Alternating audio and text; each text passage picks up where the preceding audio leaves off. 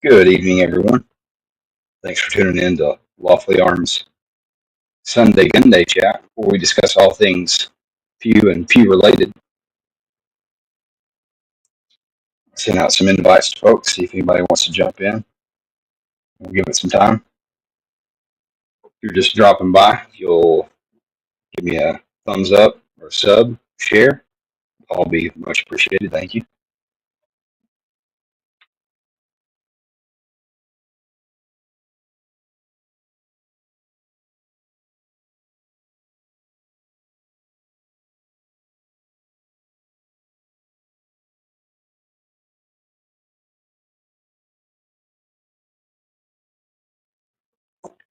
Slideshow Bob's first one in here. He says, "Let's go." What up, Slideshow Bob? I bet that means the ping dogs aren't far behind.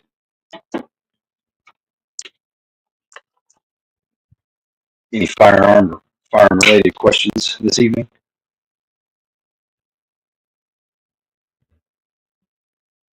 Oh, dang. You got ice and 30-mile-per-hour winds. We hadn't had that yet. It's been chilly. They're calling for like some pretty substantial weather here the next few days.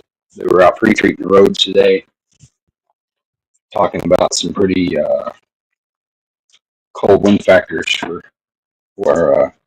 wind chill or whatever, atypical stuff for this part of the country. Don't mind my background noise. I'm getting dinner going. If I don't do it now, I won't be able to during Muffin Top chat. Speaking of that, Bob, I don't know if you've seen it, but Pat Riot has really blown out of the water the last couple of days with his channel. He's starting to upload some videos. He's got a good thing going with Chat GPT, where he gets it to write him a scenario prompt, almost like the first couple chapters of like a survival novel, but it's like multiple choice answer. Yeah, there's Fiend Dog. What up, Fiend Dog?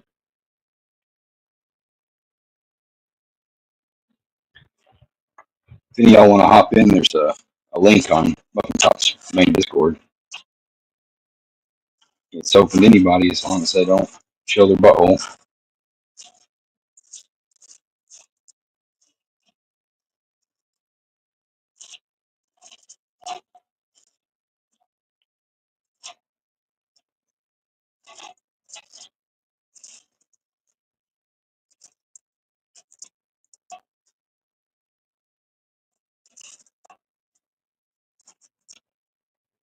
How do y'all feel about breakfast for dinner?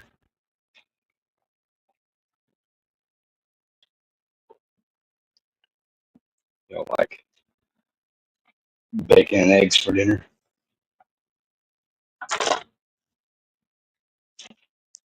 Biscuits and gravy, that kind of stuff.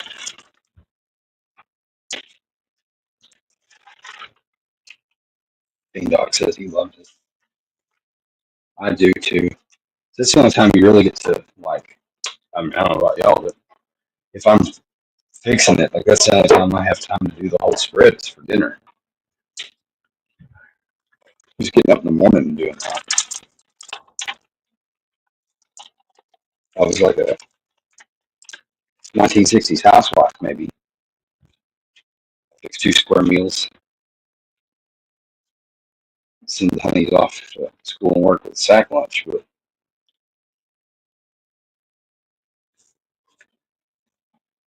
can't be getting up and doing that every day. I still have work to go to. Who wants to do all those dishes?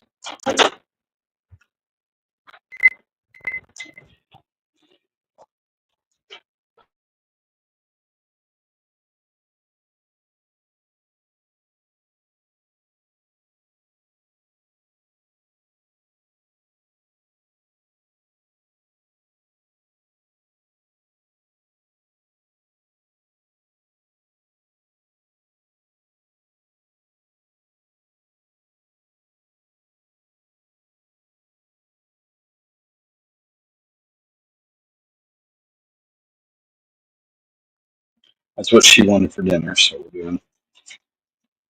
Well, she's doing bacon and toast and such.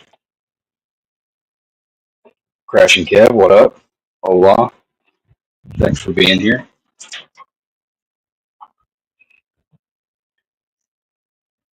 Kev, do you have any gun related or gun accessory related questions or comments? Something to discuss? It's all up for debate.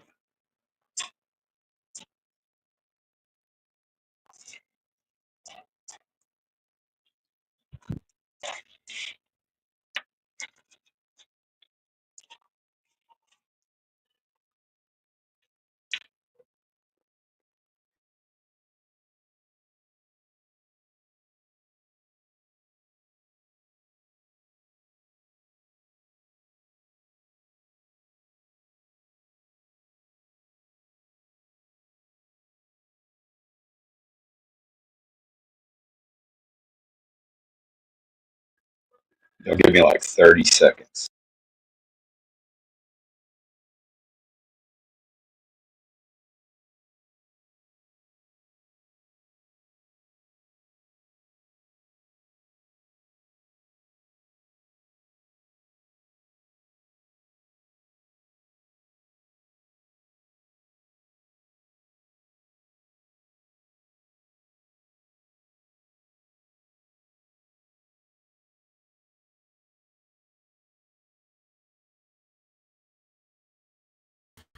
Are you in? Yeah. Hello. What up? Nothing much. Welcome. How you doing? Good. Hello. You'll have to mute YouTube or you'll echo. Yeah, I got Fiend Dog in the back playing on the YouTube. Say hi to everybody. Hello. Introduce yourself. Sideshow Bob here. You on? Yeah, I'm on. You said hello? What's up, Lawfully? This is Fiend Dog. Hey, Fiend Dog. You got an invite too? Of course, I guess if y'all are sitting butt to butt, you can just do it that way. Yeah, he's up here for the weekend. That's cool. So they do Cousin Loving up north too. Not Cousin Loving. It's called Uncle Nephew Loving. Yeah. Oh yeah. Yeah, he's up here. He got away for the weekend. Went to a couple shops and Bought that trigger. Yeah, bought a nice accessory for his pew in Minecraft. You can talk about it, you just can't show it. No, I know. The SS. All right. AEX. I mean, beyond that, you can be as covert as you want to be. Exactly, covert. I don't know how much he wants to share. What? With your knowledge. I don't like telling other people's pews. All right. We successfully installed that trigger. Now we had to go test it out, but the weather was not allowing it to happen today. Yeah, we were gonna test out and weather sucked. Rain, snow, ice. Rain, wind. Cold, wind, more rain. Yeah, it's rained off around here the last couple of days. Actually, Friday, it just like out of nowhere rained cats and dogs for a couple hours. I thought they were gonna like have to put new ditches in or something. The street was flooding part of my neighborhood, which is crazy because we have a city tax just for road maintenance and sidewalk expansion. I hadn't seen them do shit with that money. But yeah. Put in a splash pad at the city park. Other than that, I haven't seen them do anything to justify that. Any advantage to flat face triggers? Personally, I don't think there is an advantage to flat face triggers. I like them. Fiend Dog likes them. I think it's personal. Lawfully can share some wisdom, probably. It's a tits and ass thing. It's just a preference. I think. I know people that swear by them. I think they've just been in vogue the last couple of years. Try no headphones. Audio is rough. Sorry, I got one earbud in and I'm fixing dinner and the missus has got the SNL 50 anniversary thing going on. We live in a small house. I'll get both earbuds in a minute and move out of the kitchen once I get that settled. What kind of earbuds you using? Small JBLs. Didn't know if you're an iPhone dude and get sucked into that No, world. I don't have that problem. No. How's your weekend, Pat? I've been seeing a lot of videos. Dude, he's been knocking it out of the park. Yeah, cures the boredom today with no one else uploading. I wanted to go live earlier and do another walk around chat, but the high today was 36. And it was windy. I'd brave the cold, but I didn't want to be huffing and puffing in the wind going. Yeah. Here I am still getting bad audio comments.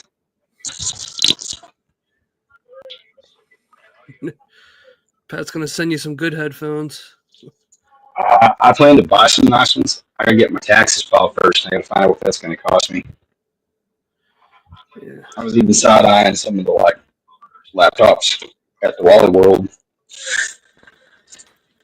This is I where didn't know being. what. Go ahead. I don't know what the benefit would be of buying like a off the shelf game laptop would be, as far as like audio and video quality over just buying a regular one. I know I don't want to buy just a Chromebook, but I was thinking about getting an actual, PC device to do some of this stuff on rather than it just being off my phone.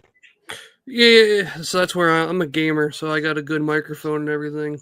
Because, playing games, you could tell from back in the day, everyone had their Xbox mic and having it in their mouth versus professional mics now. Got them Turtle Beaches. Yeah, the Turtle Beaches. I got a fiend dog call me a nerd in the back. No, I don't have Turtle Beaches. I mean, that's where I don't. You got people that go crazy in audio world, man, and they'll spend a lot of money on audio stuff. The Turtle Beaches, man. Yeah, Turtle Beaches were a big brand back in the day. They sure were. And then with my And the multicam Xbox controller. Yeah, multi-cam Xbox controller. That's where people started first. Rattle Cannon was their Xbox controllers, man. At least for my generation. First thing I ever rattle canned was a Droid Razor phone case, OtterBox. There you go. Yeah, it's definitely on the project board when it gets warmer. This Rattle Cannon. Yeah. See how it turns out. Dude, I'm chomping at the bit. I've got an AR pistol that needs the spray. I hadn't decided a color scheme yet, but I already had all the camo colors and a few others. I rattled one last spring for a buddy that wanted something kind of Star Wars themed. We kind of split the difference between like an urban camo and like Star Wars theme. So did some like gray, blue, and black, and then kind of ghost edged it with some like white and gray. Kind of smeared it on. Looked good. Yeah, I think I'm gonna start with a bolt action. That way, if it turns out poo, it's just my bolt action. It's meant to be used and abused in the woods.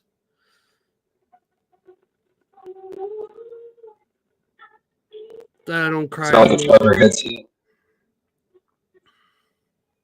Pat said he uses the OpenCom 2 or Shock's bone conducting headset. By Shock's bone conducting headset. So that's one of them. Never heard of those. This is Pat a nerd over here. Pat's a truck driver, so he's probably got like all the noise canceling that one can buy. That's true. Forget about that. The truck driving. That's what my buddy does. He has all that. All those fancy in-ears and everything like that. So you can just pick up, have it in your ear, and no device on your while you're driving.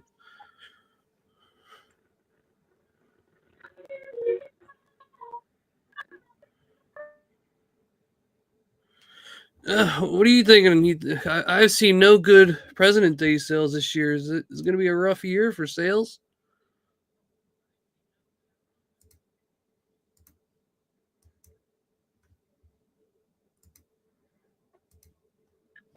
Sorry, ask that again. I went and closed the door, trying to cut down on some of that background noise. It's all good. You think it's going to be a rough year for sales? I haven't seen anything good over here on the East Coast for President's Day. I'm optimistic that things will improve both for the consumer and the seller. I think prices are starting to level out. The manufacturers are getting more realistic on the pricing, at least on the existing stuff. Springfield and Walthall have some mail-in rebates from merchandise right now. You can buy standard Walther PDP and get 3 mags for free. It's not bad. That's like a good deal because those are 40, 50 muffins a piece. Yeah, it's like the Springfield packages all the time. They're gear up. Yep, that's what Springfield's got going right now. Yeah, the big thing this week. Yeah, big thing this weekend. We got to see the Koa in person. All pretty much. Yep. Yeah, we had pretty much all the Koas except for the 47 Koa. Pretty interesting. I don't know if I'm going to jump on it. I'm going to wait. I think that's going to end up being what a lot of people do is wait. Everybody wants to find out first, especially the people that already have. I mean, it's crazy because if you got the money for it, then you don't care. But I know of people that have multiple Acro P2s on guns and have had the seal break or whatever. Of course, Aimpoint takes care of you on the back end, but when you're slinging Aimpoint money and not getting what you're used to being Aimpoint quality, that's disappointing. These Koas are supposed to be a little bit cheaper, easier to manufacture, but simplified. Kind of the next evolution of a Acro. I like the idea of the new footprint. I hope that takes off and becomes maybe finally solves the platform wars. Betamax, VHS, Blu-ray, or DVD plus. I think that this new A cut that Aimpoint has come up with could kind of simplify and all the crazy different cuts that everybody has, all the proprietary optic cuts, and all the different adapter plates and shims and screws and.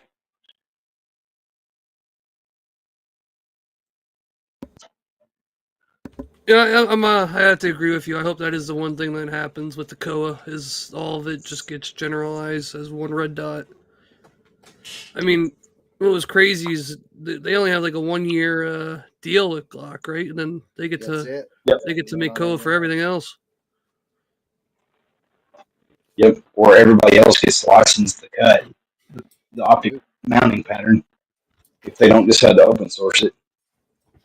Yeah, I mean, you got Primary Arms with their Koa clone is what they're calling not what they're calling it, but what the Wild's calling it. I haven't seen that yet. Yeah, that they enclose. Let me get it exactly.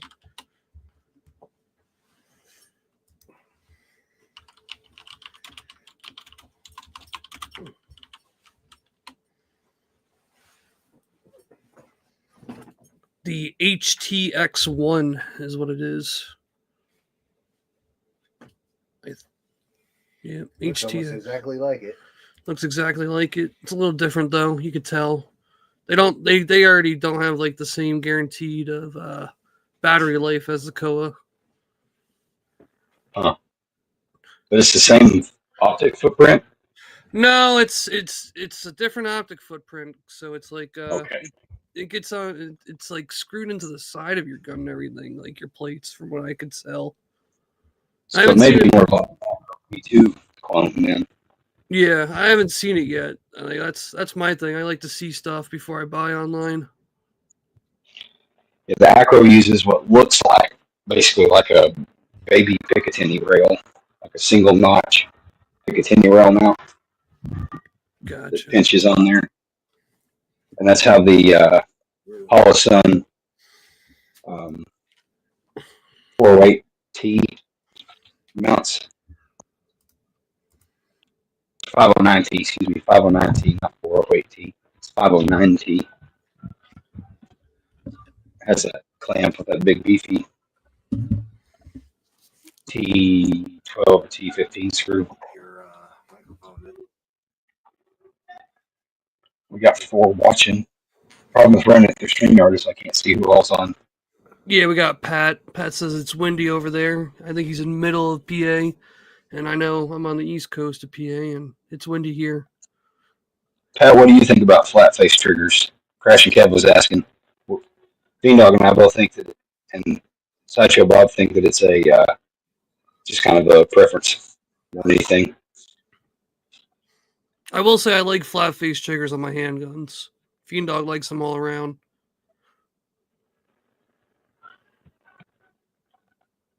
I want to know more about this. Pat's got that Gideon Dottie unboxed a week or so ago. I think it's that same mounting type. No, the one, I don't know, I gotta remember. The one that he had, I think, may have been the Aimpoint micro clone, 4 screw, but I know that Gideon does have one that uses the acro pattern mount. I've never heard of Gideon. They for the They're porters? one of the newer up and coming. Yeah, they're one of the new up and coming ones. They've gotten some positive attention from Ian McCollum over there.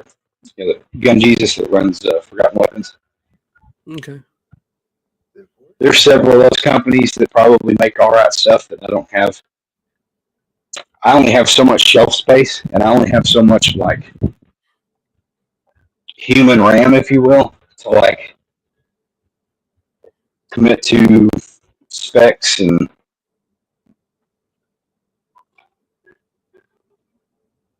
product specifications and SKUs and codes and everything. So I can't sell it all. You kind of have to good, better, best it. We try and if there's something that somebody wants, if we can get it, we're happy to shoot them a price and get it coming if they like it. But I can only put so much in the shelves. It's really hard with the accessories market to compete with the online retailers.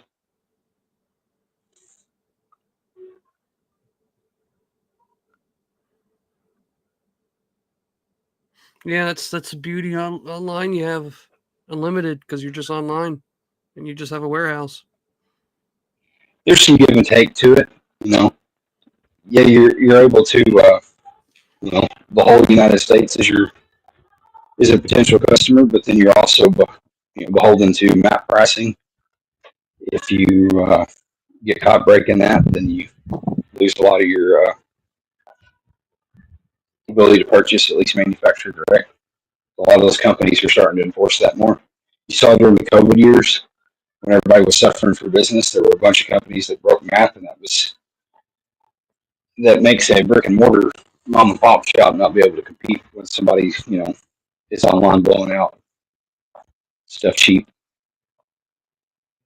than they're supposed to. We're all about the square deal. Map is only if you're advertising. You can sell it for whatever you want. They got paid. You just can't advertise it and make any of your competition mad. But then, yes, being able to not have, all the overhead, because a lot of those places just drop ship stuff too. You wouldn't believe how many, like switching back over to guns, you wouldn't believe how many transfers we have come in where they just drop ship from one of the same distributors we could have ordered it from. It's sold through, especially back when like Big Daddy Unlimited was around. Like there'd be stuff that would drop ship from a distributor where they never even touched it. They just collected the money for listing it on their website. So they even have to have it in their own warehouse.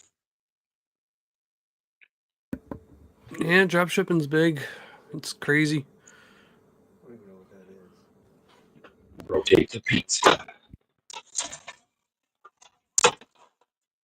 I asked this before in Muffin Top's chat. He threw a fit about it, but what do y'all think about breakfast pizza? Breakfast pizza? What does that include? Gravy on the bottom, like sausage gravy? I mean, that's how I like it, but different places make it different ways. Yeah, sometimes it's just on a regular pizza crust, and sometimes it's like a biscuity, flaky crust. Yeah, I'll prefer the biscuit crust, some nice sausage gravy, a little cheese, and some peppers and onions with some sausage. Some fucking eggs. All right. Fiend Dog wants eggs on there too. So Yeah, I want eggs. we're in an egg shortage, man. You know, buying a carton of eggs and a gallon and your full tank of gas, you're flexing that you're rich.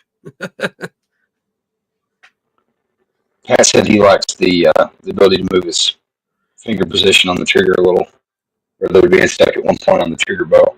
I guess he's probably more talking about like on a long gun trigger, being able to favor middle or low. And I can understand that. What I'm not always crazy about is the flat face triggers are supposed to break like at a 90, but to me they don't always feel like they break right at that 90. And I'm the opposite to Pat. I don't like my finger being able to slide back and forth. Like I want to find that place on the trigger and stay there. That's what I like about like a slightly curved trigger. I guess. Of course, he said the lightning bow, so maybe that's what he's talking about. That sweet in between that Geisley does, kind of semi-flat face trigger where the geometry is curved, but it's got a little bit of flat, like it's not a full hook at the bottom. I've got one of those in my AK, and it's nicer than the trigger I've got in my AR. I'm a two-stage curved trigger guy. I don't have to have super light. Your Say again. AK 7.62. It's yeah. 7.62 by 39. It's old Roman G parts. Yeah, I didn't know if it was a unicorn 5.45 by 39. No, and there are a lot of those. They just don't go for as much now that you can't get the 7.6 ammo. Yeah. What I think happened is everybody didn't realize how nice those were until it was too late. About the time Obama said we didn't need that ammo anymore was about the time that the folks our generation would come along getting into AKs. Because they're a pussycat to shoot. I don't know. The single one, I never shot one. You get functionally the same size gun, same weight and balance as a 7.62 39 AKM pattern rifle, but then you get like 5.56 style recoil impulse, so it just hums, you know. Never shot the 5.45 by 39, so I'll take your word. Well, you shot a 7.62 AK and you shot something at 5.56. If you just imagine the two together would be beautiful, yeah. You get the same manual of arms as a 7.62 AK, but you get the recoil impulse and flat trajectory of a 5.56.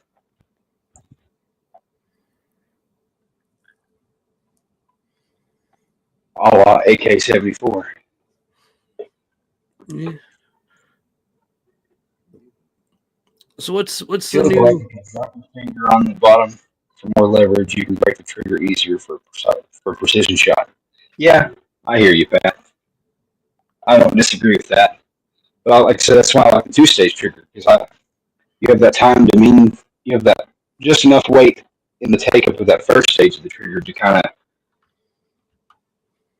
the same way like you choke up on your ball bat or whatever, like you're holding it, but you're like setting in on it, tightening that grip and getting that grit. It's kind of what that first stage on a two-stage trigger lets you do, is kind of do that fingertip wiggle and settle in before you go pulling through to that second stage.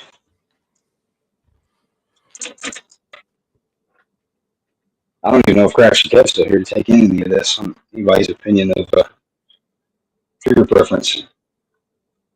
I've been a big trigger guy lately. I've had the Rise Armor and single stage trigger from a mil spec trigger, so that was great. Mm-hmm. And then I'm done with single stage now. I like the creep. Same here. And Fiend Dog agrees.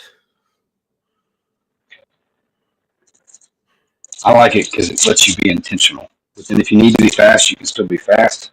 Because it's kind of like running I guess shooting a Glock for so long is what makes me prefer the two-stage trigger. Because it's kind of the same principle. Which is crazy for all the people that shit all over a factory Glock trigger. And then turn around and they like a two-stage trigger in a rifle. It's the same concept. You've got that first bit of travel and weight. to make sure that you mean to pull the trigger, to be on it. So kind of that last conscience, if you will. And then that second stage to actually break the shot, stay on target. Yeah, Fiend Dog's trigger you just got this weekend is 2.9 pound total. That's it. Man, I'm not gonna knock it. Crash, if you can, try to see if you can get the LaRue flat face trigger. That way you don't break the bank as much, man. That's supposedly what everyone says is LaRue is the way to go. I've got an older LaRue MBT2S. It's not flat face, and I don't know what the nomenclature for the new one that's flat face would be, but I'm tickled with it. It shoots as good as I can, and I've got the heavier of the two included hammer springs because I want, fighting gun. I want reliable ignition and reliable lock time on the gun. I value that way over having the Gucci trigger experience, But yes, I endorse LaRue. It's good stuff. So I second the notion. Yeah, I mean, 90 muffins, you really can't beat that, even if you're just messing around. I never seen them before until this weekend. We finally saw them out in the wild for the first time. Fiend Dog was just like, "Oh, this is what you're talking about." I'm like, "Yep." They're awesome triggers. I might get one for my Smitty. Yeah, I mean, I don't know. Mil spec just can't deal with mil spec triggers anymore. Garbage. Oh, I understand, but they work though. So it's tough to go back to them. I know, but I think. And y'all are welcome to call me out on it if you ever catch me being a hypocrite, because I guarantee I am. I'm human, so I try to not speak in absolutes, but I do generalize across the board. But you're not ever going to think of something that that engineer didn't think of, and especially anything designed to be like a fighting gun. They have designed that gun to make that soldier proof and to make it adverse condition proof and everything. Some guy doing a trigger job or polishing on his Glock or doing all that stuff, you're not ever going to increase the reliability of that gun doing that stuff. It's not a liability concern. It's a make the gun less reliable concern.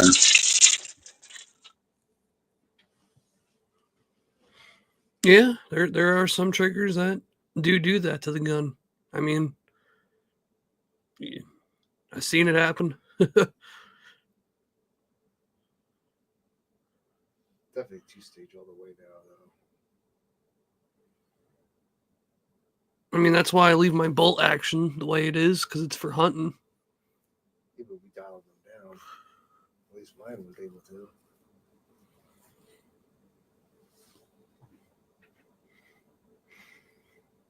River American's adjustable. Yeah, and I wouldn't want like a sub 4 pound trigger on something that I might be like pruned out crawling through the woods with, let alone while I'm getting shot back at. I don't want a self-inflicted gunshot wound. And I'd be less concerned with that with a pistol living in a enclosed holster, less so than with a long gun. With a long gun, knowing that it's dangling from the sling, like twigs and sticks happen, that would be a concern of mine. I get it, though. I get it. I don't know. There's some people that have very, very hair triggers on their rifles for the woods. Like you blow on it and that thing just goes. But I guess that's personal preference. They'll take that risk. Definitely not a handgun, though. You don't do that.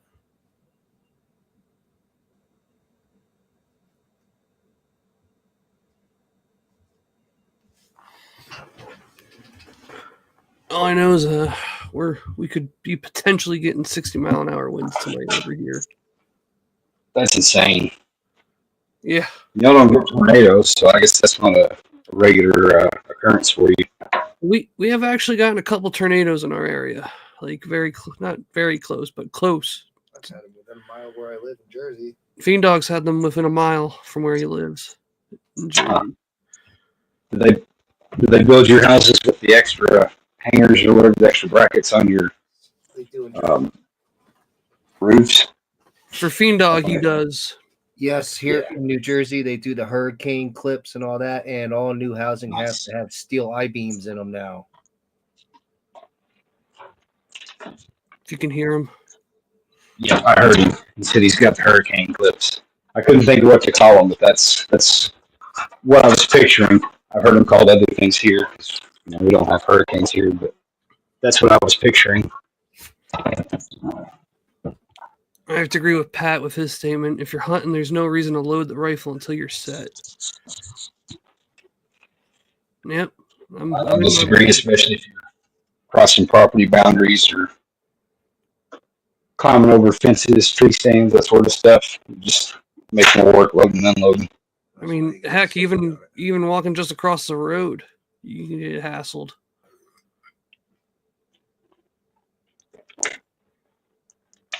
That being said, here's what I was talking about. Don't hesitate to call me out for being a hypocrite. I 100% once I step off into the woods, charge my rifle, and then close dust cover, put it on safe. So I am a hypocrite. But where I hunt, I don't have to cross any boundaries. So the worst risk to having my gun loaded before I need to make the shot is like a slip, trip, fall. But like I say, it's on safe. The trigger's drop proof and it's pointed in the safe direction. Slung. Yeah, I mean, I find it crazy. Like turkey season in PA is where a lot of deaths come from. Because people just shoot at anything that moves. Turkey season would scare me. You've seen that video of those two dudes sitting behind in front of the fallen tree, and that dude way off in the distance shoots him in the back. Yeah. That didn't make any sense. I mean, I got a good story. Like when I was out hunting for deer for my first season back, getting into deer season with my buddy. Gosh, sound like Vietnam, and we're just hearing bullets whiz by us, and he's panicking. I'm like, dude, get behind a tree. So at least we got some protection. They're doing a deer drive. So with their rifles. It's crazy.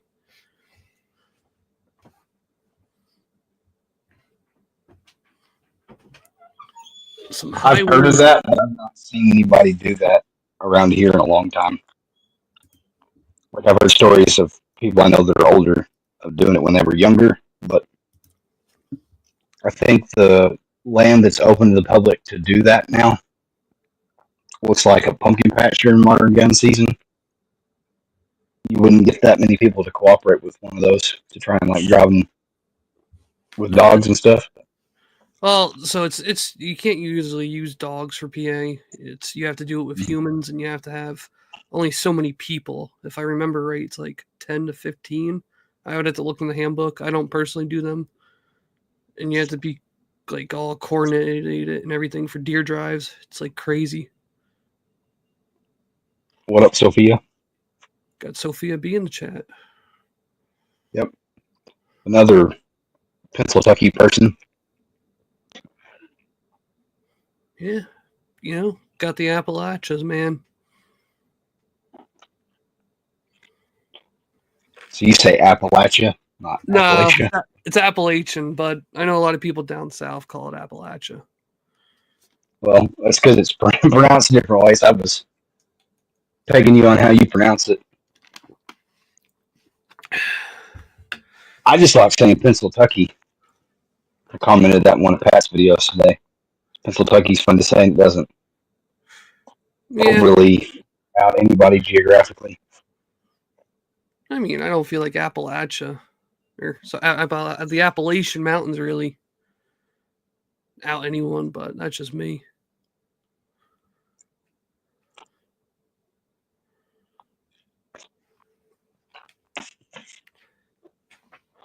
don't even know how Pennsylvania really got it started.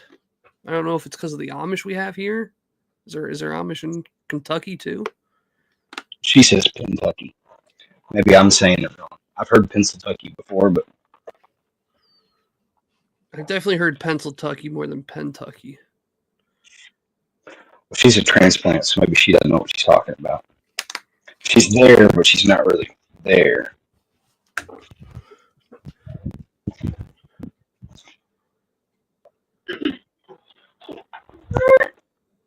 Have a feeling a lot of the Pennsylvanians aren't really born and raised here for a while.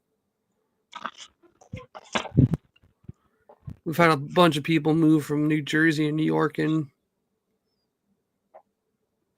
during COVID because they can just work. Man, I see everybody's driver's license and read their place of birth and where they live now on their 4473s and stuff. I don't believe how many old people retire to like Arkansas and Oklahoma from like Michigan and Ohio, Indiana. And I say retire. They're retirement age now, but they landed here. And it's like, how did you end up here? Oh, well, I was in the Air Force or I was in the Navy doing this and that and then got a job here and this is why I ended up here, whatever.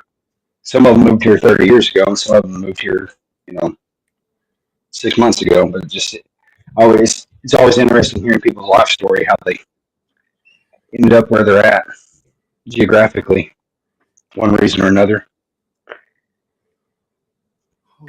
Pat Riot says Appalachian. Your dad's washing downstairs. You gotta say it like you're sipping Sean.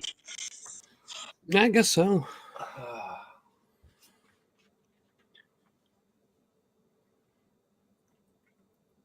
We got a lot of Kentucky people in PA. That's interesting. Yes, if you border the border. We don't border Kentucky. Well, yeah, down there in the western part. No, we do not border that West Kentucky. Virginia? We border West Virginia. Sorry, that's Fiend Ohio. Dog doesn't know his geography. It's over Ohio here. that borders Kentucky. My bad. Cincinnati is basically Kentucky. That's right. It's Ohio. But yeah, In Cincinnati, where they eat chili on their spaghetti. yes. Eat chili on their spaghetti? Yeah, it's called Cincinnati chili with the cocoa powder in it.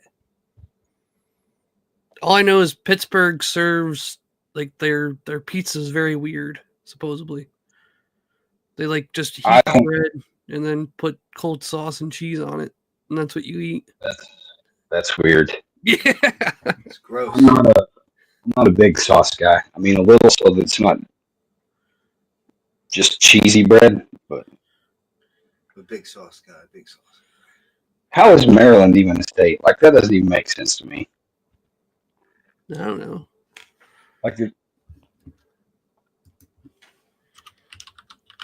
But yeah, Pennsylvania is known as Pennsatucky.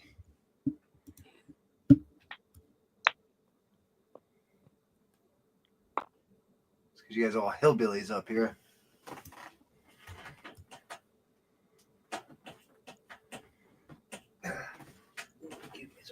I don't know. Like Rhode Island's a state too, so Rhode Island's tiny. Part of New England. if we want to complain about Maryland being a state.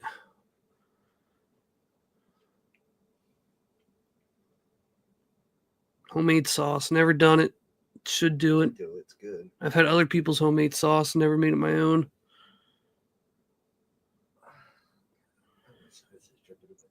Just like I've had other people's homemade gravy, never done it myself. Should. I'd be depressed.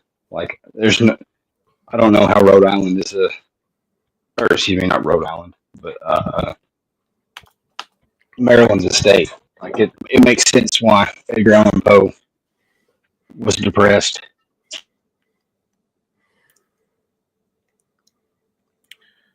Philly cheesesteak uses whiz.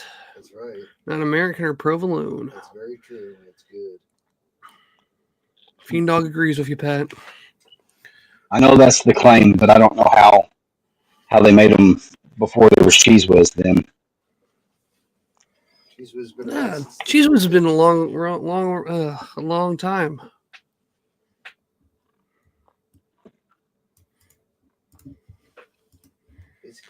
since probably shortly after World War II.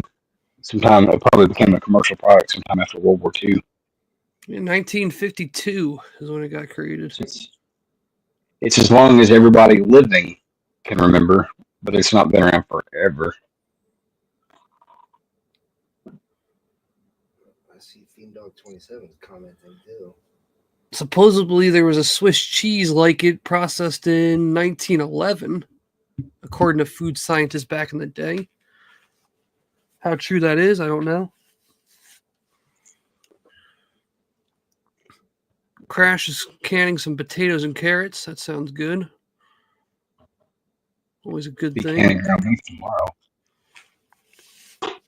I saw some videos earlier today on canning ground beef. It looked cool.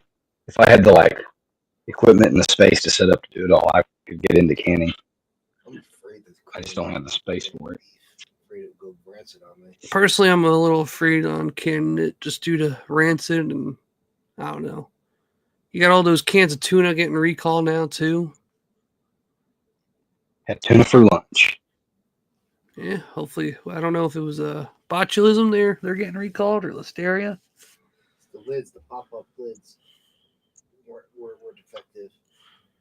Fiend Dog saying the pop-up lids were defective in my ear.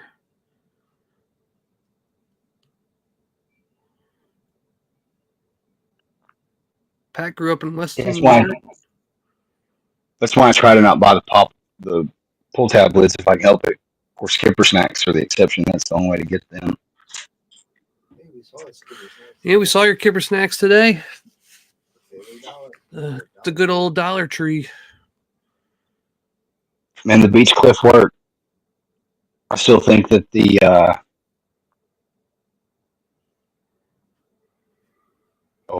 polar. I think the polar ones in the yellow and red tin are slightly better tasting, but it almost costs the money. They're not the one to stack a bunch of. I don't know. You can stack a bunch of anything if you have limited money. Yeah.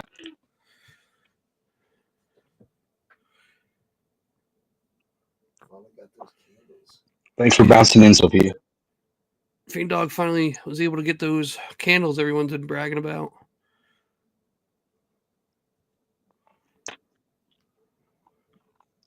They're nice. I've got one butt kitchen. What is a butt kitchen? One butt kitchen, Oh, same. yeah. Yeah, tiny. All right. Barely more than a galley on a fishing boat or something. Pretty much it's stove and refrigerator on one side, and it is an apartment, basically. I live in a duplex. It's just basically a glorified one-story apartment.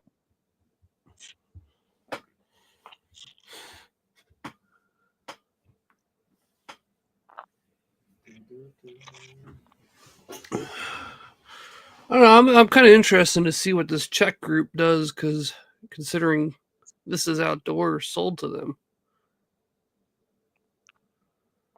so now they own all the factories over here, right? Pretty much, a lot. Yep. Yeah. So as I understand it, it's the same company that bought Fiocchi back in 2019, 2020, and they've, I don't know the ins and outs of it all, but just from the outward appearance, it seems like they've done good by Fiocchi as far as what, if anything, has changed. Yeah, I've actually seen more Fiocchi ammo compared to the old times. I mean, I'm just wondering, are they able to bring more resources in because they have the factories here, or what's the legality on that? They gotta go up price because they have to hire Americans.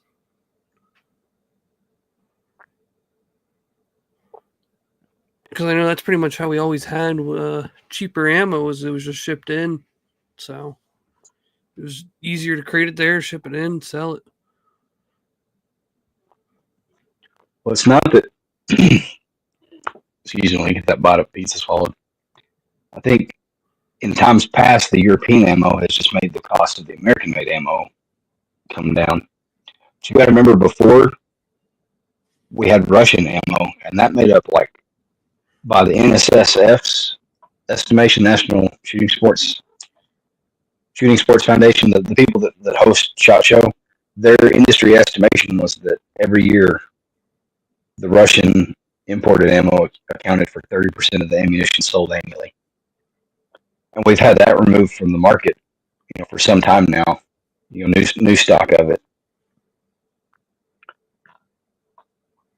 And that was the whole motivation for the parent company of Palmetto to buy up that unnamed Comblock ammo plant and move it over here, set up all the machinery, start making steel case ammo here. I think it's not that it's dramatically cheaper to manufacture quality ammunition in Europe and then ship it over here than it is to just make it here to begin with. It's just that the cost of doing business in America, paying board members and just the cost of the business is more, if that makes sense. Like everybody that's got to get paid. Yeah, everyone has to get paid. It's not that the raw material and even the factory floor labor necessarily costs more. It's just that all the bean counters and the suits have got to get paid, and they're getting a bigger cut of it. I didn't realize Russia was 30% of our ammo. Of the commercially sold ammunition, yeah. Yeah. When we put those sanctions, and it's a win-win deal for our government. Whenever Obama started putting sanctions on them, and then Biden, put the final nail in the coffin. Maybe, and I don't think that the State Department, even under Trump, will renegotiate to allow any new Russian ammunition imports, because we don't want to fund the war coffer of our enemy. So until all this stuff simmers down in Ukraine, I don't think we'll ever see anything Russian goods, in this country imported again. Yeah, I would agree with that. We got Levi in the chat. How you doing, Levi? What up? Thanks for being here. If you've got any firearms, accessory-related questions or comments, throw them in the chat. We'll be happy to discuss. What's the pew you're most excited for to purchase this year lawfully, if any? Like actually purchase or dream of purchasing? You can do both, Probably going to end up with one of the Ruger RXMs before too long, I hope. That's not the super Gucci whiz bang gun, but it's the one that I think will get me into a optic ready gun and still be Gen 3 compatible as far as spare parts, which is my concern. If not, I'm not concerned with Glock based guns because of the third party ecosystem of like drop in triggers and different weight springs and all that. It's how ubiquitous it all is. Like I've got a 19 that I purchased the day I turned 21. I rebuilt it last summer with all new internals. So really all I needed to do is replace the recoil spring and probably the connector spring, or the trigger return spring rather. And I went ahead and just did it all. Since I was buying spares, I was like, why not just go ahead and put them in there, and then I know I'm starting with a fresh gun. So I just did it all. Everything but the slide barrel and frame got replaced, even the locking block. And then I've got extras. I kept the used parts, marked them as used, but retained them as spares. Plus, the recoil spring and some other things I went ahead and bought replacements for. So I've got that. So I ought to be good on that one for.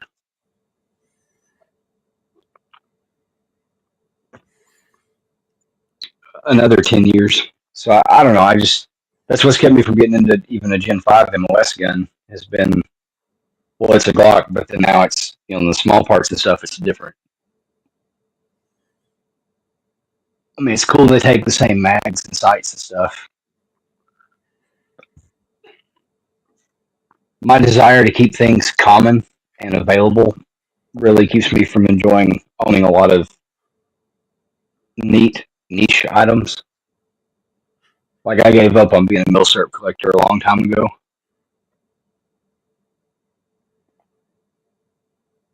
Yeah. Because if you actually plan to shoot them, like it's spare parts, let alone ammunition, is few and far between for a lot of that stuff anymore. Yeah, I mean, even M1 Korean ammo anymore. I think the CMP still has some that they sell that they let loose of reasonably once in a while, and then Winchester has spit some out.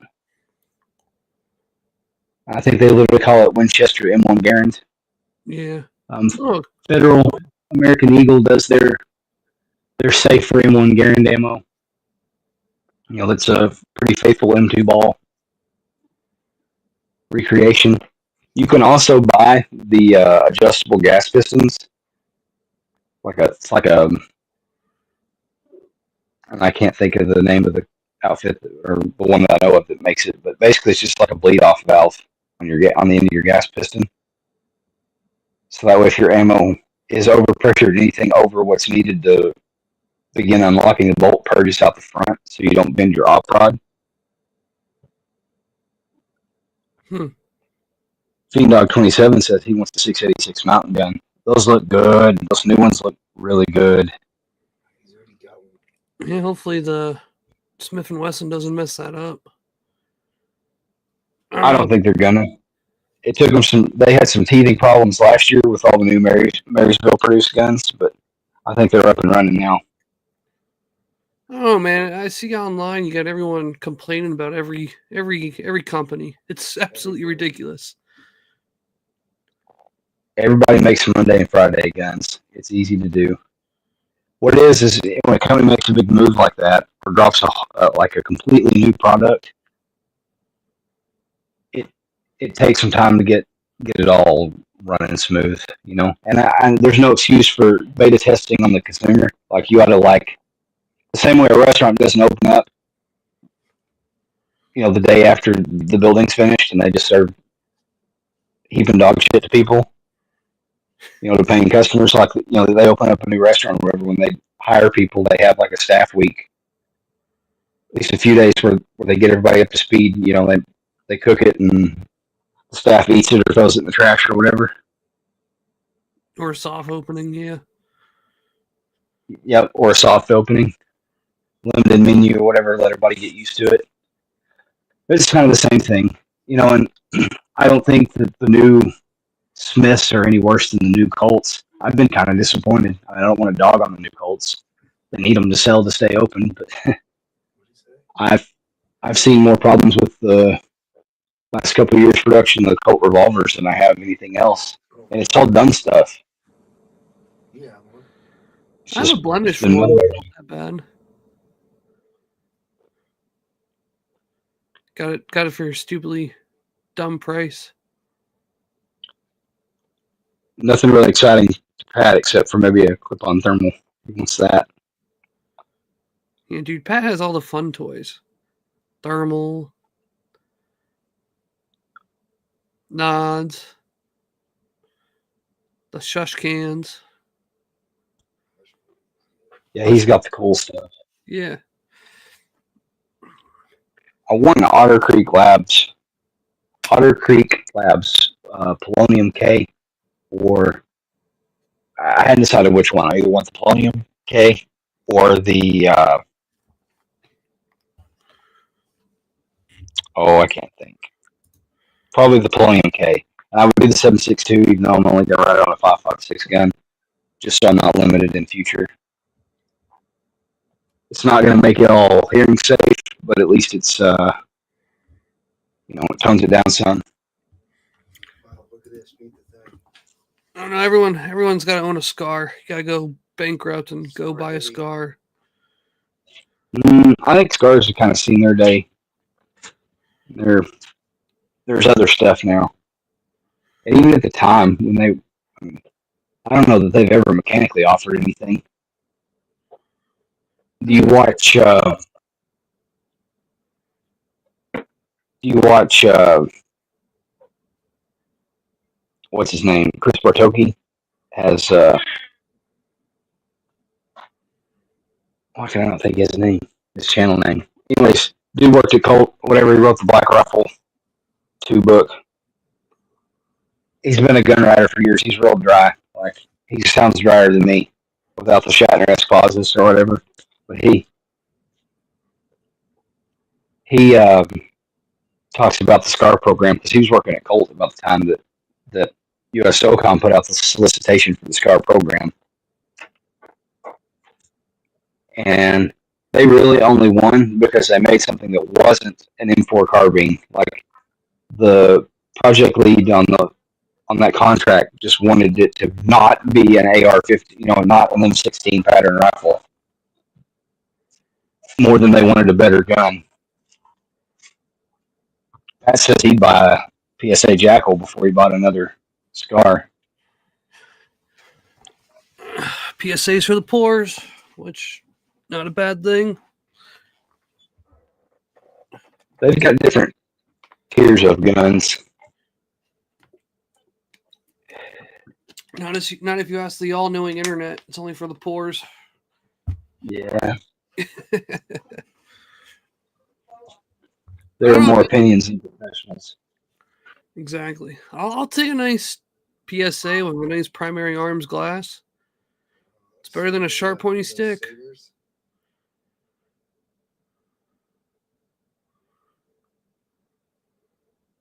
Slideshow Bob, look at that. I don't trust anything new. I mean, I don't trust anything new the first year or two that it's out. I've been around long enough to know that. Yeah, I think my biggest thing I learned last year is don't be a first-gen adapter. Not anything radically new. I mean, like if Glock came out with another size gun that works the same way that the other 37 of them do, then I wouldn't be worried about that. I'd shoot a box to me like, cool, let's roll. But like if Glock comes out with a carbine, I would be dubious. Like I wouldn't just I wouldn't stamp them brand legacy seal of approval. Wasn't that in the pipeline before? Like that's what that people were saying. Man, I've seen the pictures, but I don't know what the deal is with that. And I think that's been shelved since old Gaston hit the, croaked. Okay. I thought when Gaston croaked, there was going to be more coming out. That's what everyone was saying. Because that's what happened with Ruger. What up, Corey? What's up, man? Long time no hear. Right? Actually, just woke up from a nap a while ago. Well, I hope it was a good nap. Did you wake up cranky or did you wake up like refreshed, getting your beauty sleep? It's one of those naps that you wake up and you're like, who dat, who there, what day is it?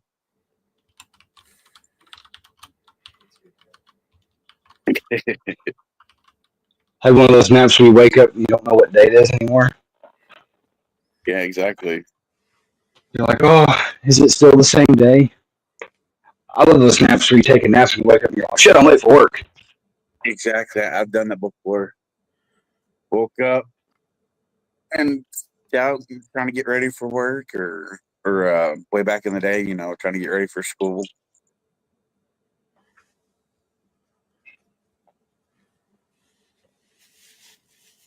So how y'all doing? That was the worst thing as a child. You took your nap after you came home from school, wake up, it's dark, and you think it's the next day. Yeah, right. We're just discussing pews and pew-related accessories. If you have any questions or comments, throw it in there.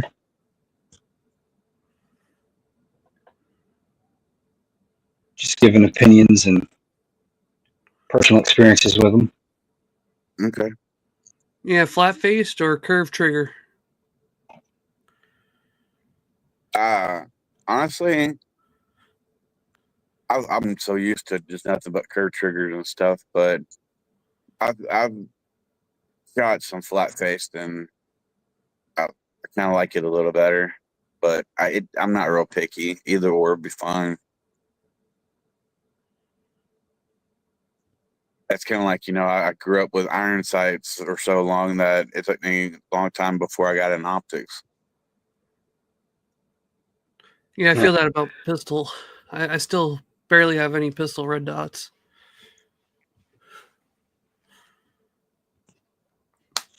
I will say I like all my rifle optics. So. Oh yeah, it makes it easier for sure. I've got one that I need to get a pistol optic for, and just haven't had extra money to get it. The older you get, your eyes aren't getting any better. Yeah, the only pistol optic I have is on my TX22. That's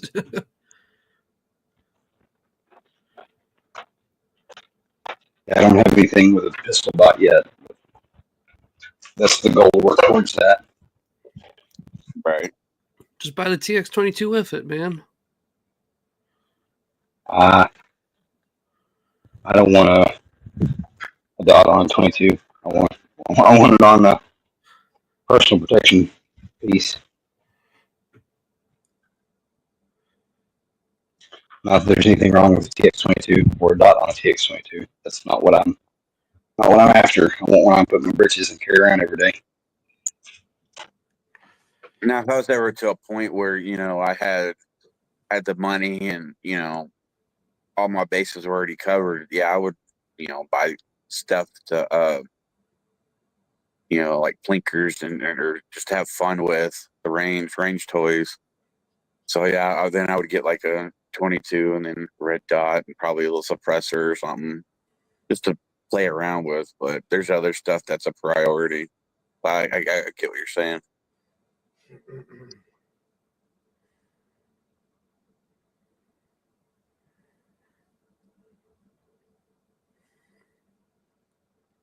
Yeah, rifle optics. Optics ready rifle just means no sights. Who the heck came up with that?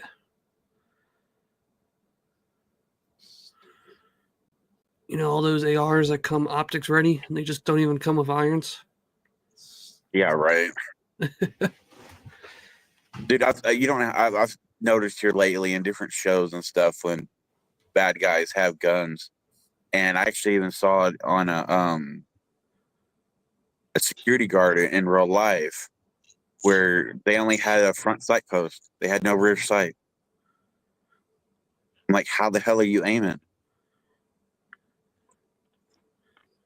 Well, I can tell you where those optic ready rifles came from. The ones with no sights. Was everyone on the commercial? All the first time guys have run in like, no, I don't want the fixed carry handle. Those people. That's where the market was like, cool. We're not including these carry handles anyways, and people are not using the iron sights. We'll just save money and not put iron sights on them. It was a race to the bottom, and when everybody wanted to make a cheap rifle, that was the first thing to go. It's like the stupidest thing to do. Yeah, but those people that are Cliff Notes, specs list shoppers. That's a way to get some weight off the gun, so it's lighter. Especially if you combine. I remember the old DPMS sporticles that come without iron sights, and they had like the pencil profile barrel. Well, they're super light. Yeah. So like that average fellow that goes in decides he wants to buy an AR, but he's not planning to like mag dump it, shoot it a bunch. Or even if he was planning to, like he's just buying it for the if something happens. He likes how light and handy it feels. At least until he puts his knock-on scope on there, and his bipod, and his foregrip, and all that stuff. We got somebody else jumping in. Let's see. Oh, a wild muffin top has appeared. What up? I'm talking about just having like the standard A2 front sight post with no rear sight at all, or an optic. Yeah, I know. I've seen that on some TV shows and stuff before. That bugs me. They'll get the ACOGs put on there backwards. Or Yeah. I know y'all have seen. I know y'all have seen pictures of the. You're talking about security guards. I know you've seen that black security guard with a leather jacket with all the shit. Looks like Blade's like little brother or something. I don't know. Yeah, I'm not sure. he's like the Alabama water blade kind of dude, missing a chromosome or two. I know it's Like super mom ninja Blade looking like jet black fellow. Looks just like Wesley Snipes. Got the blades like heavy duty leather jacket, but he's got like secure, like he's got tactical patches on his leather jacket, like it says security. He's got like the cross draw ass baton, and then he's got like the AR with the flamethrower and the drum mag and all the shit on it. Yep. The Taurus pistol with the extendo, another, like he's got two pistols and he's got the full kit and caboodle, man. He's got like 10 guys. He that's his like security company or whatever. He works that gas station in like some other place. They're like, you should feel safer now, and I'm like, I fucking don't. I'm going to the next gas station. This guy's got a flamethrower, bro. What do you mean? You don't feel safe with that? No, I couldn't tell who that was. Who is that? My recommendation to customers when they come in wanting to buy a gun for when they travel, first off, barring some exception, because there's always exceptions to the rule. Like, yes, there are some places that like have exceptionally higher likelihood of violent crime than the average. But it's kind of, you needing a gun is kind of, for traveling, is kind of like your seatbelt. You know, statistically, you're more likely to be involved in a car accident within 5 miles of your home. Right. And that's because statistically, you're within 5 miles of your home more often. I really think that you needing a gun is probably the same way. If you're not otherwise, like if you're otherwise an upstanding citizen conducting your business in daylight, you know, and if you're not doing shady shit in shady places, you're probably okay. So anytime there's like a middle-aged couple or an older couple thinking about starting to travel, and they're like, I need a gun for when we travel, so I need something that's, you know, legal everywhere, and where can I stow it, and this and that. We're worried about getting jacked while we're getting gas. I'm like, well, first off, if the gas station looks shady, don't stop at that gas station. If you can help it, exactly. Don't wait till dark to get gas. Like, 100%. do that in the middle of the day. Yeah, don't put yourself in the bad situation just because you have a gun. The safety blanket's not going to do anything if you don't know how to use it and you're not proficient with it. Yep. Everybody have a good Valentine's Day. Could have They been came better. and went, and I didn't even know it was there. Yeah. The old lady after work, or was she home? I should work. I'll probably have a nicer President's Day than Valentine's Day. We don't do the whole Valentine's Day stuff. Well, we have fun together. Yeah, dude. Last year we both forgot our anniversary. Yeah, it happens when you get busy, man. If you've been together for a long time, you're like, well, sorry. I'll make you dinner tomorrow or this weekend, right? Yeah, I think this year 14 years. So Heck yeah. Who's the? I can't tell from the voice who's the other guy without the icon. Slideshow Bob. Slideshow, nephew. freaking Bob. Shoot. Yeah, I got Slash King Dog. back. Cool. What's up there, Muffin Top? How you doing, brother? Y'all chilling? Yep, he's up here in Pennsylvania. Shit, tell him to drop that Nissan truck and get a Silverado. Just kidding. I know you like it. Now you say up there. Don't you technically mean down there? No, Up there? No, northeast from him. You're northwest of me. Northwest. Sorry. Yeah, The don't Jersey Shore. go in the ocean. So northwest. So you're further north than New Jersey? Yes. Yeah. New Pennsylvania borders Jersey. up to New York. For where he is in New Jersey. Okay, I get that. That's fair, I guess. Y'all got Fiend Pennsylvania is Dog really with you? Yeah, he's in the back. He's Oh shit! chilling. He's just staying warm. Did you 'Cause we're guys getting- do some mag team orientation things this weekend? No, we were going to and got nice rain, snow, ice, and range looked like crap. Hey man, those are conditions. You got to work with it, right? Yeah, and we worked with them by staying in the house. Oh man, Muffin's Up was moving snow all weekend. Cooking a pot roast. We cooked a pot roast and test out the good old Dollar General candles, dollar store Hell yeah. candles. There you go. We'll take that. You know, biggest thing is survival. Don't always need the pew to survive. This is true. It's probably going to be the last thing you need, honestly. Unless it's like initial contact to get you out of the situation. Exactly. Like that book you've been doing, man. He's been doing some dumb stuff. He is doing some dumb stuff.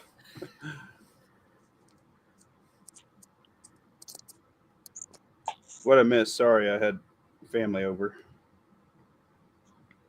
Nah. Biggest thing you miss is flat faced or curved trigger. Ooh, I really like the flat face, if I'm being honest. It's pretty nice. That's two. That's me and him. Yeah. Looks like flat face is the winner tonight. Yeah. Any Mm. curve? I like my triggers. I like my triggers like I like my women. Short and curved. Well, that's true. I suppose I could get on board for that. Now, I only have 2 flat face triggers in my arsenal, so if that's saying, I think it's nice. I don't think I'd rock it on like a duty pistol. I think honestly, after you break in a Glock trigger and you do the polish job on it, it's pretty good. You might do like the spring connector rod and then the recoil spring, heavy or light depending on how you like it. I like mine a little bit heavier, but other than that, I like it where it pretty works good. out of the box. Yeah, that too. I like the 6-pound recoil spring. I you mean the connector? A little connector spring with the polished You're connector. changing the connector. Yep, I like that. What are you laughing at? I think the most I would do is run the Midas connector with the New York one. That way it gives you like that heavier double action revolver feel where it's would be the only change I would make, but that still would be running all OEM parts. Yeah, I kind of want to pick up one of those new Glock enhanced triggers because that might be my one and done to the gun. Besides like extended mag release. They feel good. They are finicky as far as grit and grind though. They're not that's why they're not a go to war trigger. Yeah, I don't want that then. Fuck that. But I haven't messed with a tactical pontoon trigger. It could be that way too. I don't know. Oh man, no, that thing is butter. I fucking love that thing. I love that trigger to death. That's literally going to be the hardest part about flipping this dagger is getting rid of that trigger. Dude, we got a a very lightly used dagger in this weekend. It's sitting out on the shelf for 175 muffins. Sheesh, ain't nobody. You know how hard I had. Well, it's not optic ready. It's all OD green. If it were optic cut, like I'd have to be a super hypocrite and buy it just for the lulz. But being not optic ready doesn't move me ahead any. Now Fiend Dog 27 is fucking with me. Now he's saying that PA borders Canada. I mean, technically, if we want to count waterways, you just take the water up. I'm just making shit up. PA is everywhere. It's all PA. PA is America.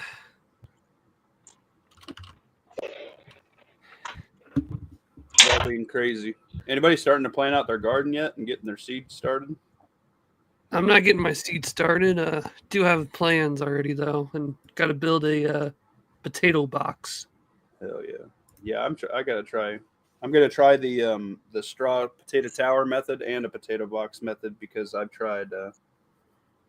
Well, everything I've tried is not working out very good. I don't have the room where I'm at to do the rolls, the long fucking rows.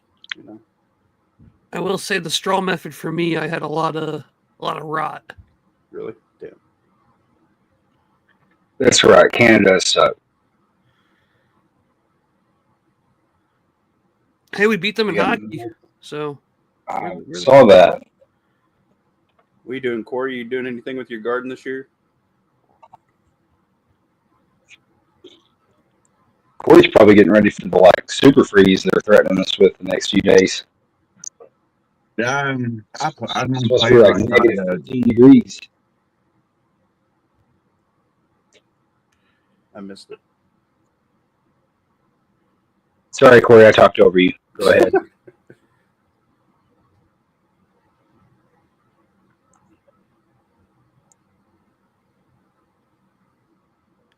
think we all missed what Corey said. Corey, Well, you're on my deck, bro. Oh, it wouldn't fucking unmute. I thought I was unmuted. Can you hear me now? Yep. Yep. You got gardens to plan. I mean, it's in the works. I just gotta get her done. Hell yeah.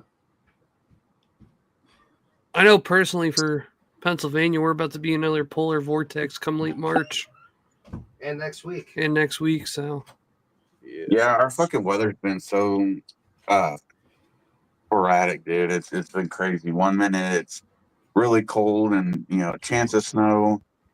Then the storms pass us, like we're domed, and then like here in a couple of days it's supposed to be almost 80 degrees, and then tonight it's supposed to be like around 20 degrees. I'm like, I fucking hate this bipolar weather. Yeah. We're Third- negatives here all week. Feel bad. I'll take your 20 degrees. I mean, if you want to be over here on Thursday, we're getting anywhere from 2 inches to 2 feet of snow. Hell I'll yeah. take that. Hey, Muffin Top. What Pat up? Wright wants to know if it's time for him to start growing his wheat or not. His wheat? I don't fucking know. It's jazz cabbage. It's Mary Jane. Be the highlight of the His weed? Yeah, go for it, man. You only live once. Fuck it. You're already old. I don't know. See what you want to grow, Pat. That's the biggest thing. What should I be starting? I have a mini greenhouse with grow lights in the basement. Do your cabbage, spinach, your onions can start if you have that. You can do your, you can start all your basil, your rosemary, your garlic. Start your garlic if you want a spring harvest, and then you can do. What are you laughing at? You can start your peppers and your tomatoes. Laughing at me? I don't start anything until the tail end of February, otherwise it'll get too big in the little tiny thing. But yeah, I'd start with that because that's all it can handle a small frost, and it's all good shit for you. So Fucking nose is dripping on my that'd be my recommendation. Of course, I don't know your grow zone, so and your soil, it's different, but that's what works well here to start. Fiend Dog's gonna be a little bitch and just buy vegetables at his greenhouse. Sheesh, Fiend Dog, come on, brother. I am in trouble, guys. I found out because I ate a jar of salsa last night. I did way more salsa than I did last year, and I looked, and Muffin Top's been hitting the salsa a little hard on his diet because I'm about out. I'm gonna have to switch back to pickles. I got like 8 flats of those left. What were you making fun of me about?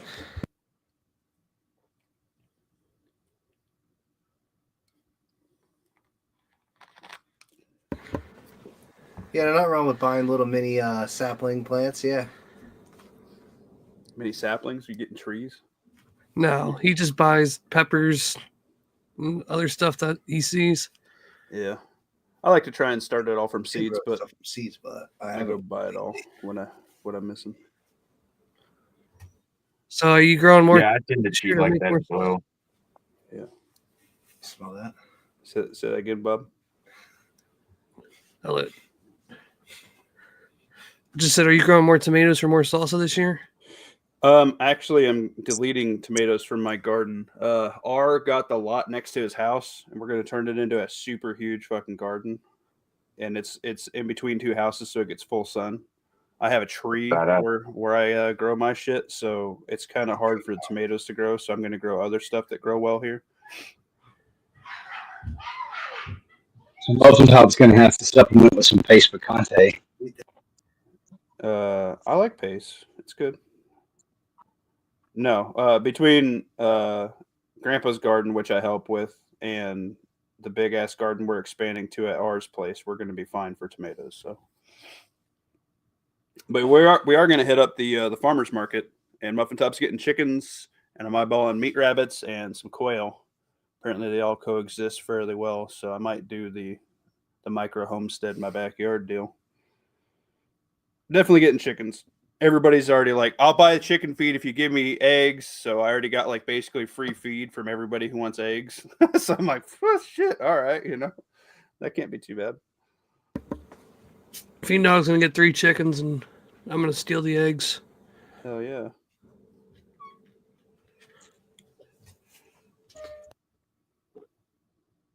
Y'all ever do the milk trick for your garden?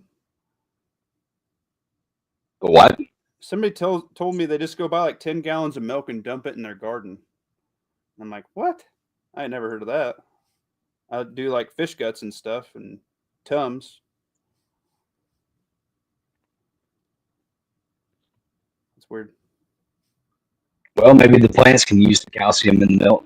That's one of the things from the Got Milk campaign that they lied to you about. Yes, milk is a good source of calcium, but it's not a bioavailable source of calcium to a human by itself. Yeah, I just do eggshells, coffee grounds, and cardboard work pretty good for my bed. But I figure, like, wouldn't the milk stink? Like, if it's semi-warm out, like, wouldn't it make your whole garden bed stink? Manure and stuff stinks. Yeah, that's true. I get plenty of I that. wouldn't want to be putting a shit ton of cardboard with all the formaldehyde and shit that's in cardboard into my food. Like, if you're trying to get rid of all the toxic chemicals out of your food, I wouldn't be, like, putting commercial cardboard in my garden soil. Here, it works great to attract worms. I mean, I believe it. I'm just warning you. It's only death, lawfully. It's fine. I mean, what else you got? That's Weed awesome. barrier, and that's got all the other chemical shit in it. Yeah, I use cardboard for my weed barrier, too. I mean, you got newspaper. That's got all the ink. Just can't win.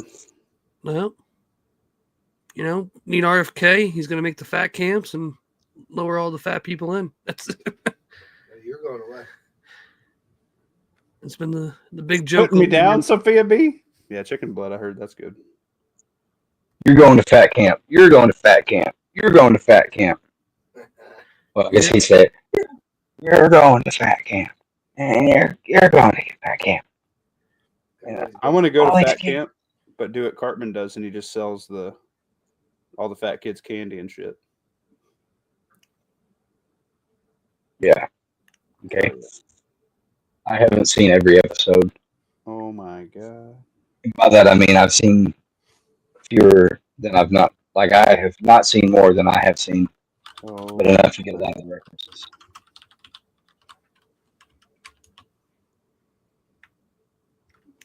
You seen the Casa Bonita episode, right? Casa Bonita, Casa Bonita. Maybe we get that word. It's okay. Or with the face, or not? Or God, lawfully with the face cam. I don't know what incriminating evidence might be behind me. Hey, baby, looking good. Trimmed up that beard. Don't be doing that. I like the long beard. There it is. Yeah. The regret is the mustache more than anything. You start going with the shavers, with the longest guard or whatever. You're like, I fucked up. And now I got to make it match. It's all right. It's my annual shorn, unlike the sheeps, the lambs. They get to run around and feel the breeze. Yep. You hit the one between your knees too, or you just let that go jungle style? Oh no, man! You just slick. Aerodynamic when you fight. Hey, it's Yep. a time of year where you gotta pull 8 inches of Carhartt back just for 1 inch to show. Hey, you don't have to pull it out if you sprinkle a little pepper on that bad boy and catch it with some pliers. You'll be all right. What? Like the pliers? What's the pepper have to do with it? It does the achoo and it pokes its head out a little bit so you can snag it with the pliers.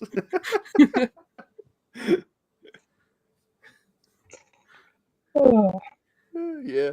that's They're good hilarious. stuff.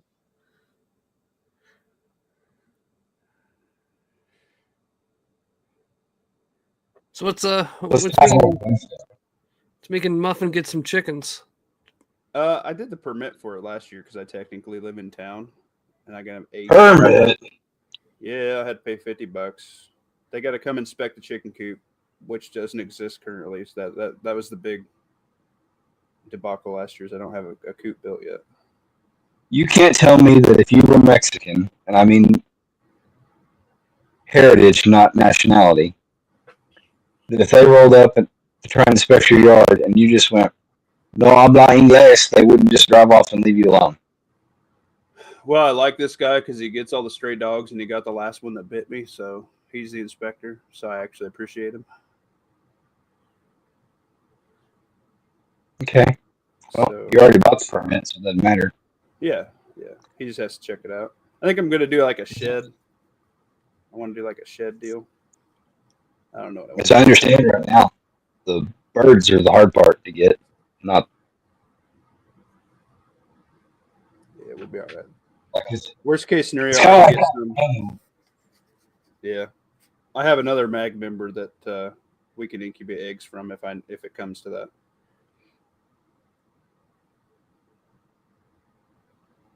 like everyone makes their mind up to run and panic buy ammo at the same time. And then all of a sudden it's a self-fulfilling prophecy. Oh, ammo shortage. Same thing with these eggs. Like they talk about all the chickens they've culled and the egg shortage and whatever. So then everybody's like, "Oh shit, better go buy my eggs." Mm-hmm. I mean, just like a COVID with toilet paper, man. That's no joke, dude. Eggs went up $10 here, like this week. They went up $4 last week. I'm like, holy shit. I mean, look at Pat Riot said it's going over to like $200 where his wife works when he was on. But that's a big thing of eggs. It's not like it's just a dozen. I can tell you it's not an issue here yet. I mean, the grocery store is commanding a premium, but all the people I know that have basically recreational chickens are still just giving eggs away. They're not even commanding anything for them. Yeah, that's nice. Levi's wanting the M81 tackle Speedo from Karen's Tactical. Hell yeah. Got to get it done. It must be for like inland creeks and streams. Of course, he said for beach assaults, but that's weird. You don't assault beaches in M81. It's for that river work. Jungles. Probably work good in Louisiana in the swamp. It's Is that where he is? I don't know. I don't either. I don't picture like landing on a white sand beach and in that, but I guess you got to land in something.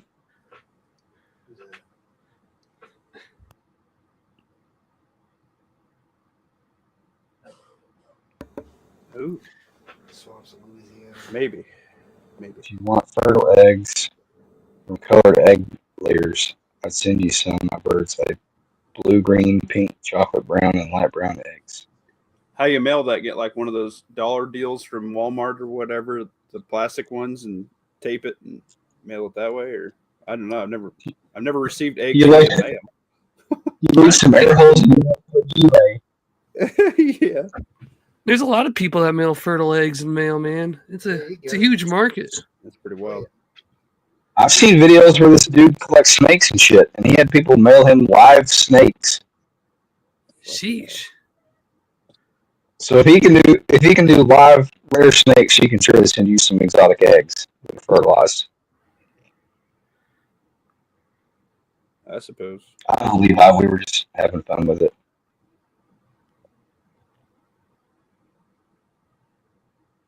No, Levi, Air I'm gonna be pockets, serious with it. I like it. lots of padding. Muffin Top knows about padding. I don't get it. I still Oh, can't she's talking about air pillows. believe you need a permit for chickens, Muffin. Gosh. I know. I need to live I mean, out in the country. I can see if you had like Tell them New a Jersey. commercial grow, but I wouldn't think that a half dozen chickens in town would be an issue. I can only have 8 max. They have to be non-crowing, non-rooster, hens only. Don't get bannies. They don't ever shut the fuck up. Fiend Dog's even flexing. He doesn't need a permit for chickens. Shit, can you even have chickens in New Jersey? Yeah, he can have chickens. In your fucking apartment? No, he owns a house. He's getting very defensive back here. Sheesh, come down, Fiend Dog. I know you got the Nissan Probably truck run around. and you got all your tools at the job site, but goddamn. Hey, did you know that Demo Man Don's an electric? He's an electrician too. So if y'all wanted to BS about that, Pat asked, do fertilized eggs die if they get cold? Yes. oh yeah, Fiend Dog's saying, yeah. we can ship them with a bunch of hand warmers, Sophia B, or they'd be all right. I don't know. I'm asking. I don't know. I think you have to overnight ship it. Yeah, they gotta stay incubated.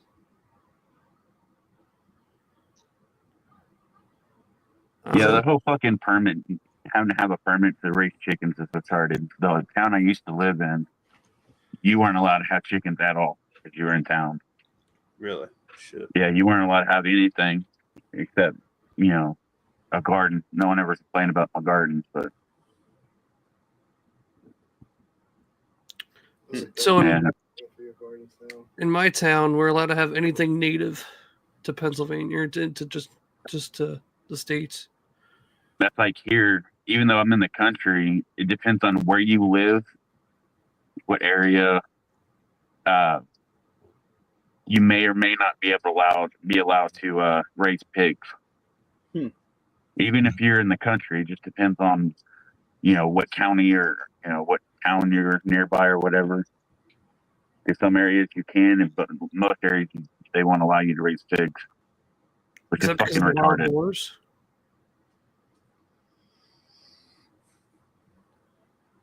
Yeah, wild boars are actually an issue here in Texas because there's no season for them. You can hunt them anytime you want. But yeah, you can't raise just regular pigs on your fucking land. It's retarded.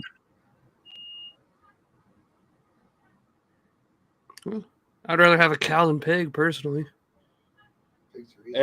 Pigs are pretty good. They're kind of like garbage disposals. We helped them What out up, raise them one year. They work pretty good. But then they got attached to the animal and not treated it as livestock. So they treated it as a pet. So then they basically just gave everybody who helped with the mag and food and whatnot and building the pen and stuff for them. They basically gave all the meat away because they couldn't eat it because they kept seeing the pigs as a pet, right? You can't do that. Well, it's like one of the gun store clerks. His kids named a possum, so he couldn't take out the possum. I name them Dead. No, it was Pearl the Possum.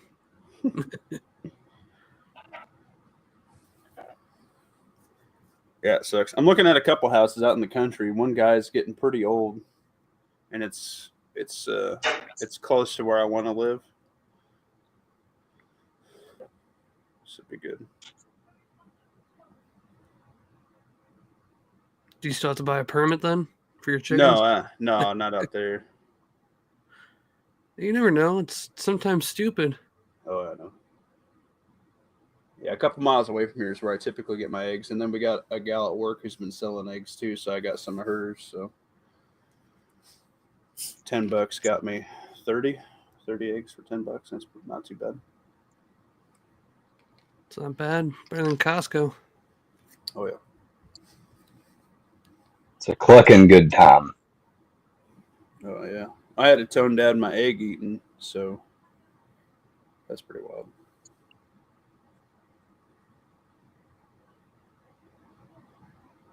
I like eggs. I love eggs. I'm debating getting some quail eggs. Try those. Dude, they're so good. Which is a hack if you have an apartment, you can get quail. They'll peep a little bit, but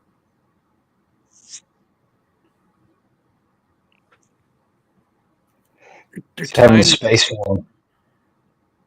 You have a space for quail? Man, I don't have a space for an aquarium. shit. All right, so grow yourself some bass then, or something. I think you said you That's don't have not space normal. for an aquarium. Pat, that's crazy. I got a pig for my birthday when I was like 6 or 7, and I wanted to name him Bacon. And they're like, "No, you're not naming the pig Bacon. You're It's like, a black listen pot here. belly." So we compromised and we named him Sausage. That's good. You should have just named And him then, Chris. well, here's the continuation of the story. So he had his own pen. He had his like muddy, sloppy area so he could roll around or whatever. But then he had like a refabbed doghouse as his house, shingles and everything. One time when I was like 10, 9 or 10, my mom was like, if you're gonna live like a pig, you can go live with the pig. And like kick me out of the house for the day. And I'm dumb, so I just was like, all right. She literally meant it. So I went and like sat in the pig pen. And then when I was ready to go back inside and apologize, I went to go like unlock the gate from the inside. He like jumped on my back. Now as an adult, I realized that he was probably trying to mount me. You was looking mighty fine, Lawfully, mighty fine. He was a good pig. He got sold back to the place we got him from. At least that's what they told me. I'm waiting for that like deathbed confessional that he got sold to like somebody that turned him into food. He was just a pet pig.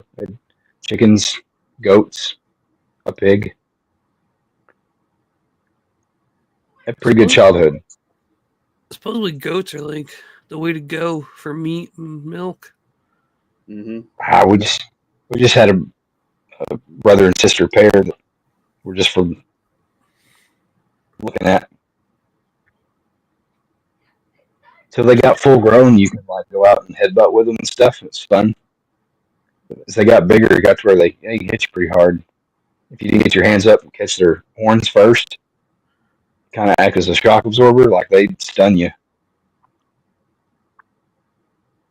In the summer, we would tie them up to a couple of cinder blocks and let them eat the yard. And they got to where they could drag 2 cinder blocks around pretty easy. Damn. Beefing them up. RFK would I be mean, that proud. kept me right? But I mean, like it slowed them down. Like it's kind of like a parachute for a drag car. Like it didn't stop them, but at least it slowed them down. You could go back inside or do something, and come back and know that the goats were still in the yard. They weren't like a half mile down the road.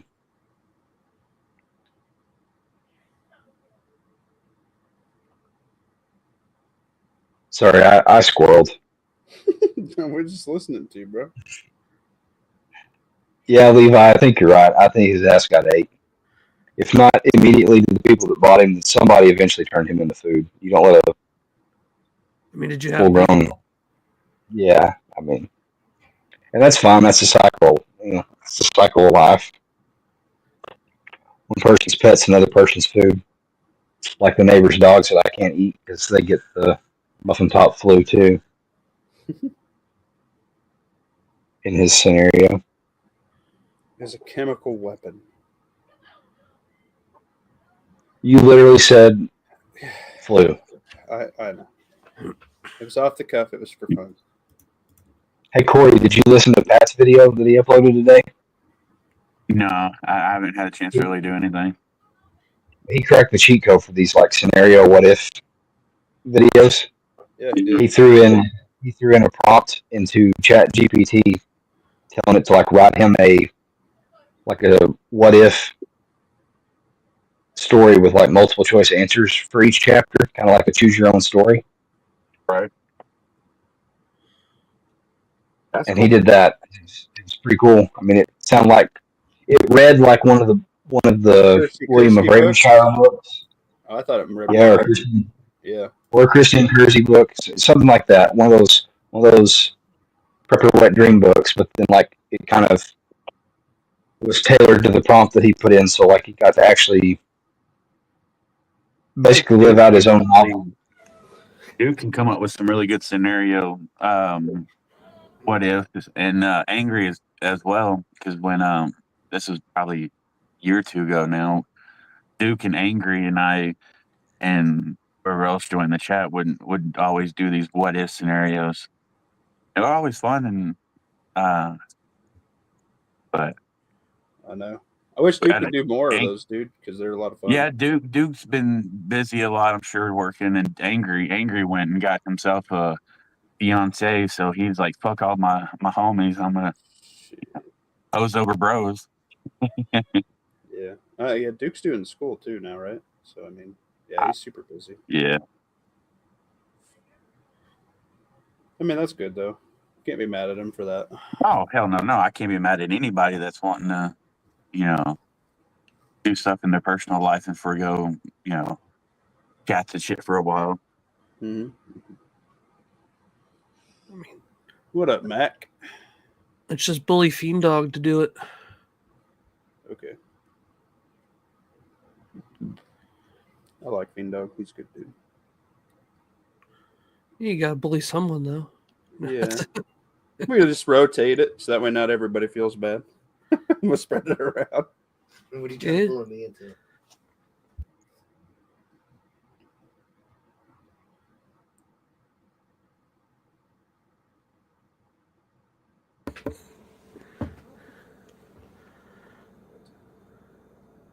Yeah, Pat's without power.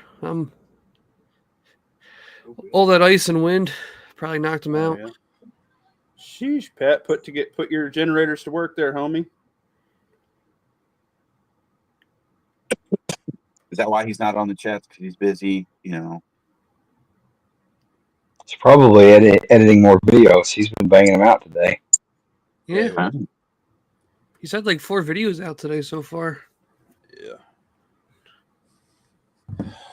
I got a couple I'm going to do.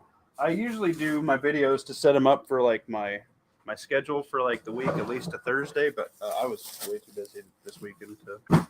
I got a big old sack of free medical supplies I need to do some videos on. I've got my MFAC coming from Jay. Yeah. Probably tomorrow, and I wouldn't be surprised if not Tuesday. The way the shipping for USPS works, every time I place an order, he gets it out like same day or the next morning. Like if I ordered it like this time of day, he would have it out the next morning. Right. But then his local post office sits on it for 2 or 3 days, and then once it finally makes it into my state, it seems like it takes about 2 days. But anyways, they generate the tracking on it or whatever, and they show a expected date, and it always takes 2 or 3 days past that expected date. Oh yeah. Well, plus with the weather, I mean, it's going to be late for sure. But I got mine in my hand right now. Let me know what you decide. Like, do you have an idea or a good sized pouch or something for this yet, or are you going to wait till you actually see the size of it? I'm going to be honest, I bought it, one, because I know he needs to sell some kits that lets him make a little more margin than just buying components. Yeah. And I'm probably going to rat fuck it for parts and pieces. It was a way to get one of those ETQ wides and check it out. Yeah. Because I've got access to all the other stuff Oh no, I sell his cat. are pretty good compared to some of the other ones I've had. But the compressed gauze was nice. I mean, the duct tape pad is kind of cool, and the compressed gauze. I mean, it is tight. Yeah, I mean, I literally sell all the other stuff. I've got access to North American Rescue Components and some of their prefab kits. Yeah. So I've got all that stuff. The only thing that I'm not able to buy to restock on is the chest decompression needles and the chest seals. The chest seals, I've had to buy all my replacements like off Amazon or somewhere. Yeah, I don't think And I'm they're going to going use the decompression needle myself. That's not I something don't plan to. Yeah, I don't plan to. And like that's what came with that ankle IFAC, and I swapped that out. Yeah.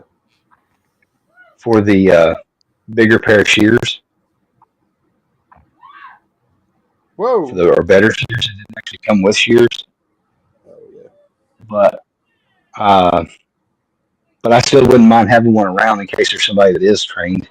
I mean, if you're talking life or death, I'm not saying learn on the fly, but you just are trying to find that.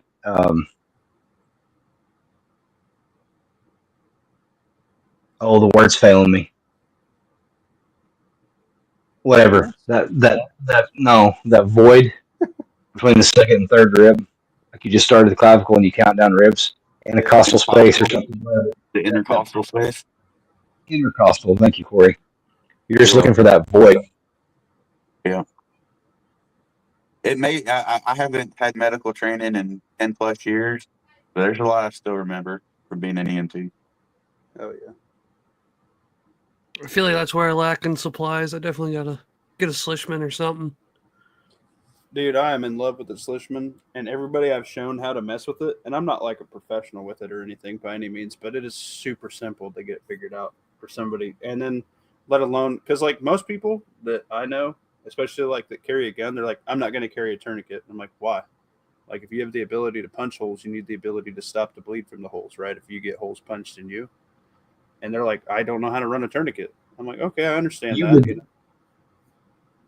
What? Trauma medicine wise, you would be more prepared with a cotton t-shirt on your body and a Slishman in your pocket than somebody carrying around that owns the whole IFAC but left it in the car. Right.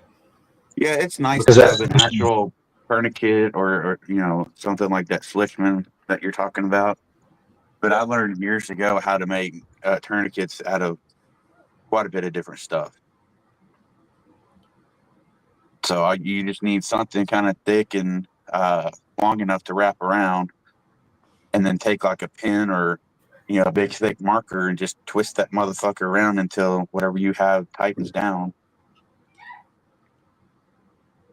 Just tighten the shit down, tight as you can. Rebel, you got like, and if you think about like a little old lady or something too, though, like you got muscles and shit, Corey. Like old grandma don't, you know what I mean? So I mean, that's where I think, or like a younger kid, sure. Like if it was at like a baseball game or something, and you weren't around, and you just had one of them chilling in like their backpack or whatever with them. Yeah, that Slishman is like a stretchy ace bandage with a prefabricated loop on the end. Yeah, that's what it kind of looks like. It reminds me more of Coban. Yeah, kind of. It's a little bit thicker. It's like elastic. Yeah, it's actually like elasticized fabric. And that's why it will never be TCCC approved. That's why the RATS tourniquet is not TCCC approved. Right. That committee on, I got to think of the acronym, TCCC, Committee on Tactical Casualty Combat Casualty Care, or whatever. They won't ever approve a tourniquet with any sort of that uses any sort of elastic because it degrades under time and temperature, UV exposure. So that's why there aren't any non-windlass approved tourniquets, according to them.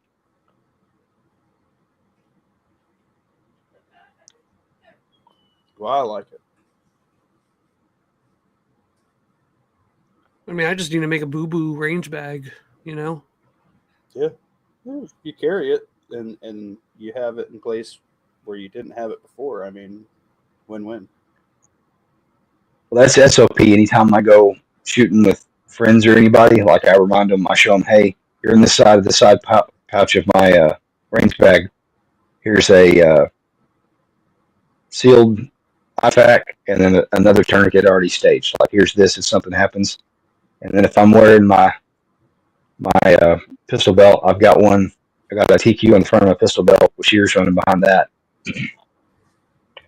plus whatever I already would have on me that I would be EDCing. You know, if I'm in long pants, I've got my ankle IFAK on. If not, I've got a cat and some gauze in a cargo pocket. You know, so like there's layers to the medical kit too. You know, the propensity to need gunshot when stuff goes up when you're at a range versus just walking around in public. Rebel, shoot me what you come down with. I would prefer horizontal myself, but I'm gonna leave it. It's gonna be not quite. It's gonna be like just to the right of my spine because I don't want to fall on anything because I'm already fucked up. Rebel, look up the North American Rescue IPOC, Individual Police Officer Kit, IPOC, IPOK. That one will belt mount or it's got molly, and it mounts 2 columns wide vertical with a zipper. But I think they only sell it in a black case if that's okay with you. You could rattle can it or do something to it, I guess. But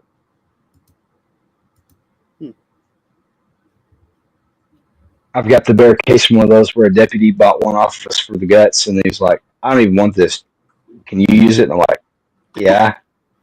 And then I just have spare shit in it right now where I repacked the big bag in my man purse, if you will, and it's just been laying there. Like I keep meaning to find somewhere to put it, you know, to use it. I just hadn't stuck it on anything yet. Maccabea says he only uses North American Rescue. I don't disagree with that. That's a name you can trust in that space. A lot of their gauze and stuff is outsourced, so sometimes it'll come in made in USA, and sometimes it's made in. Let me go squint at that again because I was looking at that the other day thinking about that. When all that hullabaloo got made a couple weeks ago about the allegation that the cat tourniquets are being made in China and just rebranded, that made me get to squinting at where the country of origin was on their other components. Using them knees too much, huh?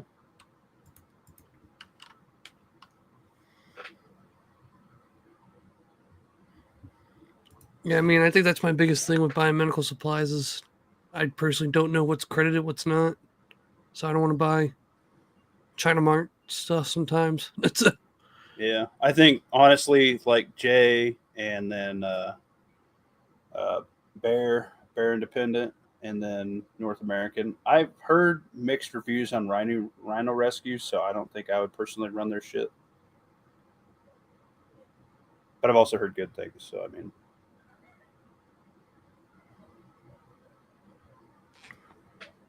I don't know. I think that's definitely what I'm lacking. Should improve this year's medical stuff. Yeah. Hey, I want to hop back on the pews for a second. That dagger for 170 muffins, you catch you that slide on sale that's already optics cut, or even one with a dot. I mean, could still come out ahead on that. Because do you got a dot to rock right now, Buffalo, or no? Or do you want to move that way, or no?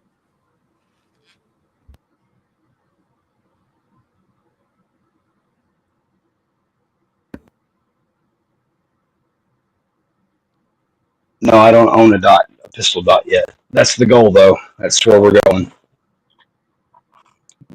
All right. So this will be backwards in the camera, I know, but we'll see if I can't. I've got like a little phone stand with a flat pedestal base on, holding it between my knees here. Let me see if I can get it steady enough. All right. So here's that MFAC. Oh, yeah. And it's 2x2. It mounts vertically on molly, but then you can run it through a belt, and it just zips.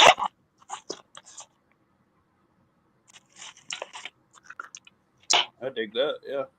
For a scale reference, there's a 4-inch in flat trauma dressing from North American Rescue. It's about the same size. I don't think you could fold that up and squeeze it in there. Like that's a mini Izzy in there. And then I was telling you I was going to go see where they're made. This one was made in Taiwan. And then this flat gauze was made in China. China. So they do outsource some of their components from time to time, but it's going to meet like a quality standard. I wouldn't doubt if most of the shit that we utilize in this country is all from fucking China, or at least 3/4 of it. Dude, I'd probably say 90% of our shit's from China. I wouldn't doubt it. I mean, their labor is just so fucking cheap. Like, even just shipping it, like, it's still fucking cheaper, man.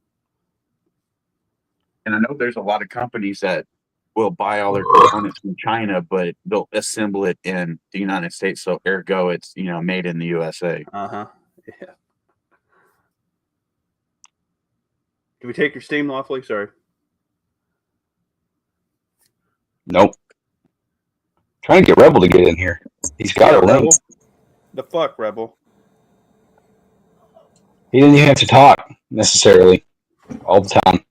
If he's at work or whatever, if he's got his head buried in his phone, they're not going to care if his lips flap once in a while.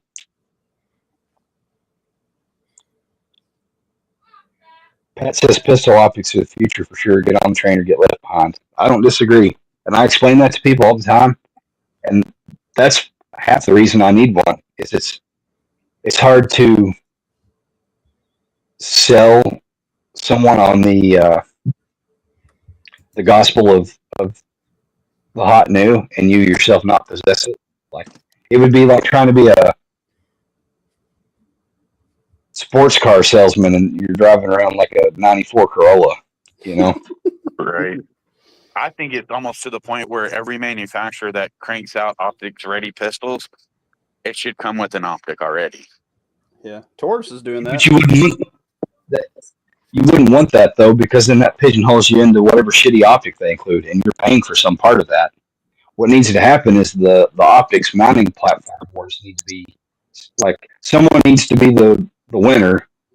And at least in the last couple of years, we've seen the consolidation, because, mostly thanks to Holosun. Like you've got the K footprint, which is just a modified Shield SMSC, and then you've got the RMR footprint. And those two, kind of depending on big gun, little gun, have kind of won. On the guns focused towards competition, you still see the Doctor cut, which Vortex has copied a lot, and then you still see the Delta Point Pro cut. And that's the only reason why a bunch of these guns have to have 4 or 5 multiple options for footprint. And hopefully this new A cut from Aimpoint will be the death blow. It'll win. It'll finally be the Blu-ray and DVD HD can go away. Yeah, but isn't that like a shout out to all the homies that bought a HD DVD player for their Xbox 360 back in the day, and then only like 18 months later found out Blu-ray won and they had a piece of shit.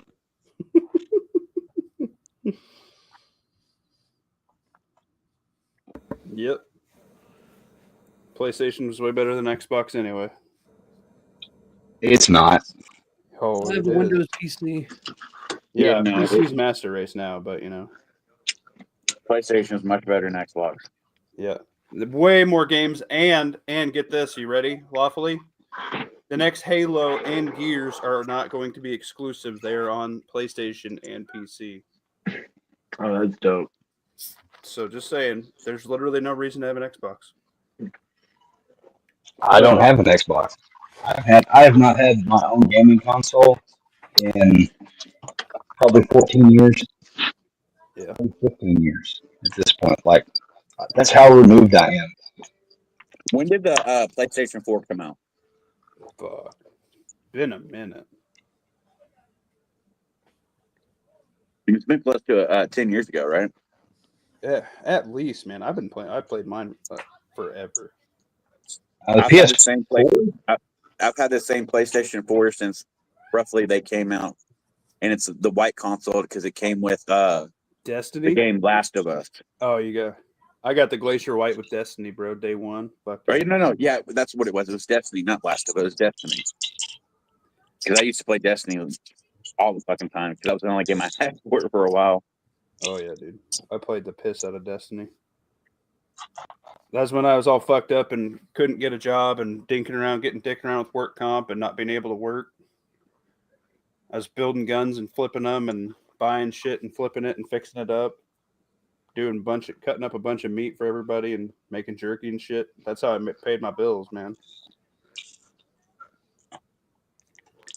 Any of you that have local gun shops that have an account with RSR Group, that's a distributor. If you talk to them, they have access to buy this North American Rescue stuff. Mm-hmm. If you ask them, maybe they'll order it for you. And there's not a lot of markup in it. Nobody's getting rich in the medical game, I promise. Like when Bear does his live videos in the morning and he gets on his high horse about how he's not getting rich, that's really the God's honest truth. I know he's making a bigger cut than I am, being buying it direct from North American. Like it's cutting out one more middleman between where I can get it, where he can get it. But there's not big margins in the medical stuff. Yep. No, you gotta sell volume, then it's a resupply. Yeah. Well, and that's why I'm able to get it. Is RSR does do a lot of police supply stuff. But like when you see a tourniquet that's $31, $32, wholesale on them is like 28 and some change. Like nobody's getting rich on a $31 tourniquet.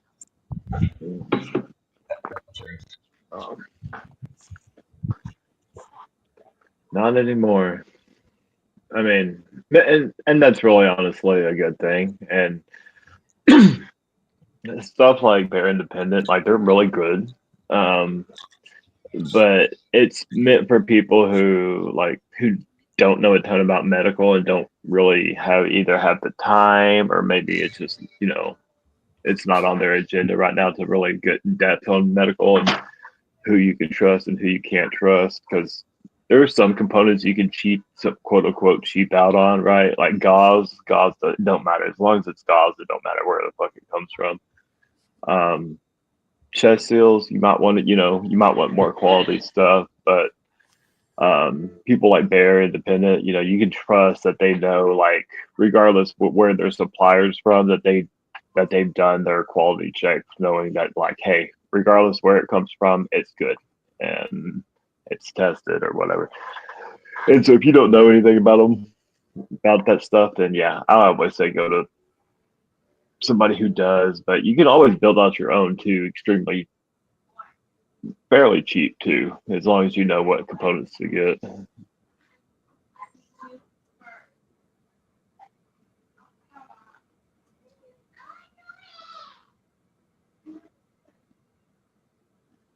Hello.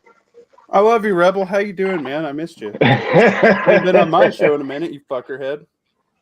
Oh, well, when you go from a broke knee to being laid up all the time with kids yelling in the background to now I'm back to work, so I got a little bit more free time that's weird how it works. Now that I'm back to work, I have more free time, but yeah. No, you're good. Just letting you know we love you. Oh, I agree with everything you said, Rebel, about the kits and stuff. You're right. yeah. They're making the normies just wanting to buy like a ready-made kit full of quality stuff.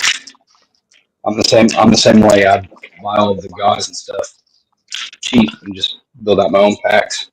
The chest seals are the only thing that I'm not able to get through my source, so I have to buy those for the 16 to 20 muffins they're going for at market price. What the rest of it I can get. Yeah, and that's And I still can get how, I mean, and even if you build out, like, let's say you build out your entire IFAC yourself from Amazon, you'll still save out money than buying like a complete one, 9 times out of 10. But I mean, yeah, if you got a resource like yourself where you get, like, go straight from the straight to the source, then yeah, by all means. Yeah, I think the only thing I wouldn't deck out, the big thing would be the tourniquet for me, like because like I've seen so many people bust the Chinesium ones, like Magic Prepper, like Oh Bear. yeah. Everybody's busted the cheap tourniquets, and I think if you wanted to get them for training, like if you and your mag wanted to run a weekend on some like medical training, and you had somebody to provide that for you, I'd like get a bunch of Chinesium ones and rattle can them like red or something, so you didn't use them other than for training. Yeah. But Yeah. I mean, it would have a use there opposed to busting out a good one. You know what I mean?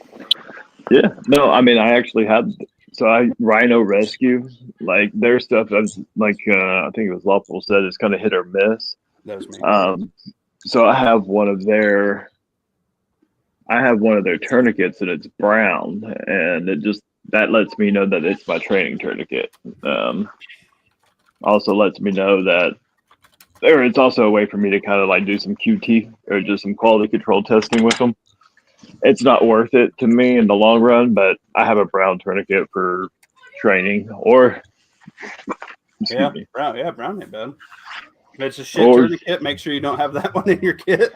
Yeah, well, yeah, I just know that all my good ones are cat tourniquets, right? So they're all black, and well, they make some red ones too, but I never order those. So I'm just like, okay, if it's a black tourniquet, it's good, and then because I don't own any black cheap ones, and the only cheap ones I own are colored ones.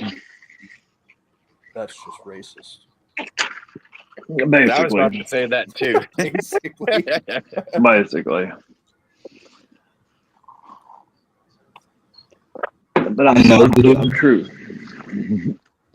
I know the dude that started this O shop for Bear. Really? That's cool. Yeah.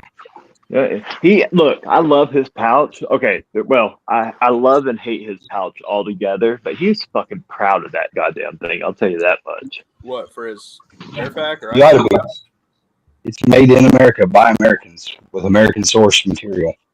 Oh, don't get me wrong. Don't get me wrong. I just bought a whole kit of all that shit, but god damn, it's like $150 for his pouch, I want to say. In it with insert. Loaded. No. It's no different than cedar stuff. I mean, he's one dude, so you get that Oh, for Gucci sure. feel, as opposed to a bunch of. I'd rather have that Cedar Stone Co. shit over Condor all day long, but in the meantime, I'm running fucking 8 of the same exact fucking Condor kits for everybody over here. You know what I mean? Well, Condor ain't that. Like, people hate on Condor. I've never had anything break from Condor. I'll say it like that. Like, I mean, I think it's over fucking built. I've never had issue with Condor stuff. Yeah, no. The only thing yeah, go ahead. No, sorry. I want to try their new Condor has a new battle belt out. I don't know if y'all have seen that. I want to try that bitch out. I haven't seen it. I was looking at one of their IFAC pouches today. Yeah, I should. Go for it, Locke. Sorry. Does anybody know how to screen share like another Chrome window on mobile? Are you on mobile? Fuck, I don't know. Yeah, no. So the only thing I know is the video on like a computer. I'm gonna have to get that. I don't mean whoever's clocks. Yeah, I don't know. Welcome, Frank. Thanks for stopping by and checking us out. Frank? If any of the viewers have a suggestion as far as guns or gun accessories they want to discuss or ask questions about, pose that now. We've got a healthy, diverse populace in the panel. Absolutely. I'm actually what's I about to say? Oh, working on a Glock video right now. The dark side. I'm liking that peanut butter sexiness you got going on there, Rebel. Yeah, it's. I was like, well, if I'm gonna get a Glock, I'm gonna get a brown one, and then turns out I had to do a lot of work to it in order for me to get to where I wanted it. Not a lot. I had to cut off that peak extension, which sucked. Other than that, though, I mean, it's not bad though. It's given me better groupings than I thought it was going to. The Glock marksman barrel is pretty impressive for a factory barrel. Yeah, for a factory one, I'll give you. Yeah, because I have an aftermarket, which I didn't get to test on, like when I was comparing them, but I have an aftermarket CZ barrel that's like shoots like really good groups, and it's about on par with it. So I was very impressed. I just hate the grip. You'll just have to become a man and get over it. Yeah, well, that was the whole reason why I bought it. I was like, look, if I'm gonna get good with pistols, like if I want to be good with pistols, I should be able to get good with just a Glock. And so, yeah, I understand. Like some people, I don't know. I can literally pick up anything from like a 1911 to a revolver to Beretta. Like, it doesn't really bug me too much. Like, I don't know. I guess some people it does, but like for revolvers and Glocks, I think probably because everybody says if you start on a revolver, you end up just naturally liking Glocks. I don't know if like you aim the same with a revolver. I guess I haven't really noticed like pointing. Like with a 1911, I point and shoot, but with my Glock, I point with my thumbs. I don't know if I really point with my thumb on a. Well, let me go grab a fucking revolver real quick. Let me answer my own question. I've kind of heard the same thing, except I've heard, people tend to be able to shoot other stuff better, but Glocks, I guess because their blockiness and their thick ass grips, they always have trouble shooting it. I've never picked up a gun that I couldn't shoot well.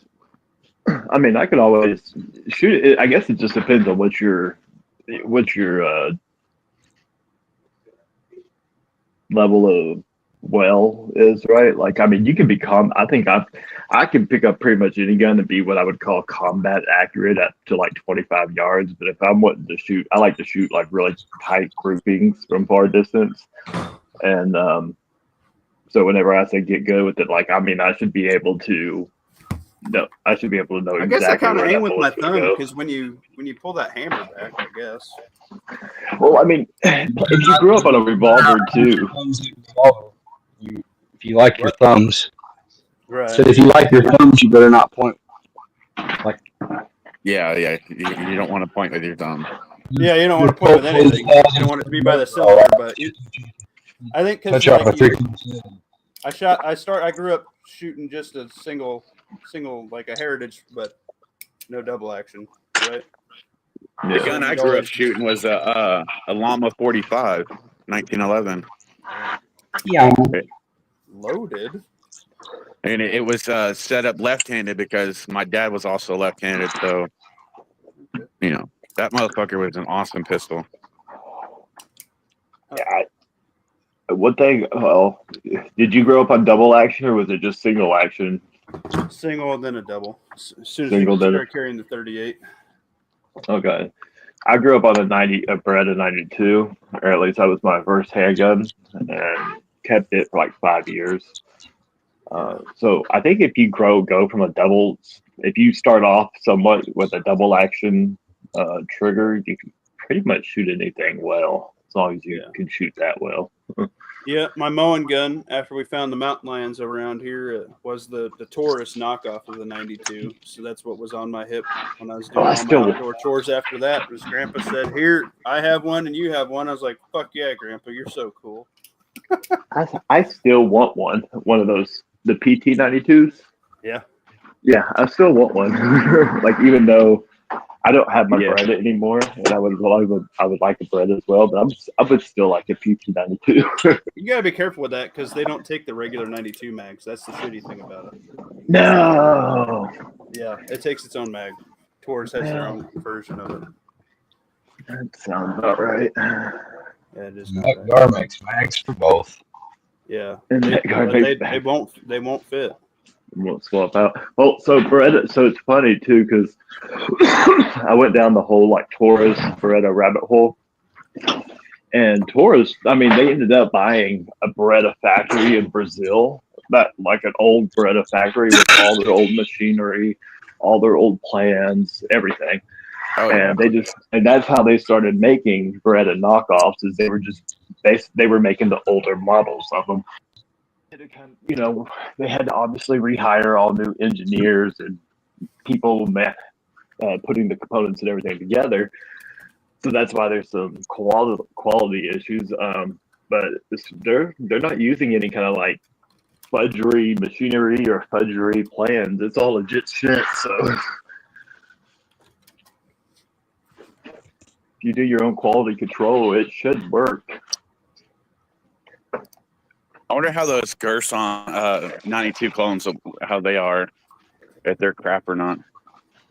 I haven't even heard of them. I don't know. I shot their fucking, what is it? It's like a cross almost between like a Springfield and a M&P, and it came with a dot. A guy just picked it up because he wanted to try a dot, and it was like, I think it was like 4 flat out the door for it.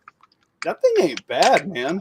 I mean, right out the box for being, where are they made? Like Korea or some shit? It ain't a bad little piece. Turkey. Turkey? Yeah, okay. I mean, turkeys, they're getting better.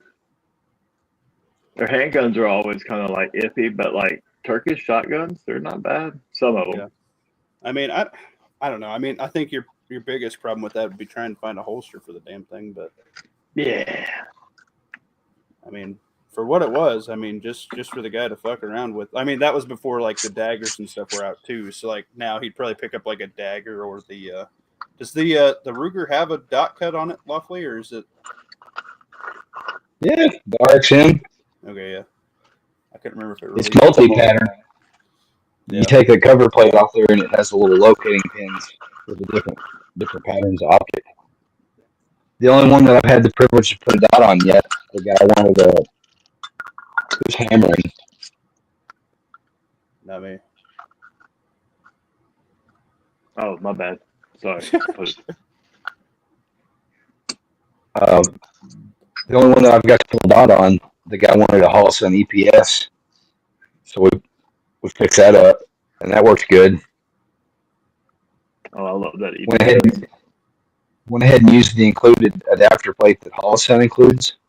Yeah.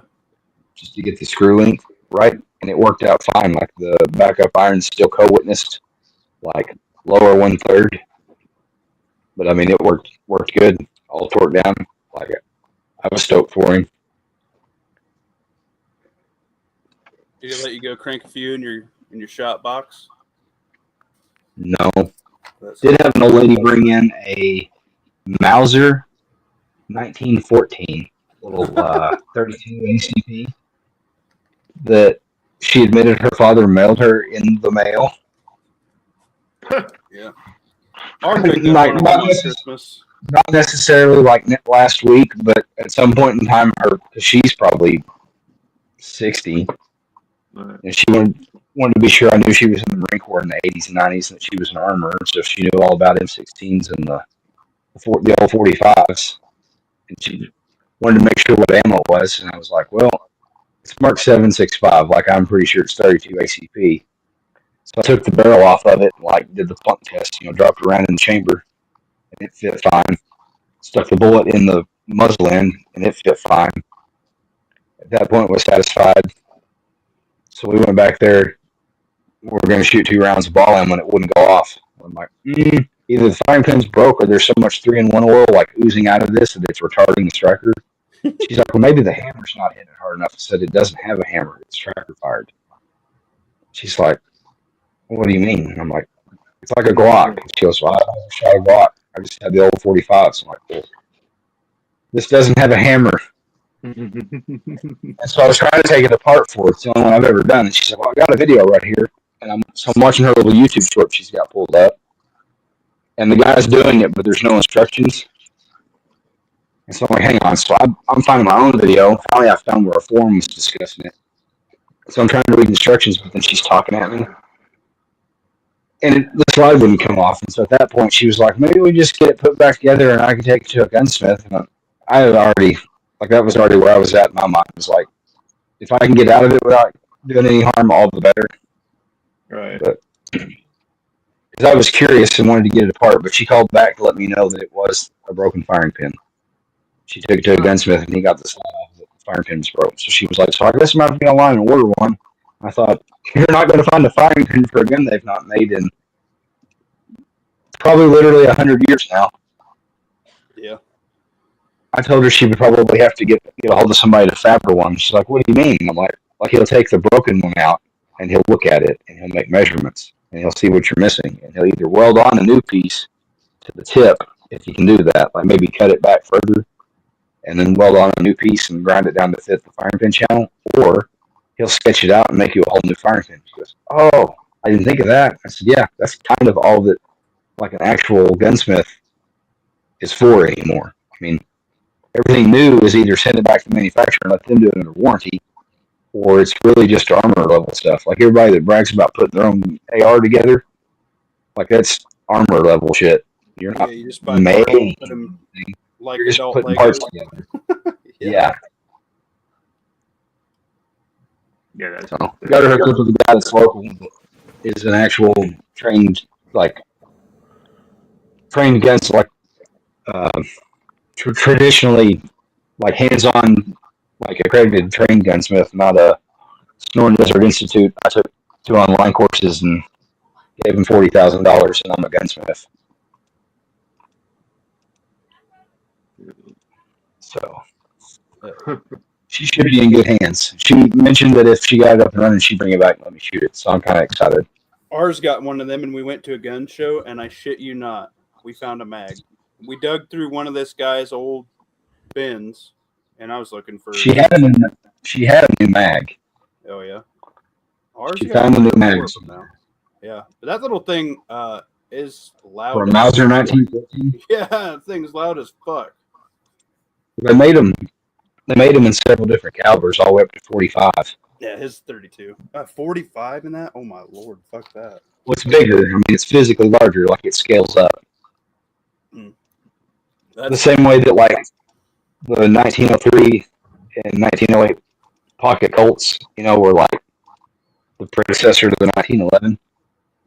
Well, they're not because they're striker fired, but the pocket hammerless is because it's got a hammer. It's just an internal hammer. But anyway, the little muff duster pistols. Mm-hmm.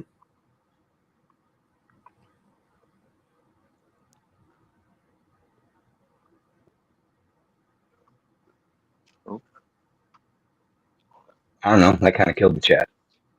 We love you. Oh, I thought something froze. PSA public service announcement: don't mail fucking firearms in the mail. They don't always catch it, but when they do, you're going to prison. Come on, it's just prison. Yeah, I'd been like, this was past 10 years ago, right? Yeah. Try to help her weasel one out. Well, there's a bright side. You get 3 hots in a cotton prison, and if you choose, you could have some loathing anytime you wanted. Frank says with new 3D printer, old parts should be easy to make. Yeah. I mean, if you've got a metal centering machine or whatever, the ones that do like a continuous weld, it would be hard to 3D print a firing pin or striker out of PLA if you wanted it to last more than 1 or 2 shots. Yeah, right.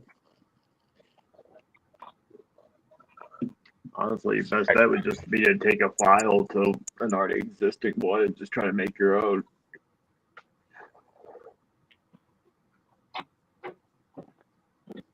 But yeah, that probably is the future of the gunsmithing trade. Is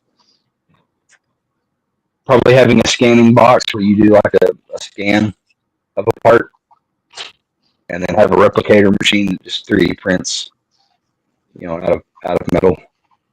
I mean, if they're already getting to the point to where they're 3D printing cans out of metal, which I mean, it's just they're just superheating it, right? And then like using a 3D printer, it's nothing crazy. So eventually, it will get to the point to where it's cheap enough to be kind of like a plasma cutter. I would assume, probably still a few grand, $6-7 grand, but yeah, it'll definitely be a part to where you can literally print out some components. It just be how strong are some of these components. Like, I know they're using titanium in a lot of these cans, but I don't know if titanium's like the best thing for a striker. Maybe it is. Yeah, they make titanium firing pins for 1911s. But like when they make the low mass firing pins, that's Yeah, one way to try to make a non-firing pin channel block 1911, like an older 1911 drop safe, by putting a low mass firing pin in there. hmm Like the Ruger XR 1911s, they ship with a titanium firing pin. Like if you ever get to look at one of those in the store, cock the hammer and look, it's got kind of that like rose gold, kind of pinky looking color to it. for sure. I actually have a titanium firing pin in a CZ. I just wonder about its longevity because it's already starting to have issues, and I've been reading forums lately about just titanium fire pins not holding up for whatever reason over time. So I just don't know. I mean, if you can, It but if you can probably print your, work. huh? It probably work hardens. You know, like Oh yeah, getting hit over and over again makes it hard. You know, hardens it so it reaches its brittleness where it shears. for sure. And it's probably not a big. I mean, because they still last plenty, right? It's like they still last thousands of rounds. So if you can print your own, it's not a big deal. And I mean, if it's gotten to the point where you can print your own, then that's fine. I still then that longevity life is just fine. Personally, though, I'm just like, shoot, if I can spend $20 just to like keep a firing pin on hand, why not? Like a stainless steel one or whatever, why not? But Yeah. To get to the point of being able to print off your own stuff at any point in time, that's the ultimate goal, right? Yeah. Mm-hmm. So I'm all about it. Pat's in the comments. He's clarifying. Yeah, it's the metal 3D printers. It's lasers and dust, so it makes like a continuous weld. But yeah, I know it doesn't have layer lines like the plastic. I knew that. Yeah. I'm just I didn't know how they did it, so that's actually kind of cool. Dust and laser. I mean, that makes total sense. So yeah, Dude, I that's tell you, the cool. fucking welding technology has grown exponentially since back when I was in college, like 20 years ago. Because I used to be a certified welder. Dude, I bet. I mean, I was joking, but I was halfway joking when I was telling somebody, like, dude, I'm tempted just to weld a laser unit onto the handguard itself just to make sure it retains zero. It was a halfway joke, but at the same time, it was kind of serious just because I know we're getting to the point where we might actually see some stuff like that happening in the future, like handguards, custom-made handguards that are more or less pieces just very significantly welded together. Because that would be a cool way to save weight, right? I mean, if you could have a laser unit that's where you don't have to worry about all the weight of lockup and just have it already like permanently attached to the handguard, saves down weight, saves down, it retains zero as long as the handguard, is a pre-floater and retains zero. legacy systems. So the gun stuff, like there's pros and cons to everything. So what you're suggesting, that would be good on your specimen of one, but that wouldn't scale because we like the modularity of the AR-15 type rifles. No, right, But exactly. if you need maintenance, you got to be able to get into them. I think Geisley and Arrow and some of the others have figured out the compromise is having a really robust receiver extension off the front and having like a really hardy proprietary castle nut to get all the lockup that you can, between the handguard and the upper receiver. For sure. No, I'm Otherwise, talking about. you you would default to something like a Scar, where you've got the one-piece extruded aluminum upper, and then you don't have to worry about that. But we've seen deficits with that too. It turns into a tactical tuning fork and it kills all your optics.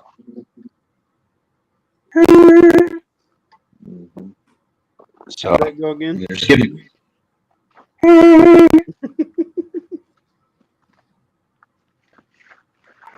I guess I was still thinking in the mind of like if you're able to print off your own components and it be able to 3D print your own handguard, you can do your own type of thing. And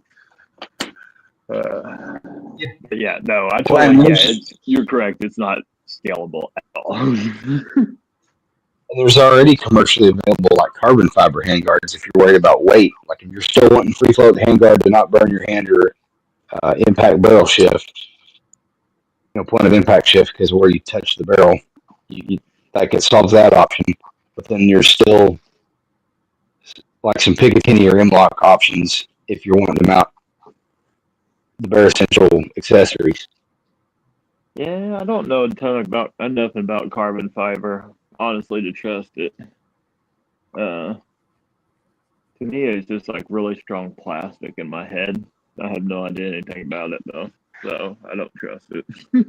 I've seen barrels with it, so I know it's got to be somewhat good, but I also know that the barrel life is. I'm like, hey, what's the barrel life on it? And they'll tell me, oh, it's only like 2,000 rounds or 3,000 rounds. I'm like, oh yeah. That's got. But what caliber? Like when somebody told you that, what caliber were you discussing? Because that's got as much to do with the caliber. I honestly, on that particular one, I don't know. It was a long range. It was a long range, so it's something probably likely 6.5 Creedmoor. I mean, a lot of people there shot 6.5 Creedmoor. So I'm guessing that's what it was.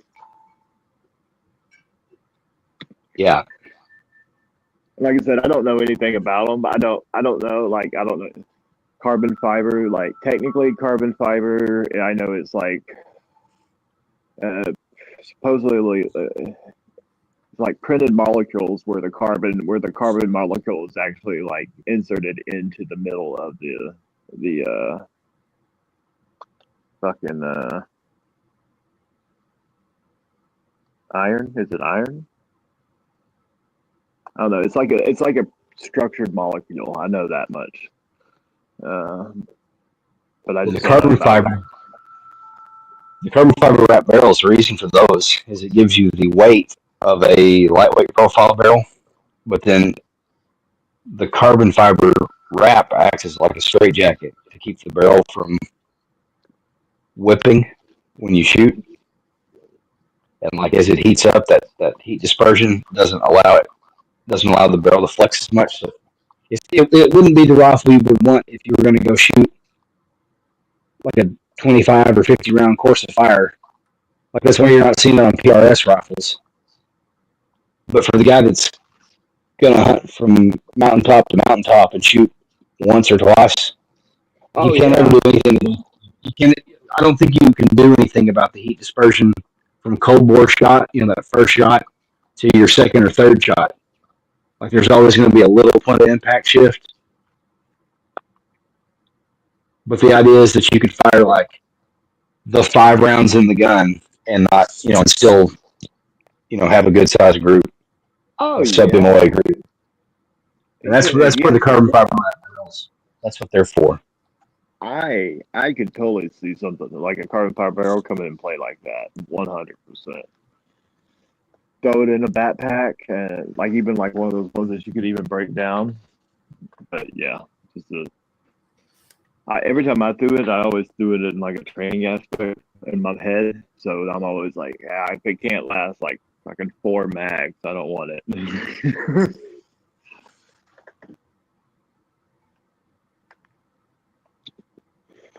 It would be Frank cool. chimed in back on the previous discussion. He said if they 3D print a suppressor, a firing pin should be doable. It's not that they couldn't make it, but a suppressor, it's a different kind of force being applied. Like the suppressor is containing that gas pressure, but it's not being physically work hardened. Where like I'm still fixated on the titanium thing. Well, like where the like firing pins are, like other metals are heat treated.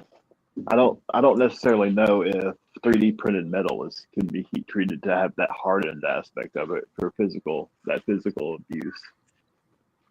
I mean, there's still a physical aspect that suppressors are being applied to, that physical gas, expanding gas, right? I mean, there's still a physical force there, but it's not impacting another hardened material. So I don't know. And even then, like the 3D printed suppressors, even then they have a less shelf life than not necessarily shelf life, but less round count than your typical baffled suppressors too. So there is some kind of downgrade in quality or longevity, not necessarily quality, but longevity. Pat says that the carbon fiber wrap barrels are supposed to dissipate heat better. I've heard that claim too, but here's the thing. Thermal transfer works both ways. I can tell you when we come in the store first thing in the morning before the heat's turned on, you grab a steel barrel gun, it's cold. You grab a carbon fiber barrel gun, and it's not. It's just like room temp. So I don't believe that heat dispersion claim as much as they report. Well, the heat still has to go somewhere. That's my thing, Yeah. right? Like it can't just it just doesn't magically just vanish. So the heat still has to go somewhere. Now, does it? From what I've been able to gather, the carbon fiber heats up evenly altogether, and that's it. Like that's does it do it more slowly or more? I have no idea. I just know from what I can understand, though, it all kind of does it all together, which can be a good thing for sure. It more uniformly heats, you're saying, as opposed to blooming from the ends, because your barrel heats up from the ends, from the chamber area and the muzzle area. Correct. Yeah. All of those carbon fiber barrels, like the Proof Research makes, that they're putting on the Savage rifles, all the Christensen barrels that are carbon fiber wrapped, all the Browning barrels that are carbon fiber wrapped, all the Pagaris. You look at those, your chamber out to about, and it depends on the caliber, but if you look at those barrels, your chamber and the first 2 or 3 inches of rifled bore are still full outside diameter is still steel, and then down at your muzzle, you'll have your threads for your muzzle device or silencer, and then usually there's anywhere from an eighth to a quarter an inch of full diameter of the steel there. And I suspect that out on the business end, that one that's to have that metal on metal contact for whatever muzzle device to give you that flat shoulder. And it's also probably to protect the carbon fiber from being chipped, knowing that people are going to like scrape and rape their gun against stuff, rocks and trees and truck liners, and Right. yes, to protect that 90-degree shoulder. But your barrel heats up from the ends. It doesn't just. I mean, all the metal's getting hot, but like if you watch it under a thermal, you can see that it heats up from the chamber and the muzzle. And they meet up in the middle as it heats up. I think we've entrained Pat to jump in. Oh no, Corey's back. Corey, when did you drop out? Wrong damn button. Like it's just a bad choice all the way around. I was trying to read Corey's some of like, the if I hear comments. one more fucking thing about carbon fiber barrels, Yeah, no, I just hit the wrong fucking button. Y'all keep the conversation going. I gotta go tuck the kid in. he's in dad mode. That's always honorable. How are you guys doing this evening? Me and the wife just got back from our Valentine's Day date. A bit late because of working. Why are you with us? Well, kids are still up, so we just went out to dinner. Yeah. No dessert for you, huh? Grounded. Dessert comes later. That's good. Yeah. Did get some new some new stuff that I'm testing out. Some from what's that? Carcajou Tactical, like one of their belt kits. I would, hold off. You can't wait on that. Maybe if you're thinking. Like I don't know. Some of their I bet you their booty looks fucking dope as hell. The pouches, I like the design of them. As far as the design. But when I'm looking at the execution of it, like they sent me pouches that were heavily frayed.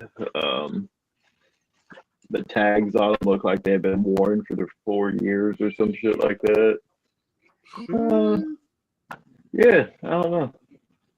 So we'll see. We'll see how it gets all done. But it's brown, so it's cool, Yeah, I'll send you the picture.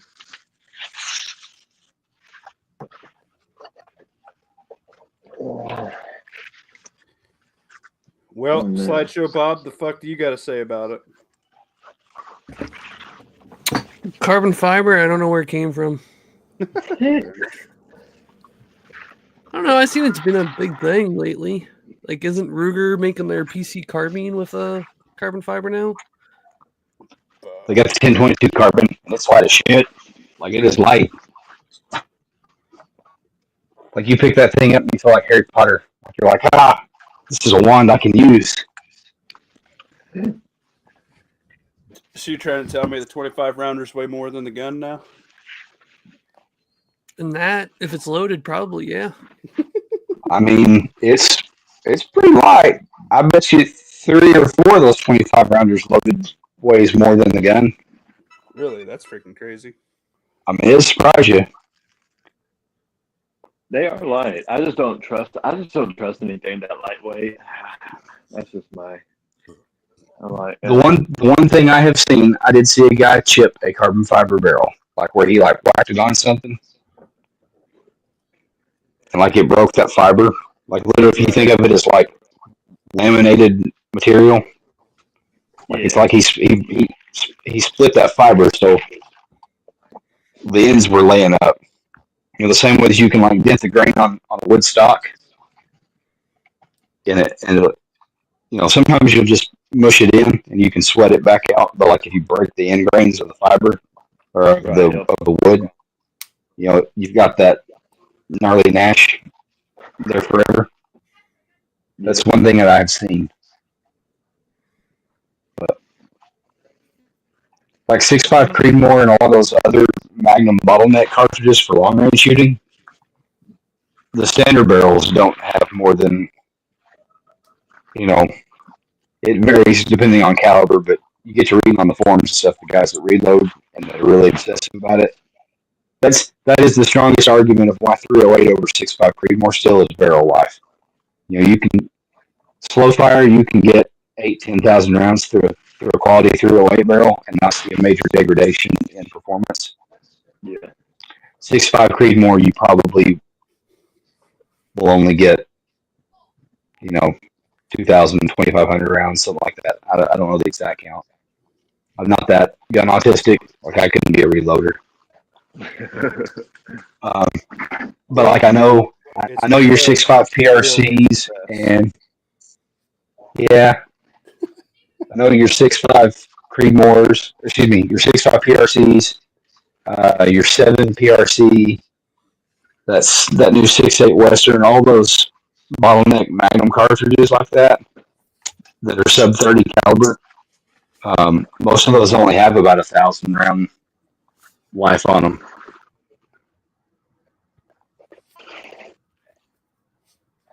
Because of how much pressure they have behind them.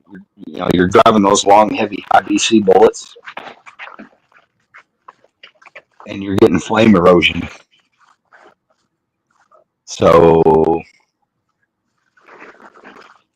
your old 30 caliber gun's a solution for that. Like the guys shooting custom 308 rifles, custom Remington 700s or whatever. What they do is they would just buy a really long barrel to start with, and then to get some more life out of that same barrel. Back when the parts cost more than the ammo, Top they'd have end their from the chamber side. yep. They'd recrown it on the business end, and then they would lop the chamber off, rechamber it, and just cut the barrel down, 3 or 4 inches. Get past that fire cracking in the free bore, and get another couple thousand rounds out of it. Depending on the caliber, that might be a pretty cool project, honestly. James Lynch said needs an Inconel barrel. That'd be expensive as hell. And I don't know if Inconel would take the.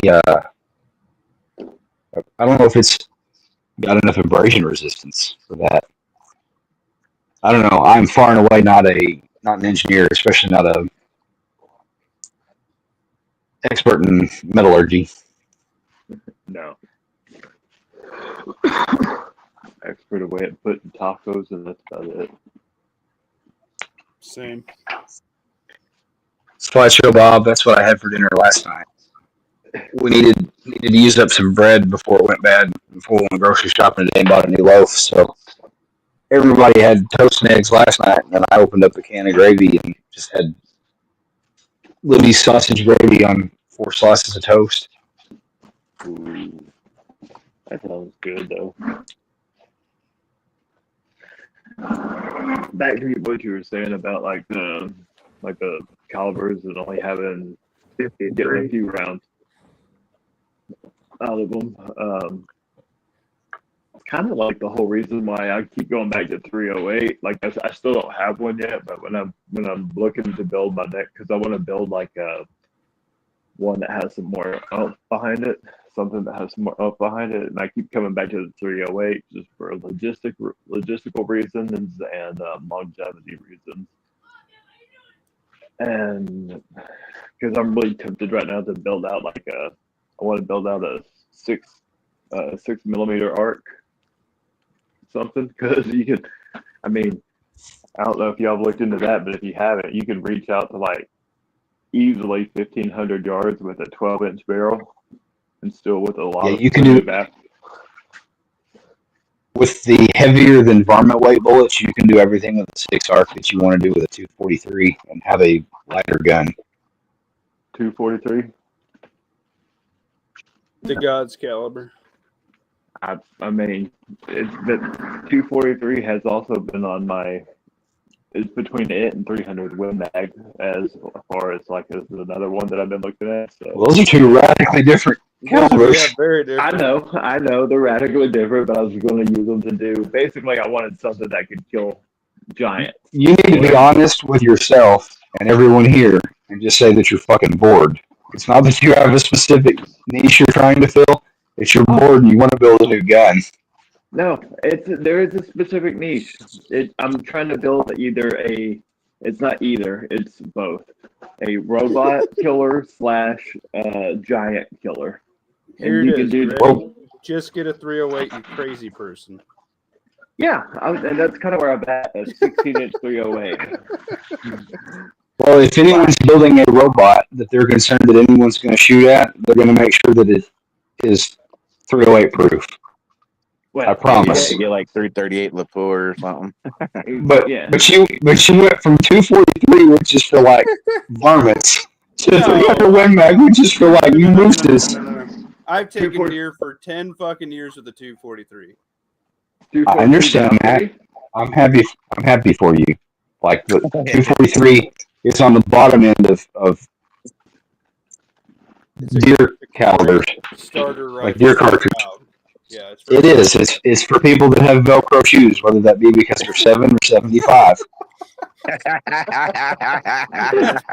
pretty good. I'll give you that. Damn. That's pretty good. And that's why I was saying in the heavier weight bullets that you would shoot in a 243, you can do everything that you want with a 243 with a 90 to 105 grain bullet. You can do all of that with the 6 arc that he's talking about. But if he's going to build a 6 arc, he's got to figure out, does he want to build it off of a regular AR-15 loader and use those janky Grindle mags that look like a gay AR mag? Or do you want to build it off the new IC mag, iCar mag, and have the different spec lower. Hey, Rebel, friends don't let friends get gay AR mags, okay? Hey, Come on. Magpul just released that they were going to start supporting the 6 Arc. So that's the only reason why it's now on the It's just table. because the gun market's so saturated with good guns that people need niche guns because they're fucking bored.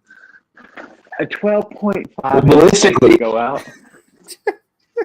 until somebody invents finds a new way to get a bullet over 4,000 feet per second and it still be man portable. Yeah. Everything under the sun has been done. All we're doing with all of these new calibers is we're playing with the min maxing. Like we're taking all of the factors and we're just tailoring for one end or the other. You're going for velocity or you're going for range. You're going for I completely agree. cartridge efficiency. I mean, there's not anything new under the sun. Bullets and powder have been figured out for. There's not been any great leap in technology in the last 40 years. I mean, some of the bullet construction has gotten better, but like we've not made a. We figured out a way how to deliver the energy more efficiently, but we haven't figured out a way to make the energy overall more. You tell me when we get We've- laser rifles. We've made better rocks, but we've not figured out how to get the rock from A to B faster. Yeah, exactly. Right. So I mean, until they come out with like ribbon guns that are like more portable, those are magnet guns. Then yeah, we'll be waiting around for a while. Gauss rifles. Kind of, yeah. I mean, That's what it is. I mean, it's. Well, if you played around with the technology enough, like with a magnet gun, a ribbon gun, you could actually technically make like the dead is it Deadpool? Not Deadpool. Deadshot. The Deadshot gun where like the gun around his wrist or whatever. Mm-hmm.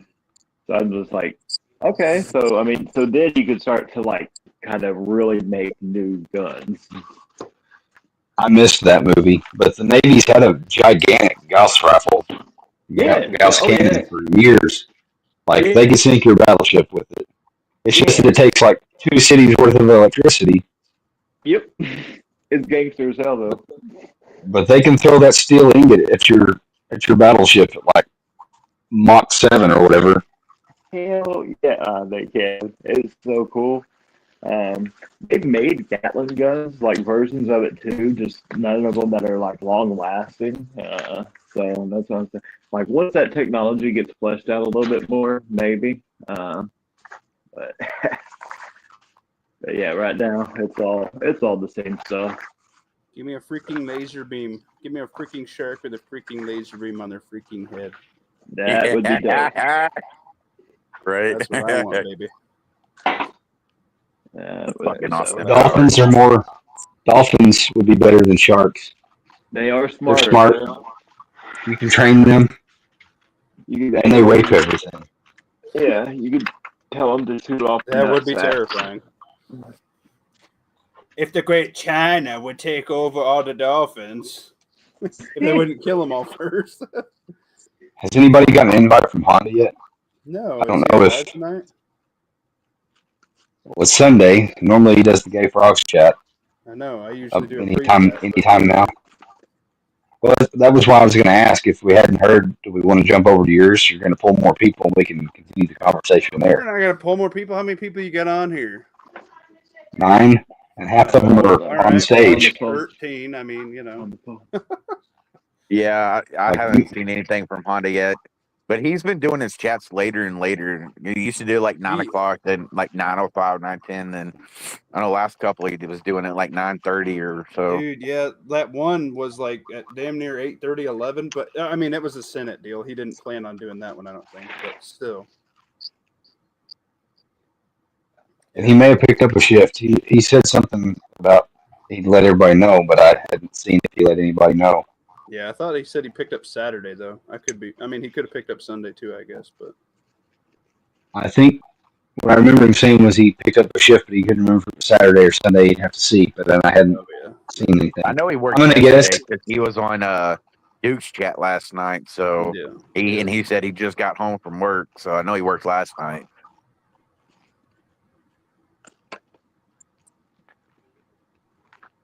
And I kind of felt bad for him because he was like, man, like all my friends moved out over there with Duke, and he's like, now freaking never enough ammo and Duke are best friends. And I'm like, oh man, don't take it like that. Like, you know what I mean? They're over there touching tips. I know. I was like, oh man, don't take it like that. Like, he just moved there for a gig. Like, be happy for him, you know? Like, you guys are still buddies.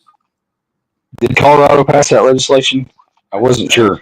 I think they extended it or some shit. I don't think they actually finished it that night, did they? Anybody know for sure? I mean, it's not like Honda was super close to Matt to begin with because Matt drove up there and it took him like 20-some hours. So right. So it's He's not like actually he was like closer. super close. He's probably closer to Matt now, being in Michigan, than the Tana, Texas. If y'all decide to ever do a winemaker show meet up again, that would be cool. I despise Oklahoma, but I would go there for that. I don't think, from everything that you guys said, I don't want a shitty gun show that you guys were super disappointed at, and B, I don't know if I could handle a Ray Ray incident. Like, who would be the Ray Ray? Like, that could get crazy. Hopefully Call me. I mean, Wanamaker was cool. It's like, if you've never been, it's cool to go because it's fucking massive. It's literally 2 levels of fucking guns for sale and shit. And occasionally one goes off. Yeah, we had one go off. It was a 20 gauge. What? Someone shot at the fucking ceiling that Did everybody shit second their day. pants? No. Yeah, and it was on Sunday. It had laid there all day Saturday. And somebody was like, "Can I try the trigger?" And the guy was like, "Yeah." And he, pow! So the vendor got kicked out. The vendor got banned, and the dude that touched it off got escorted off the premises. Yeah, the vendor did get banned. But I mean, if you've never been, it's cool to go at least one time just to see it and check it out and everything. But everything was so fucking expensive there, especially when we went. I don't know if it's any different now because it's a couple years later, but I bet it's gone down hanging out with everybody. Dude, I haven't been to a gun show seriously in the last 4 years that I didn't go there and just laugh and say, are these people on fucking drugs what they're asking for guns? Cool. Me and my wife went to, You can get some, go ahead. You can get some deals on stuff. You just gotta walk around, have cash. Yeah. You know, I haven't personally bought anything at a gun show in like 4 or 5 years, man. That's where I got my side-by-side 12 gauge. Was from Wanamaker when we went up there. Yeah, it was only a couple $100, so I mean, you can find good deals. Yeah, that wouldn't. You just have to fucking walk around for hours and hours. I guess for everyone on the panel right now, besides the Fiend Dog family, it's pretty centrally located. I mean, we can get out there, but I mean, gun shows are only good for beef jerky and wool socks anymore. That's They've got beef jerky there. They've got a coney dog that take you back home. I make my own jerky just fine. See, that's the thing. Yeah, but you jerk a lot of stuff. Hey, man, jerkin's jerkin, whether it's eating or whether it's physical activity. Either way, you're having a good time, all right? I don't know, not unless that new law gets passed and ain't no one's going to be fucking jerking. What? Don't take this away from me. Yeah, you'll get a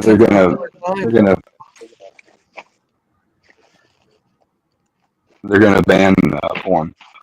Well, they already did that in Nebraska, but there's some workarounds. Have y'all seen that new law where they're trying to pass to make it illegal for men to, pleasure themselves if it's not for conceiving a baby? If you do it outside of that one particular parameter, then against the law, and you'll get fined. There's workarounds to everything, Corey. You just have to put it in a cup and freeze it.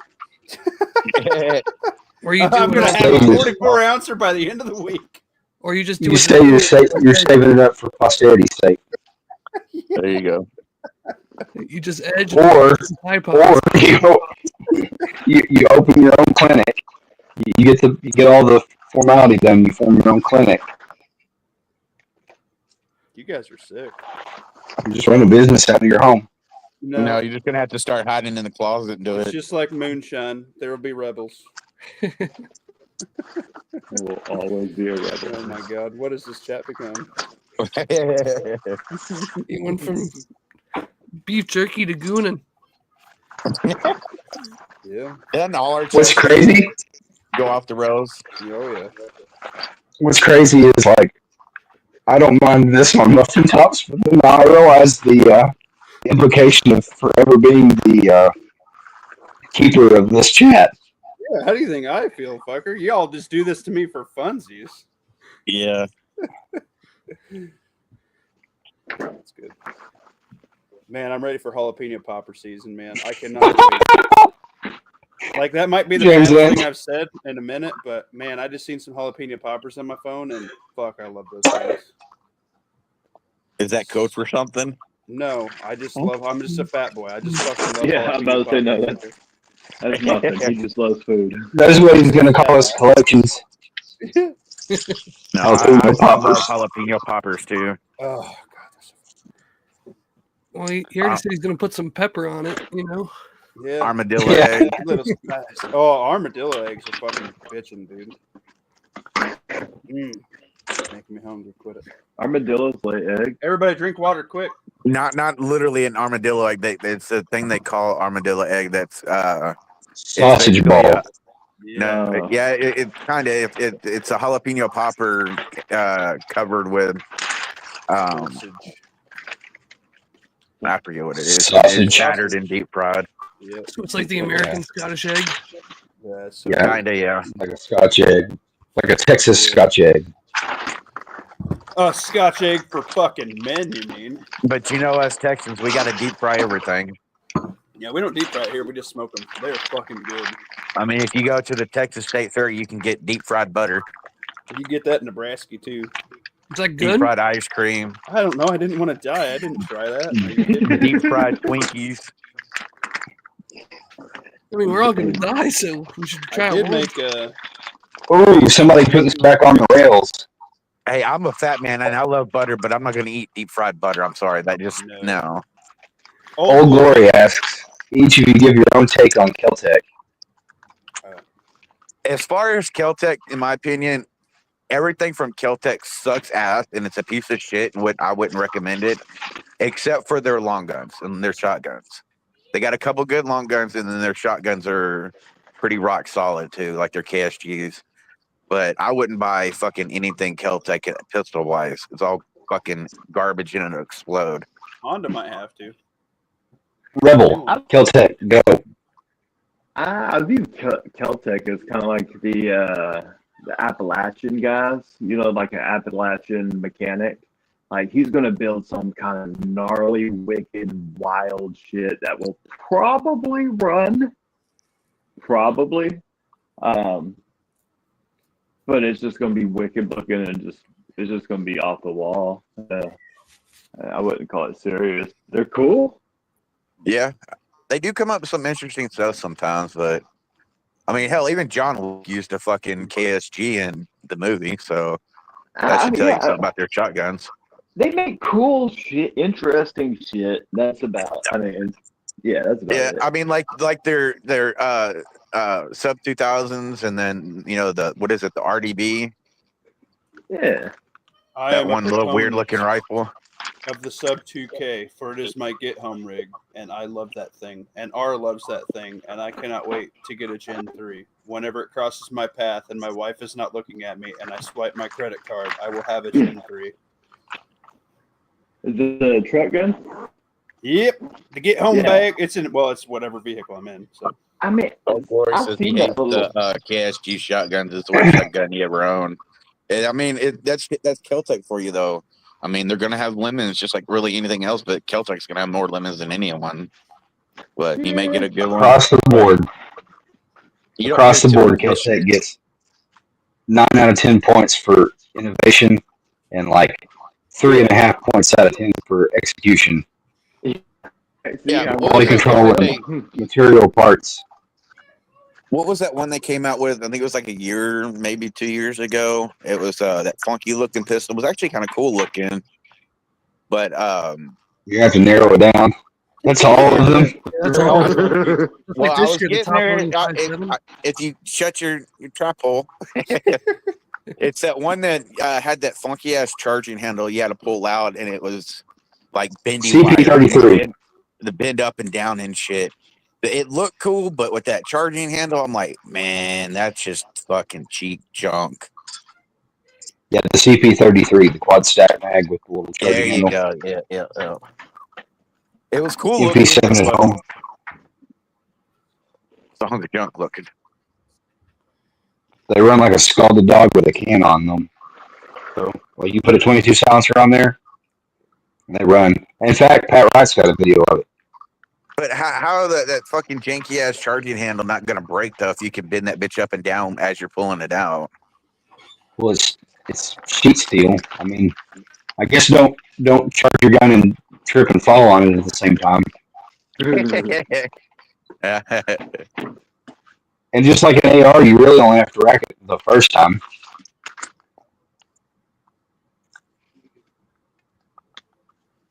Sub 2K, baby. On a side note, I think I figured out a way how to charge my radio in the field. Oh, Glory, I don't like the KSG either.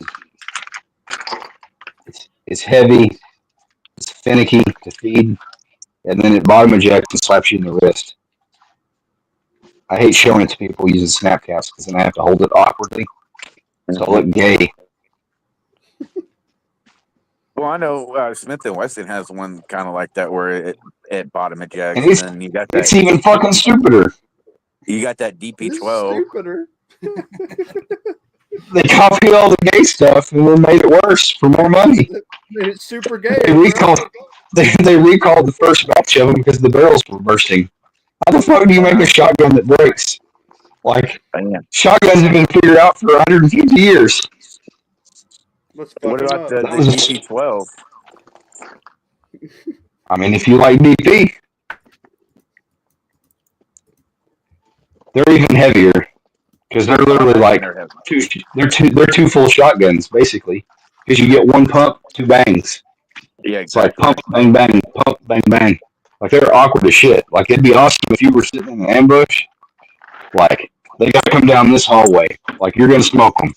But if you had to carry that around for a living, you better look like Terry Crews. Yeah, no shit.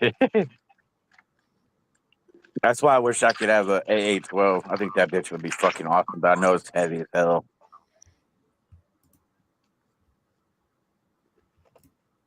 Let's go through the panel and drop a dream blaster. That's a tough one. I've said this before. I really want one of the Cadillac Gauge Stoner 63s, but there's only like 2 or 3 that are legally transferable, and Gene Stoner is an asshole, and he's got it in his collection. And the other one's in a museum. So I won't ever have one. Bastard. Old Glory says AA-12, but there aren't any of those anymore either. All of the AA-12s you've ever seen have been destroyed. Even the one that Terry Crews used in the Expendables, all of those guns got recalled and destroyed by ATF. That's bullshit. Holy shit. Motherfucker. The guys that were making them illegally. The dude that had an FFL was like subcontracting it to like his old buddy, and his old buddy was like making them off-site in his garage. That's how you knew they were good. And all of the semi-auto ones were built off of the same receiver flats as the machine guns. And so ATF said, nah, these are all machine guns. And that's why they had to destroy them all. Fucking government. And those 2 dudes were supposed to have a court date before COVID. Like when COVID happened, but then because of COVID, like the court date got pushed off, and I haven't heard how that got resolved. I don't know if that just went away because they're like, Like one of the dudes is literally like 90. Sons of bitches. Oh, they destroyed them. I mean, they probably kept one for their reference collection because ATF likes that. They've got their big reference collection, but they like torch cut them all. Bitches. Sorry, continue. Whoever wants to throw out their dream gun next. I don't even know Not anymore. that I mean, Lawfully just took all my dreams away, if anything. I know he Well, just crushed on them. in a world where there's not any gun laws, but it has to physically already exist. Take your pick. I still stand at Stoner 63. He just crushed my soul. I don't even want any more guns now. Fuck this. Right, I'm selling all of them. Yeah, I'm so fucking deterred now, man. I'm just afraid the ATF's gonna take my shit and destroy it too. I know what Rebel wants. He wants a CZ Bryn 3. Oh my god. Honestly, one of these days that would be cool. Are we talking like realistically or out of the realm of realistically, or are we talking more realistic? Your dream Exactly, fucking Sophia gun, B. Rebel.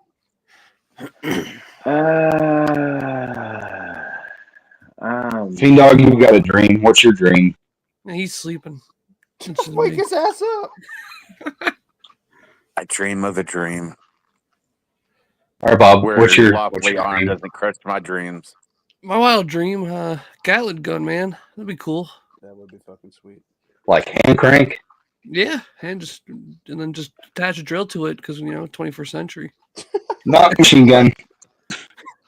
Yeah, That's get true. that Can't do that. gun Once like, it becomes battery powered, it's a machine gun. What do you mean? I'm pulling the trigger. I'm just pulling the trigger on the drill. Nope. I'm snatching your dream. ATF says once it's battery powered, it's a machine gun. Lovely bastard. fucking soul crusher, man. That's why the hybrid. Remember the old hand crank hybrid fire triggers for the 1022s? That's why those went away. Because some fuck had to like hook a drill motor up to it and do it on camera. God damn, I was talking about Minecraft. So I know. What was that Gatling gun they used in the remake of fuck, I just had the movie in my head. The Magnificent Seven? Probably a Gatling gun. It was, but the type of Gatling gun, because it had the mag that you dropped on top. is that called Gatling guns? Hotchkiss. Yeah, I think so. Oh, I mean, it could be a Gatling gun because I mean they had like brass cartridge fed Gatling guns. You talking about a magazine, or did it have like you drop stripper clips of ammo, like No, for it's feed like an trays of actual ammo? mag that just set on top of the fucking Gatling gun. Yeah, and that's just a Gatling gun. They're gravity fed. Like you got the little. It's really not a clip, and it's not a magazine. It's just like a stack of rounds. And as they feed in there, you pull off the one and drop on the other. I mean, I guess it's a magazine, but it's a gravity-fed magazine. It doesn't have a spring and follower pushing down. There's a couple of those still in circulation that are in 7.62 by 54R. So if you could afford the gun, you could shoot it all you wanted. Yeah, I know one like a long time ago was at Cabela's in Hamburg. There's a I like Gatling gun Old on Glory's display. comment there. Shit, that'll never happen.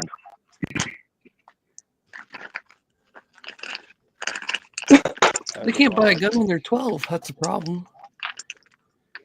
Well, they want them to be able to chop their fucking cock and balls off and sew a wiener on when they're 10. Back in so, the old days, they fucking could. That's for sure. I carried a gun on the farm. Think about what you just said. Every day in my life. No, I'm sorry. They want to pass bills where 8-year-old fucking kids can chop their schlong off and some other fucking girl can sew that shit on. Because they're Okay, now you're gonna. No. Two people. That's fucking yeah. First. Well, they can freeze it in a cup like your sperm idea from a second ago. Get your fucking big gulp and throw the cock in there and then give it to a little girl who wants to be a boy. Whatever. Okay? It's bullshit. All right. Big gulp. If you You're want presumptuous. yeah. Or a shot glass, whatever. No, it's fucking It's bullshit. average. Yeah. Just like a Sonic large cup. Get that Just 44 ounce, baby. It's time. not the Route 44, just the average Sonic cup. A little bit large. Give me the. You gotta have some room for some ice. I just need the pup cup. All right. No, but I'm sorry. If they want to do all that shit, fucking kids can have guns. I'm sorry. I had a 22 in the golf cart. What we drove around before, you had all these cool ATVs and crap. We had a golf cart. We ran around and did shit. I had a Heritage Rough Rider 20, or I had a freaking bolt action 22, or I had a shotgun with me all the fucking time when I was a kid. The same here. I had a Marlin 22. I had a Chinese SKS, and then an old Enfield that was converted into a 410 shotgun.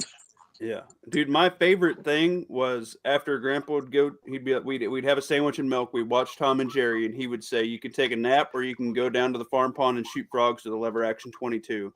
You know how much fucking fun I had with that lever action, dude? Oh my god! I still got my lever. Pat said Barrett 50 cal, and then because y'all were taking so long, he said or M249, the short one, the Mark 48. ATS gonna take both of them away. I want to bear it, but I also want a dildo launcher on Compliment the her. bottom of it because I just want to say anybody close range is getting a cock in the mouth. Sophia wants one of the Tippmans that uses the Glock mags. I've sold one of those. They're heavy. Oh yeah, the little Gatlin Pittman. Oh no, she's got the 22. I'm sorry. I'm looking at the 22. They make the 22 that's belt fed. Well, they make one that's a Gatling gun that's 9mm that takes Glock mags. Yeah, they do. I've seen that. Really? I want one of those. How many muffins are those? They've had those for a couple 5,000. of years now. Ooh, God, Fiend dog, bust out that fuck, I fucked up the joke. God damn it. Union Jack. It comes with lawn tractor tires, like little pneumatic What tires. was the muffins again? 5. You better break out your hooker bag and go find your street corner and turn some tricks for that. He's gonna have to be buying me a birthday gift. I'm putting on my chapstick now. Let's get this shit. I mean, at that point, do they make bigger than 33 round Glock mags? Because I'm gonna need it. Well, Magpul makes 50 round drums. Yeah. Oh man, those are expensive. I'll just take a crate. If you run a crew of 2, one person can run it and the other person can feed it, and you probably just about be seamless. Because you get 3 shots per 4 revolution of the crank. Roxanne. Of course, that's faster than you can count, but you could just yank the mag out of there, and stick another one in, and probably only miss a round or 2. Sophia B, don't take this the wrong way, but you're better equipped than most of us in the chat here. You could get one quicker than we can. Right? Hey, I don't know, man. I could start an OnlyFans, and I'll make a lot more. So go right to the ugly deformed page. Hey, it sells, man. I don't care. Money's money, all right? $20. It's gonna take a lot of $20. Muffin, there's somebody out there that would pay to see you stick stuff in your belly button. Showing off your chocolate for the right starfish. amount of money, I'll sell them what's in my belly button, bro. Hey, it's only going to take $20, so 250 people line up. Muffin's OnlyFans page would be called Chocolate Starfish and Hot Dog Flavored Water. Hey, man. I'll sell them some water. I don't give a shit. I'll dump some salt in it for 'em. You want it extra salty? I'll hop on the treadmill for 5 miles first, baby. Till Fred Durst shows up and sues him for using this album title. Hey, don't be jealous. Don't be hating. Some of us got the bodies from God. Some of us got them from the fucking spare parts bin. Okay, and I'm the latter. The latter second version. Yeah, if it works, it works. Still, that's all you gotta care about. Don't be taking the gas station blue pills. Gotta hit the discount gas station. Don't be going to the Wally World. We gotta get this shit on now. Oh my Lord. Look what happened to your chat, Loftley. It's been bad. I know. Algorithm isn't picking this one up. I ain't touching this bitch with a 10-foot pole. All right. I mean, what do you expect? We've been going for almost 3.5 hours. So. Yeah, we got fatigue, bro. Make sure you like, share, and sub to our boy, Lawfully Armed. He deserves it. He has a lot of fun. He has to get over this mental scarring that we've given him. Look what old Glory said. Meister.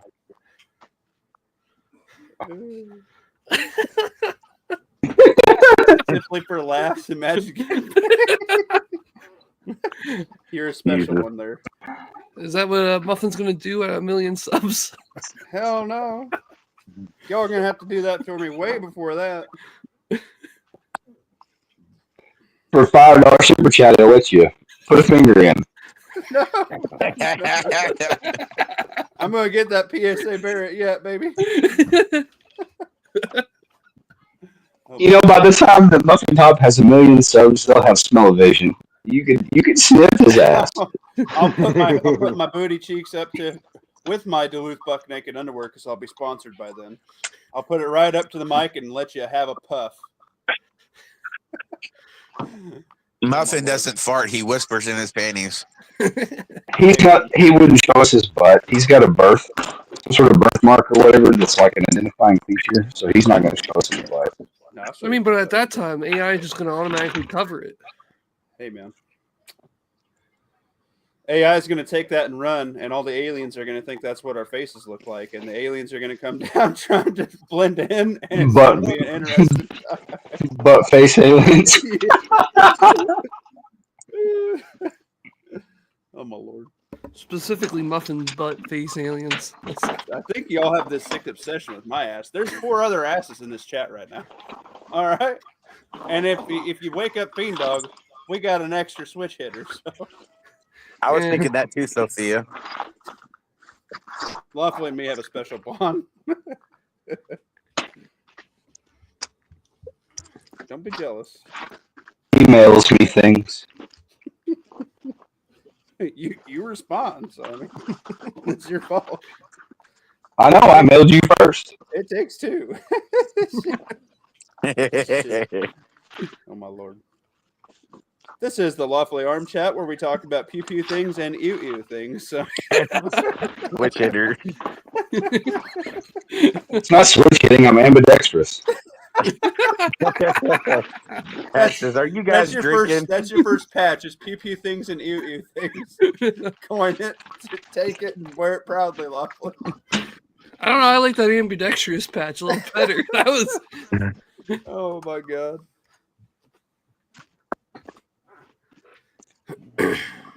We're bad people, aren't we? Oh. No, we're just... Pat just thinks we're drinking, so we're good. I think we got to bounce over to Muffin Top's channel and just keep it going. I ain't going to take this bad juju with me. Y'all are going to get my ass knocked down to 100 fucking subs. Why? It's like we already got you fluff. Like, we could just go over to your channel and have like 25 people. Oh, my God. Yeah, they'd come in and be like, "What the fuck is going on here?" Be like some dude's first time. They'd be like, "Oh, nah, I mean, you can take it. You can turn in the course, but I'm saying you've already got a group of people like warmed up. Oh yeah, that's warmed like up. Corey hadn't been on the live stream forever. He's Jones. You're welcome. He's like, I'll take your cold. Fuck this more. Muffin's over there sliding down this banister, warming up dinner for everybody. You will not. Muffin Top, your house has stairs. Yes, sir. I went up and down my stairs like 20 fucking times today. I swear to God. You flying down? Hang on, I don't mean to the basement. Like you have an upstairs. Yeah, I don't just live down here like a fucking troll. I didn't know you had more than one story. I thought Thank you. That's what I'm. You worded it the right way. That's what I was trying to say. No, it's just single level. I'm poor. I don't like. Okay. Well, no. I thought nobody the middle of the United States, just all one story. That's it. What? Nobody wants to slide down there. I live in tornado country, y'all. I gotta have a basement or I'll be dead. Oh, basements don't B's putting out their sexual innuendos for Lawfully Armed. Hey, man. He's hooking me up with this 170 muffin freaking dagger. I got to do what I can do. Hey, No innuendo unturned. No stone unsaid. Not shoved in his ass. No, I went a different route with that. Sorry. Hot pockets. Yum. did that holster work for you, by the way? Yeah, it did. Do you need Oh, it good. back since now you got a Glock? No. I still have a Safari Lane Glock holster, so I'm I good. got you. Yeah, it works fine. Good. It's probably a little bit loose, but you know, fuck it. I haven't had. Hey, Rebel. Yet. Yeah. Did you check out the new Safari Land line of holsters? What, Oh yeah, like, just nonchalantly get back on pews when we was desperately way deep into ewes. you talking about just like the wrap? Is it just the wrap versions? No, it's the ballast they call it. No, I haven't. So for each family of guns, there'll be like a core unit, right? Yeah. Is anybody else hearing me echo? No, you're I fine. got YouTube pulled up. Okay. So like, imagine the Glock guns, right? So you've got the core part of the holster that covers the trigger guard and the breech. Uh-huh. You know, because the ALS holsters walk off of the breech off the barrel hood. Yeah. But then down at the end, by your muzzle, that part is replaceable. So depending on what length gun and what light or accessory you're running, you just change that end cap out. That's actually pretty helpful. So it'll simplify the holster catalog. Like instead of having a 17-digit part number for each holster, it's just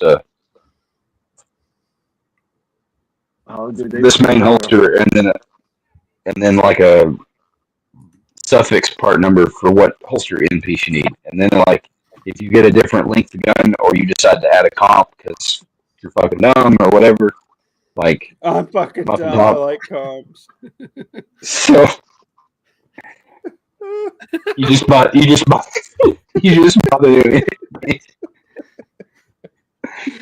Lovely just hating all our dreams. Yeah, he's like, fuck, you guys are so dumb with your guns. He's like, God damn it, I like it. It shoots fast and flat. I'll go back to a 1911 Lawfully, okay? Go back to a single 7, just keister carry the way you wanted it.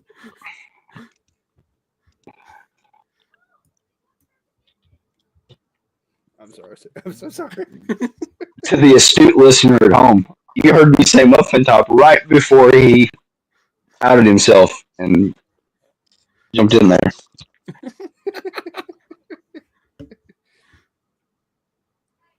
If I would have did that on Hondas, he would have yelled at me again. Fucking shut up! I'm trying to talk and you're just laughing.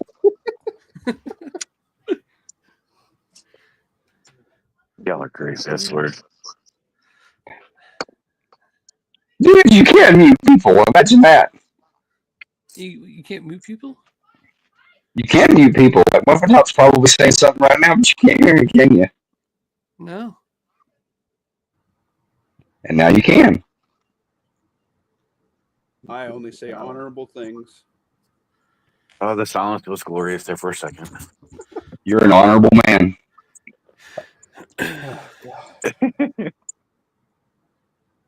What the devil is this shit? That holster you're talking about, does it look like some kind of big ass shark fin or some shit? Say again. That holster you're talking about looks like a big shark fin or something. No, it's just a regular. So have you seen the vault that they've had out for a couple of years? The big bulky injection molded holster. Yeah.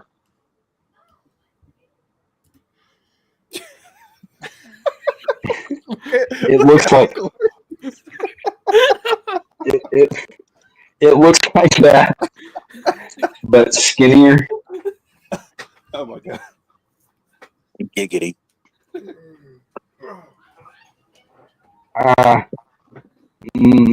Sorry, the mustard's taken. I was gonna say everybody here's taken.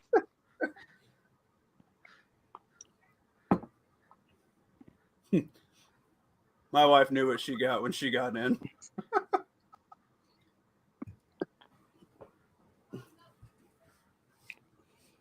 She said, when I marry that man, he's going to graduate someday and he'll be able to lay some pipe. How did you know word for word what she told me? She just didn't know you were going to tweak your back. Yeah.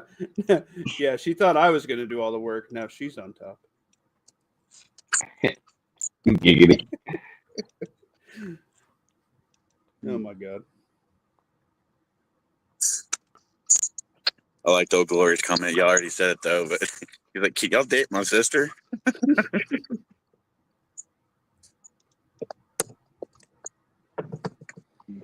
Oh, my God.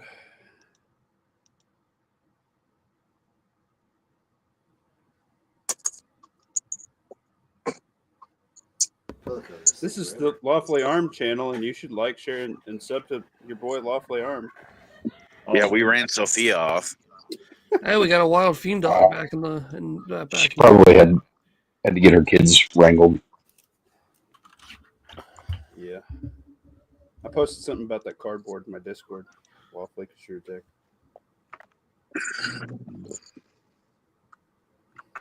Yeah, you missed that at the top of the chat, Corey. Muffin Top puts toxic cardboard in his garden. No, No, you were here. cardboard Remember, is you were fine. here. You were here. Not white, and you don't have the. I was here for that. I had myself muted because I was trying to cook dinner for my lady. She had to get ready for go work. Roger. So I was still listening. I just couldn't talk. What's your hot take on that, Corey? The cardboard? Yep. I'm not a big fan of that idea. I mean, there's other stuff you can do for your garden without having to do that. Now, I did see something interesting with that thicker cardboard where for like your chicken coop where bugs can lay their larvae in there, and the larvae would work their way up to the top and fall in for your chickens to feed off of. Hot flies. But yeah, I don't know if I want to put something in there that's been Have you been are you having like mold problems with your roots? Are you having mold problems with your roots? No, but cinnamon will take care of that. Oh, okay. So are you doing it just to aerate it? No, I'm doing it so it attracts worms, and it basically helps keep A, moisture down, and B, it's a weed barrier. Okay. So like right now, I did a video on a bunch of cardboard box that I had, and now it's been snowed in, so now it's going to be nice and moist. So when I hit it with the tiller and my my horse manure, and all my coffee grounds and my eggs that I blended and all that other shit, when I till it all in, it'll also promote worm growth. Right. Yeah, I mean it does attract. I mean, cardboard is a bug attractant, so yeah. It's pretty good. I don't see why. I tried to comment in my own YouTube chat, and it rejected my comment because I thought it was spam. So I'll just say it out loud. I was going to say, bury fishes into your corn like the First Nations people. I do that. Discuss works great. But you can't type that into YouTube. Just letting you know. That's weird. I don't know what it picked up in that it didn't like. Hey, Galloon. What up, Galloon? That was an invite if you want to jump in. I don't even have to have a super chat. Old Glory said he's liked and subbed. I've seen Lawfully Around. Didn't know these kind of things were going on. Heidi ho, Kowloon Republic. Oh, shit. We get fast and loose. Yeah. We didn't grow up in a time where you could go to the local watering hole and chain smoke. So. Nope. Speak for We yourself. we get it done. You old bastard, Corey. Yeah, I'm old. I know. That's why we like you. Older than all of y'all, I'm sure. Especially you young blood muffin. Yes, sir. Back in 1997. That was a good year. It was. I I was 5. had a hot kindergarten teacher. I think I'm the youngest on the panel. My birth year starts with a 2. Oh, come on. You're making me feel old. How I can't hear. There's a bunch of crumbling. How old are you? My birth year starts with a 2. Oh my god. Oh, Lord. Hang on. There could be other implications of that. It could be the year 200 and something, and he's a vampire. Yeah, right. Get the wood stakes sharpened, boys. How old are you, lawfully? 33. You bunch of young bastards. You. I'll be 33 here in a couple weeks. And y'all didn't even send me a birthday present, you fuckers. What is it on February 30th? Oh, scooch before that. Shit's hard enough for me to remember my own birthday, much less anyone else's. I mean, hell, like I told you earlier, me and my old lady forgot our fucking anniversary last year. We didn't realize it until like the next month. Be like, oh shit, we missed our anniversary. Huh. Happy anniversary. That's all we said and did.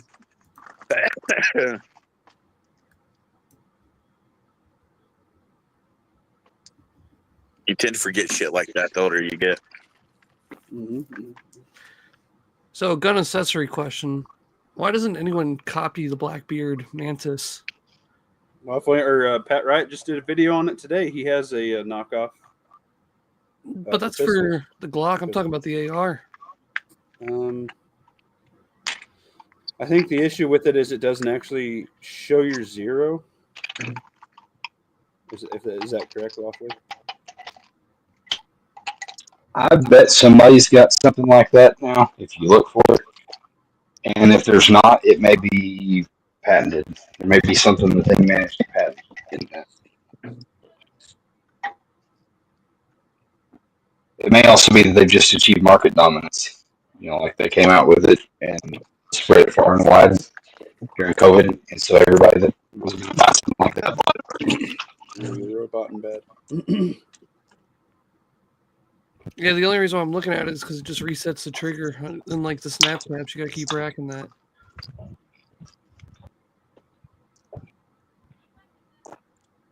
If you put the Blackbeard in and then take your rear takedown pin out of your upper, so like you like just slightly unlock your upper, you can make it into a laser machine gun.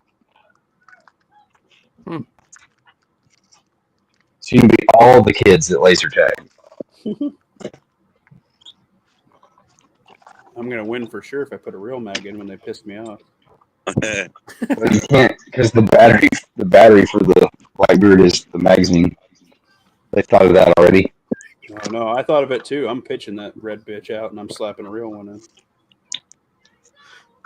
But then you don't have a bolt. So that's kind of interesting because we had a paintball place near here that use your actual guns, just paintball bullets. Oh, you're using the sim rounds? Something like that. I don't know. That got shut down. Something happened. Yeah, they fucking hurt. No, cop training. They did not pull their actual rounds out. Ooh.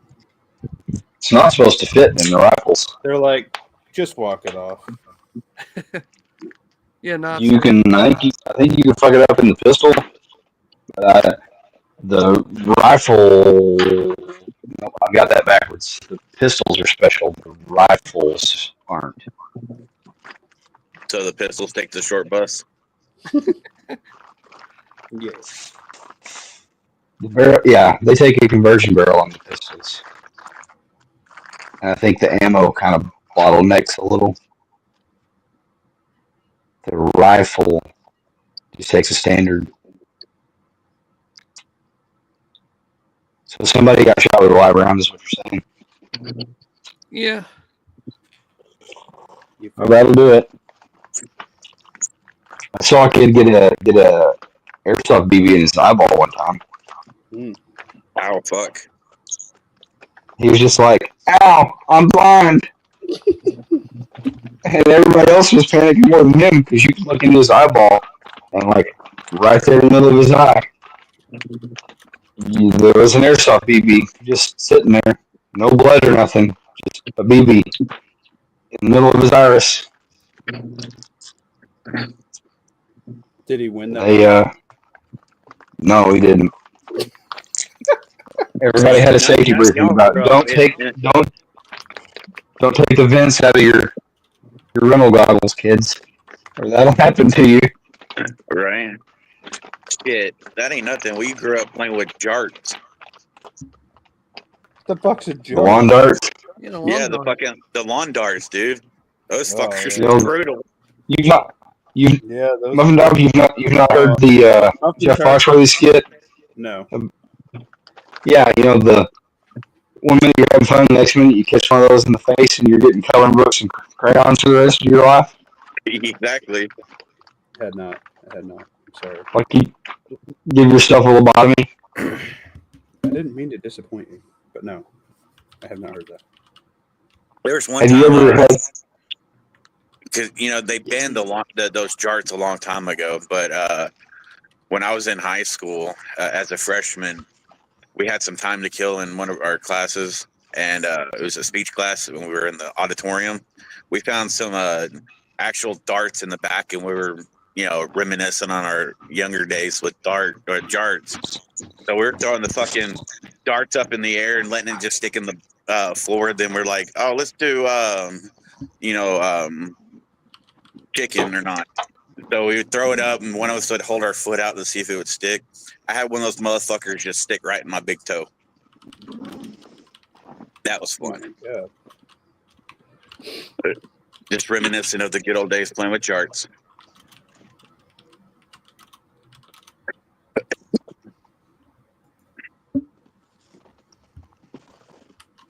Pain better.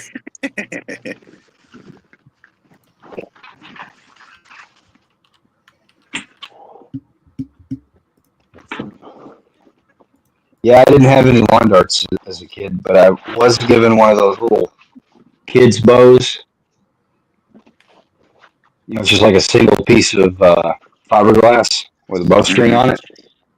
And I'd shoot those sons of bitches straight up and watch them come back down. Or I'd arc them all the way across the property, go recover it, and shoot it back all the way to the other side.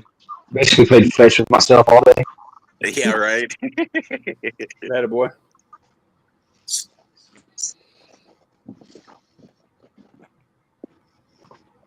Oh, the good old days. I mean, in Minecraft, you can still point some candles at each other. Shit, we used to have Roman candle bottle rocket wars with each other. Oh God, you savages! Did y'all ever play with blow darts? Yes. Oh yes, yes. Yeah. I don't hardly. I remember growing up. I got cut, stuck in the ass with a couple of them. Yeah. Right in the ass cheek.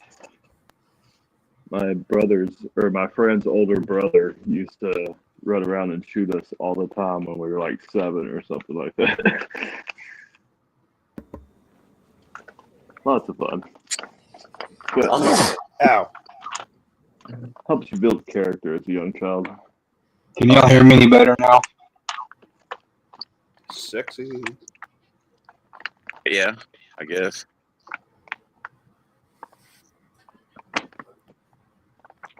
What did you say? Oh, Glory says we used to fight because we were bored. Honestly.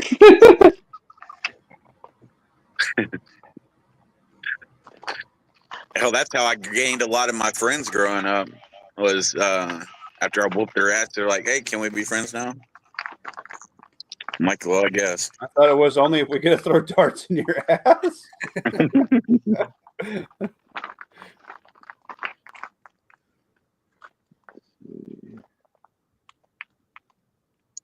Oh man, that's funny. If the background's noise too much, let me know. I'm getting ready, packing. Are you good? Packing, boy.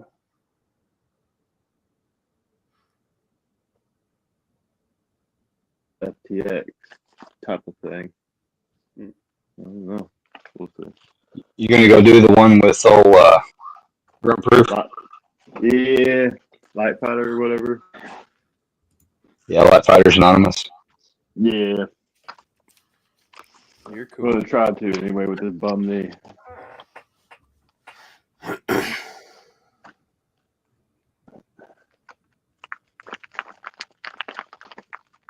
Pat posted a new video. I knew that's why he wasn't here. He was editing videos and uploading them.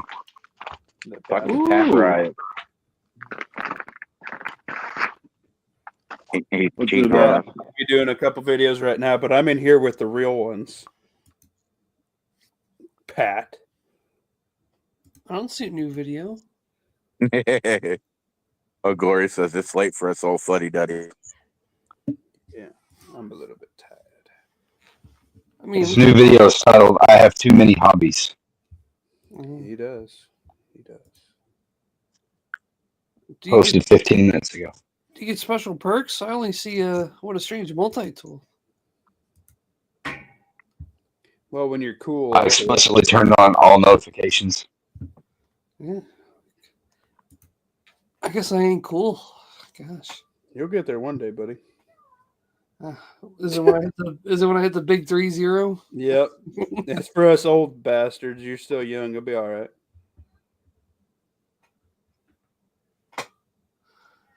Sorry, Calvin, I tried. Just a man with a phone and some Bluetooth earbuds. One day he'll be a real YouTuber. Jamie, pull that up.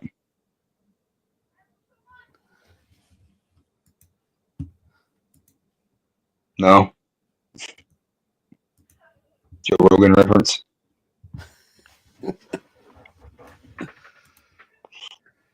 I'll have Tim Kennedy on and he'll give me a shitty FN with a comp. Oh god. No, you got to get on the Sean Ryan show and get some of those gummy bears. The 50 state legal? I don't know what they are. That's all I hear every time with the guests is, "Oh, here's a package of gummy bears."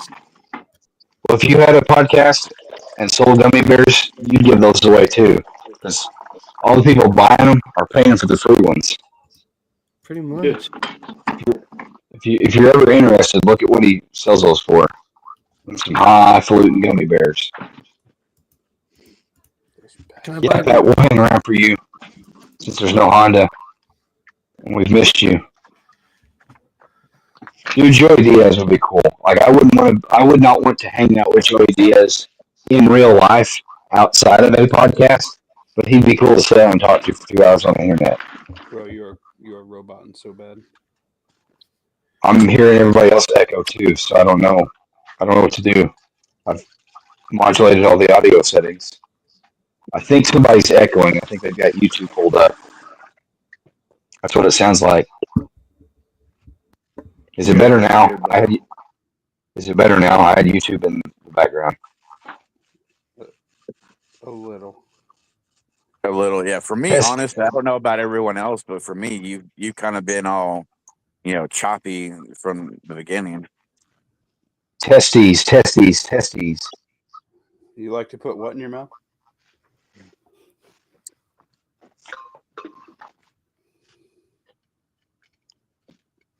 It was testes. Take out earbuds.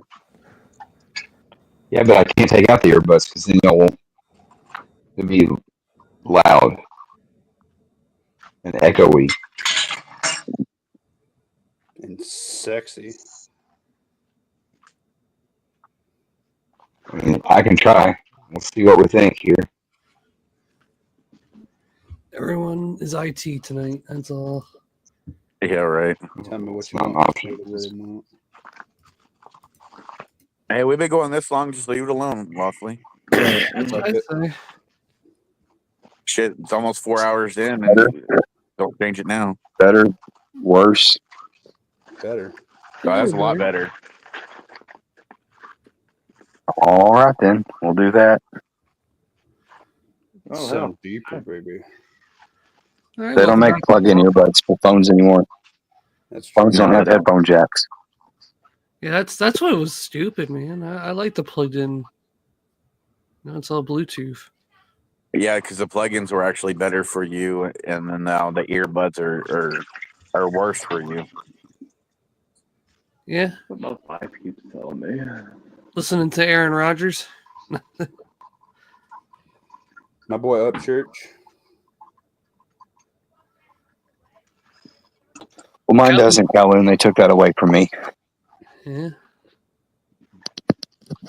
I haven't seen a phone that had a headphone jack in a long time. Now you got to buy the adapter, and they don't even make it anymore. Still rocking the flip phone over there. They ain't never gonna die. You are? Hell no. Dude, he's I got an wouldn't mind. iPhone 17. What? Oh, They haven't even come out yet. Rich boy. Okay. Everybody likes Upchurch. Hell yeah. Hell no, I got me an Android. I don't get on that Apple bullshit. Yeah, fuck Apple. Apple's names.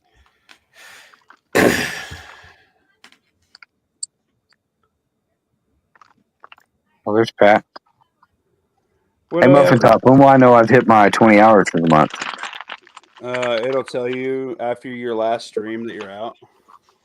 It'll tell you. It'll give you an email. It'll be like, "Oh, hey, you're getting pretty close, but you can run it over You guys can only stream 20 hours? for free." Yeah, for free. You have to pay for to have like unlimited. Boo. Just like you have to pay to have more slots to have more people. For Yeah, free, you can only have 6. That's why I do the Rumble Studios. It's free. Pat, right in the house. What up, Pat? Hey, Patty Pat. Hey, yo. They actually make headphones that plug into your USB-C. cool. Then I can't charge my phone while I talk to you. Yeah. Come on, They Lawful. make splitters. Now you just have to wirelessly charge it. So, like. All right, Different enough form. about my problems. Pennsylvania Pat, pimp yourself out. This sounds way better than the headphones. I gotta be honest. I sound better to y'all, but I can't hardly hear you. Well, send it. That sucks. Just turn us up a little bit. Hold the phone up to your ear. That's all I gotta say. That's where you're at. You're at my nose. You're so close, I'm cross-eyed. To heck with you. To heck with you. It's about all the rest of us. Yeah. Pay attention. Pat finally decided we were worthy enough for him to grace us with his presence. Yeah, here's Pat, 1 million subs, fresh out the gate. I was waiting on my wife to fall asleep. Oh yeah. I did that. When she gets home from work, she looks at me crossways if I watch YouTube. I know the feeling. I know the feeling. It's like when she gets home, it's her time. Yep. She needs you all to herself.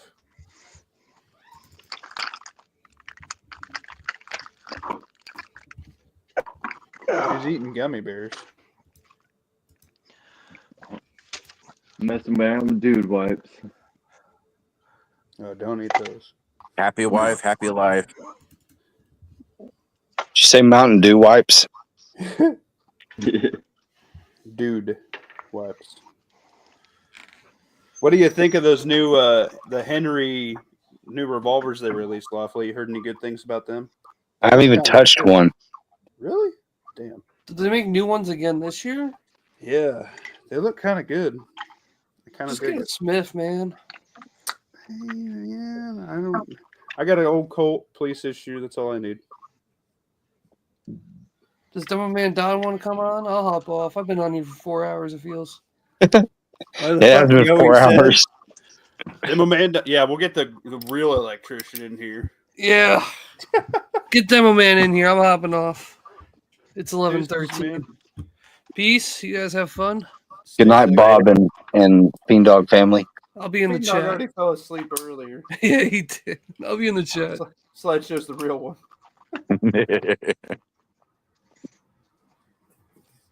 He's running that dog pound. Oh, he said no.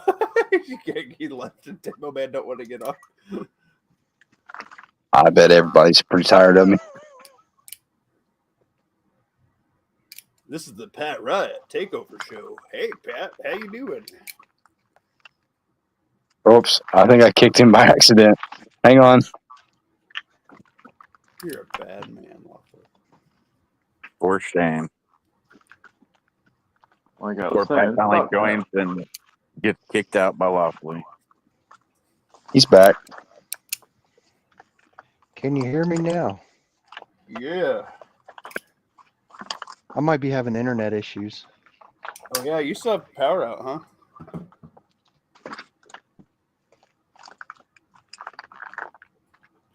Can you hear me? Yes. Yeah. I don't know. We can hear him. He can't hear us.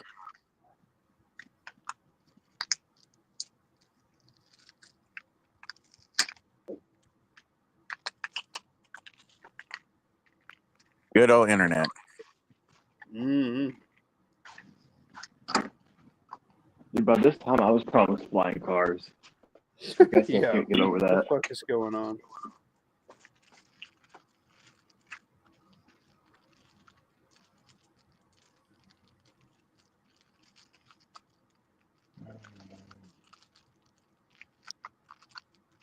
Yeah, Muffin Top, I was on Mad Chad's chat a while back. Yeah. I know. And You it was tried to going invite me and I was busy. it was going good and everything until some dude showed his butthole. What? Well, not his butthole, but like he turned his camera off and it was just like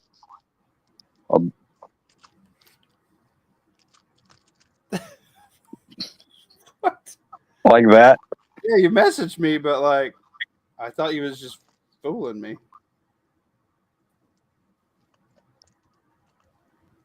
So he had to delete the video to not get a channel strike, and it was a good conversation.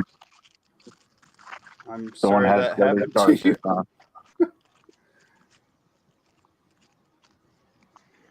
Can you hear me now? Yes. We could hear you all We could ago. hear you the whole time. You just didn't want to listen to us. Oh, that was weird. I think the wind might be messing with the cell towers too, Uh-oh. because it said I was having connectivity issues. Huh. How many chats have you been on where people showed their butthole? 0. Well, Waffle can't say the same.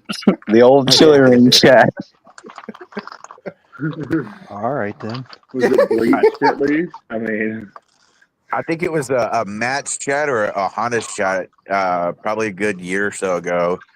One of our buddies was on the chat and forgot to mute himself and went and took a piss live on the stream. You Yeah. could hear the whole fucking thing. He was just pissing away.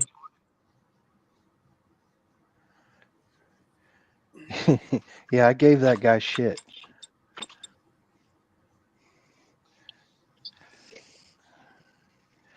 So you guys like some of the videos I put out today?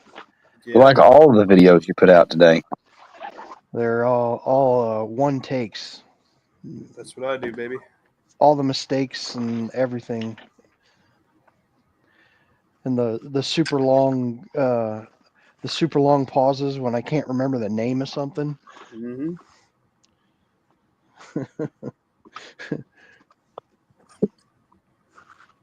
I'll It's all have to right, watch man. them later. Just there ain't nothing wrong with it. Being a real one about it. Fuck them if they don't like it. I ain't got time to appease to everybody's shit. If they have that much time, they could make their own fucking channel. I'm cool because editing out all your fuck ups is, at least for me, fucking time consuming. Yeah. Yeah, your videos make mine look like shit, but I'm like, oh well. Mine are The Marchi algorithm.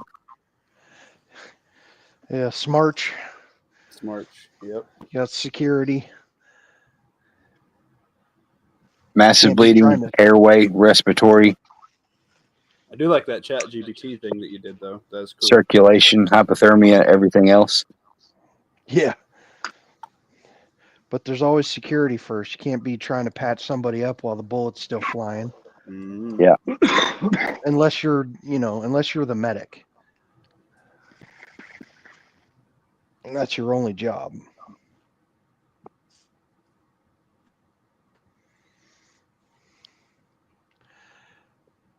Yes, I sir. could go Yes, sir. I could go snatch my laptop and we could do one of those real quick. Okay. Yeah, I don't want to be here that long. Bounce I over to guess. Pat Wright's live chat. Somebody said that they're getting ready to get off. Oh, Muffin Top is. But I don't have to take the kid to the bus stop in the morning, so I don't have to get up as early. So I can hang out another hour or so.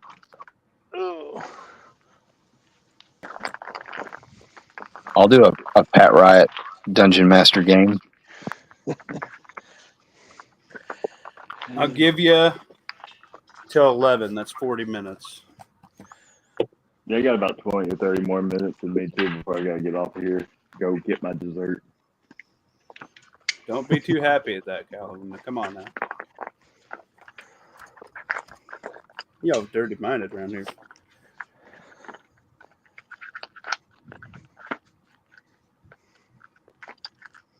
You'll like it, Rebel. What, dessert? Yeah, I hear it's pretty good. No, the Pat Riot Chat GPT Dungeon Master scenario game. Oh, I know. I've heard a couple of them actually. They're really. At least I brought up a couple of points to my couple of my buddies, and they immediately dismissed it. And I was like, "Man, fuck y'all." Tell them. Yeah, no, they're cool. Like they weren't saying fuck y'all about the Chat GPT thing. They just, I don't know. They just seem to be more collectors. I was like, fuck y'all. Bone collectors. Yeah, I need to And think, that's man. you.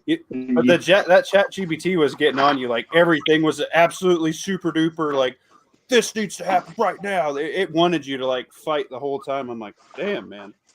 Let's Chat go, bitch. GPT's getting rough with that over there.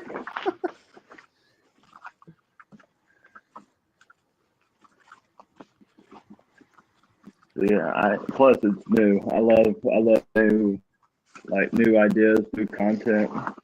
I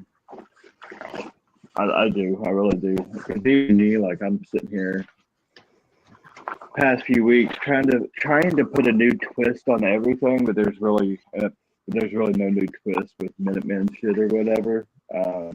Unless you start bringing in different aspects like Pat's doing with Chat GPT or something else to give it a new flavor. Yeah. Unless you buy the new gun and the new light and the new this and that and the other, and you go into 6/8 arc like a crazy person. I mean, the 6 arc thing, I just think it's cool being able to reach out and touch something at fucking 1,500 yards with the 12.5 and not have to worry about. Yeah, you can do it 243 heavy ammo, which I didn't really know about. I didn't know about until he started. I've been sitting here kind of doing some reading. Doesn't have as much ass behind it. Can you confirm a threat at 1,500 yards? I can. I have a night force, 4 to 16. but what if they're just some chill dudes? They're on my property. They're a threat. Fuck them. Shit. All right. Fuck. Yeah. I get down. Was there a couple of guys up to no good? Mm-hmm. Just started making trouble in my neighborhood. You did? I got in one little fight. My mom got scared. Pulled out her 6 arc and I got a 6/8 arc and I put that. Mm-hmm. No, honestly, 6 arc is probably something I really don't need. But a 308 at 16 inches is something I absolutely do need. Yes.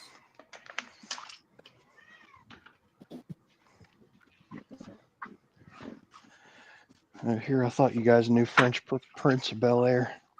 Maybe too young.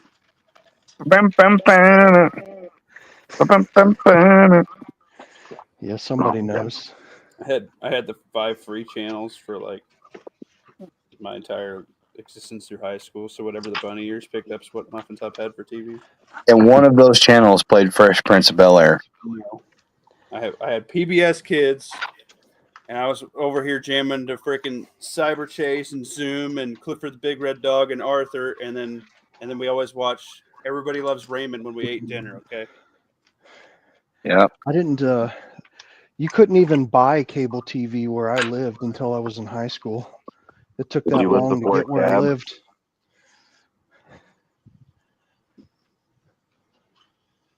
With dice in the mirror. Go home and smell you later. Look to my kingdom, I was finally there. Sat on my throne as a wretched miller. Somebody's got YouTube on again.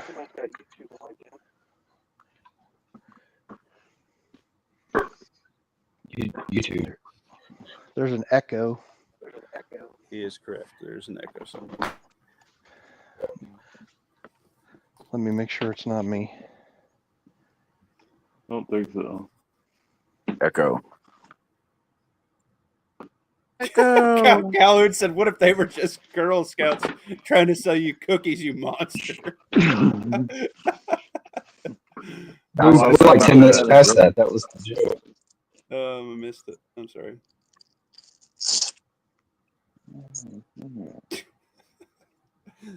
Give me those 10 minutes, you little bitch.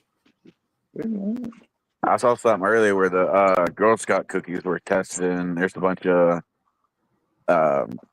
bad chemicals in there that's making people sick. Oh yeah, they ain't good for you. But I'm still gonna eat. Yeah, they've got as much lead as a 22 long rifle. Pretty much. Worth it.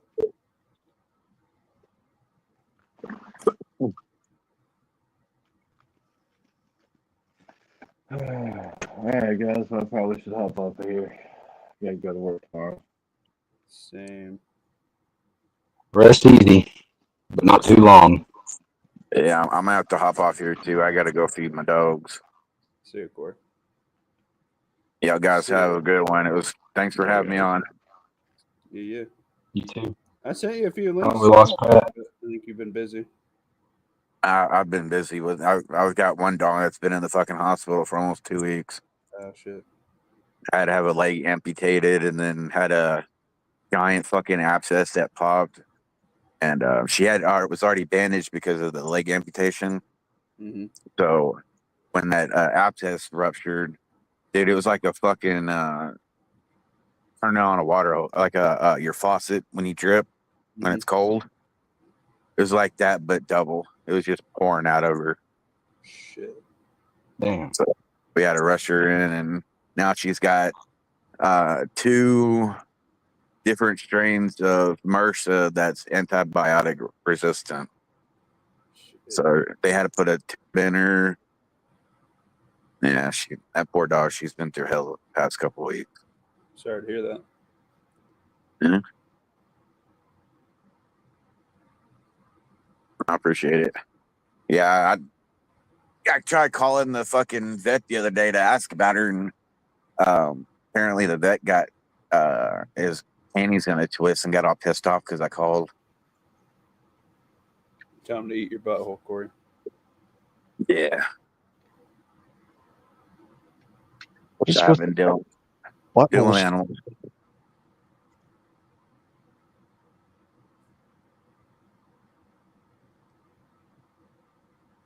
All right, guys. I'll holler at y'all later. See you, Corey. Have a good night.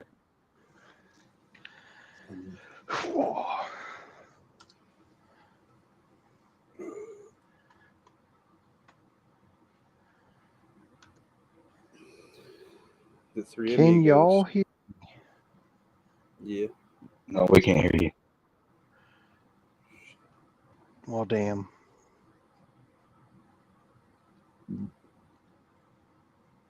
I guess we'll leave it up to the chat. If you're still here and you want to keep going, say keep going. If you're ready to call it a night, jump off here and say jump off here.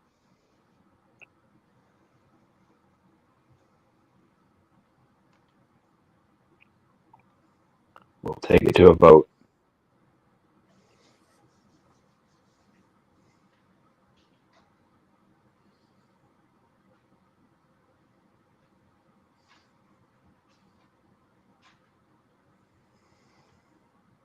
Slideshow Bob, that's not a vote.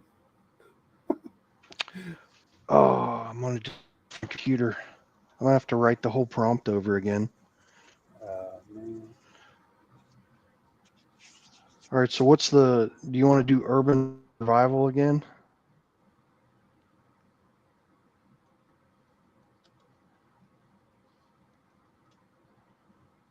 Down for whatever. Choose.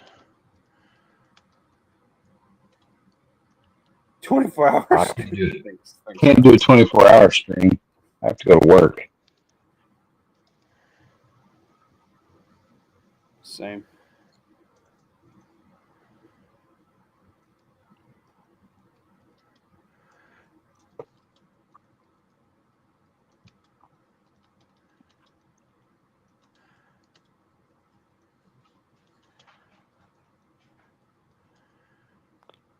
Calvin says he'll be here. He's ride or die.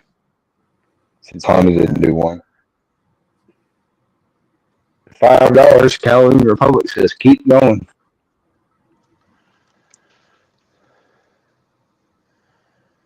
24-hour stream with different hosts. I don't know if there's a way to pass it off. Yeah, StreamYard probably has a feature like that. that'd be cool. If we had the paid version in computers, I probably could do that. I need to talk to you in the back chat. I got a couple laptops laying around. I don't know if you have any interest level in that. Nah, I'll just buy something from the Wally Worlds. Well, that's where these came from. Twin Arrows could use a laptop. There you go. Feeling That's a generous. worthwhile donation.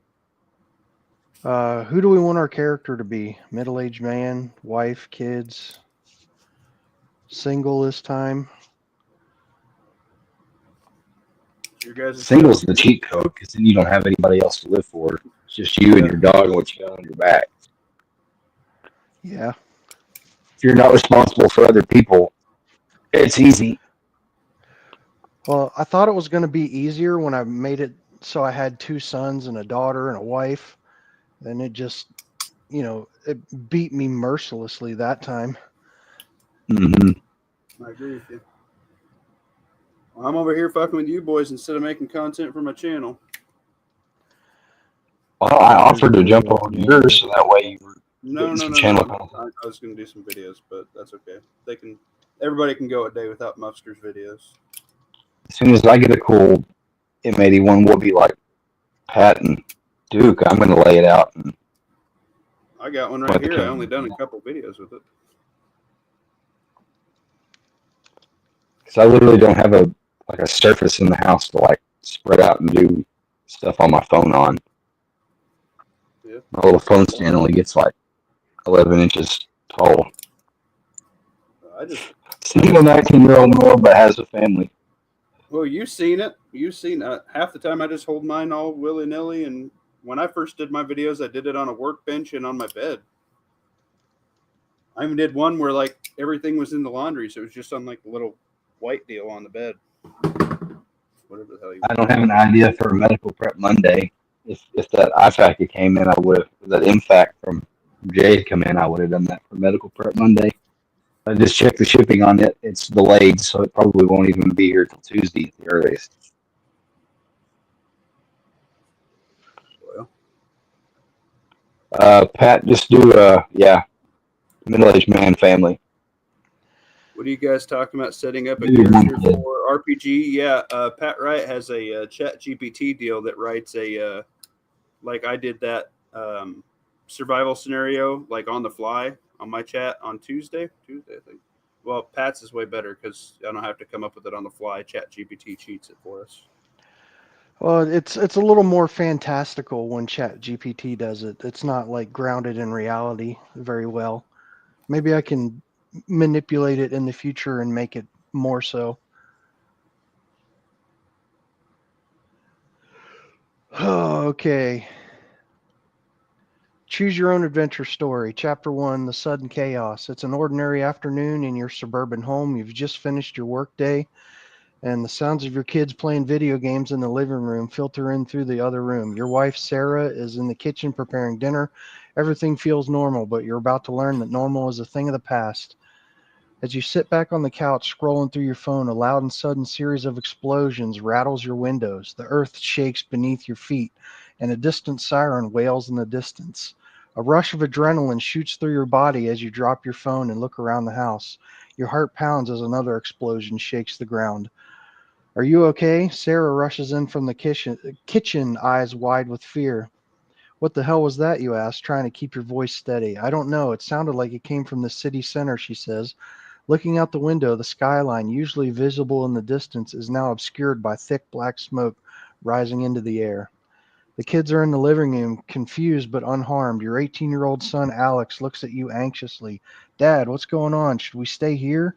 Your younger son, Ben, 15, is pale, his face etched with worry. The world outside has suddenly become dangerous and an uncertain place. You need to make a decision. You've always been prepared for an emergency. Your basement is stocked with supplies, food, water, first aid, and tools. You've thought ahead, but now it's time to act. What will you do? Option A, take immediate action and head for the basement, grab supplies, and prepare to hunker down. Option B, call for more information. Try reaching your neighbors or emergency services to get details on what's happening. Option C, go outside to assess the situation. Maybe the explosion was a fluke and things will return to normal.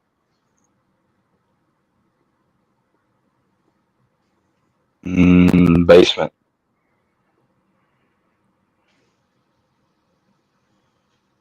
Basement. Yeah. Okay. Take option A. Hunkering down. Chapter 2, Hunkering Down.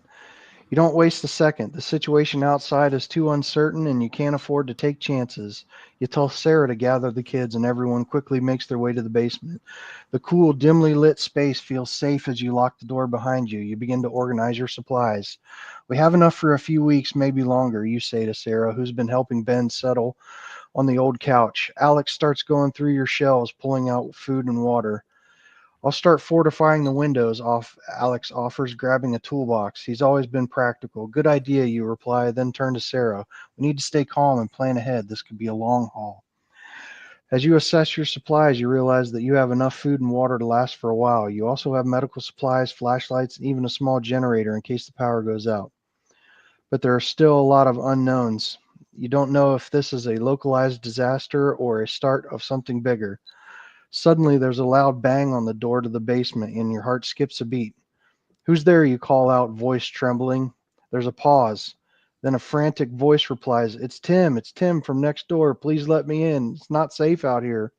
Tim is your neighbor. He's a kind but nervous man who works in IT. You've never had issues with him, but you're not sure what to do. Letting him in could help, but it might also put your family at risk if he's not trustworthy. What will you do? A, let Tim in. You'll need help, all the help you can get. B, don't let him in. Trust your instincts and keep the family safe inside. Or C, open the door just a crack to talk to Tim, but be cautious. He's not coming down. Yeah, Tim's on his own. He can.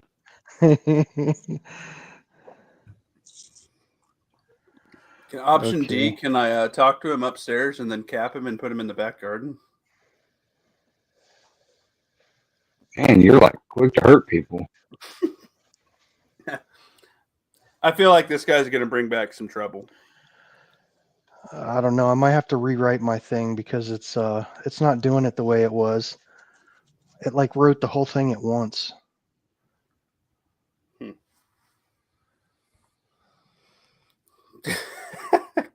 Thanks. We got 5 weeks of food now, honey. strung up Tim in the bathroom. You actually can go in and I've told it several times, like I choose option A, but also, and it was taking that into account. It was pretty cool. Eating people? Yeah, I mean, you can put that in and it'll probably do it. My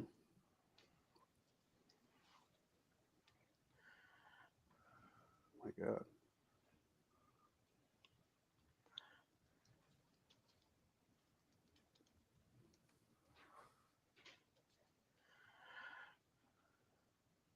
Probably be pretty good in a wonton. Make some long pork dumplings. Mm-hmm. The good stuff.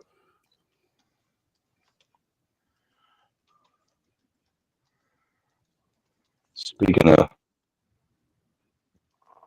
eating, I'm gonna make my mute my mic for a second and finish the slice of pizza I was working on for dinner. That sounds good. All right, we're going to start over again for a second.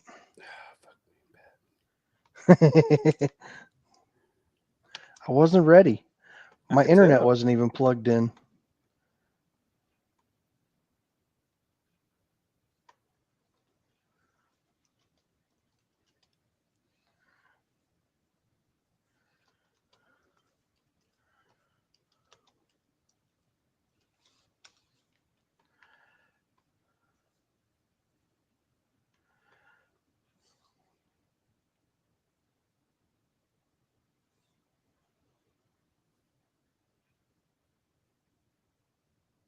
Nope, it didn't do it. Let me see if I can get to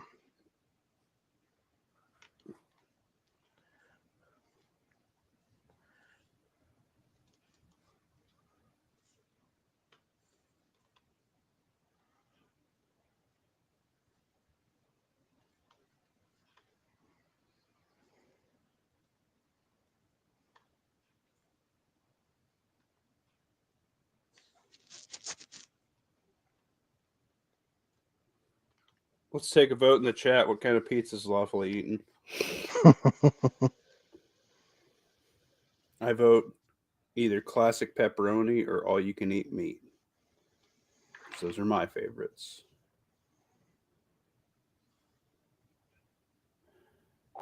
I already dropped it in the chat before you made your statement. Red Baron's all right. Not too bad. I like Jack's because you can get a 4-pack of them at Sam's.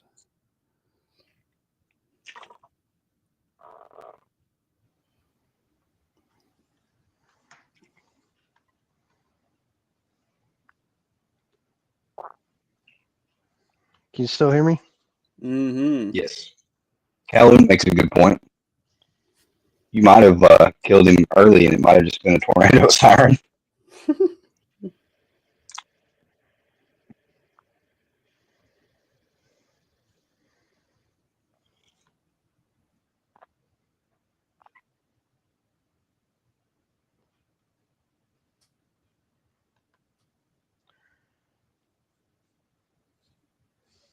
Copy.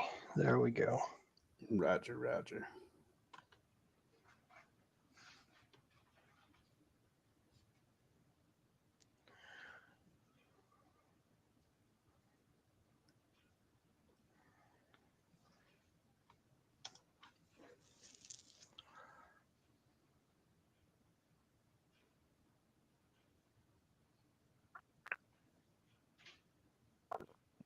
It's scary to think, like, we're using this as a game to kind of like play what if, but we're literally teaching the Chat GPT like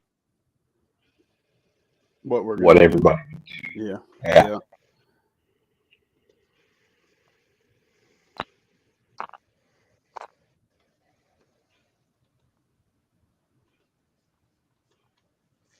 Yep, we're teaching it how to beat us.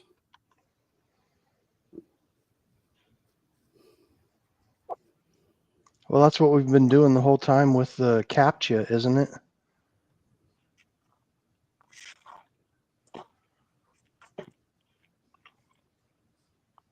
And Pokemon Go. Don't be fucking with Pokemon Go. I ain't got a shiny in like 10 weeks. I haven't played in like 6 years, 7 years. Bitch.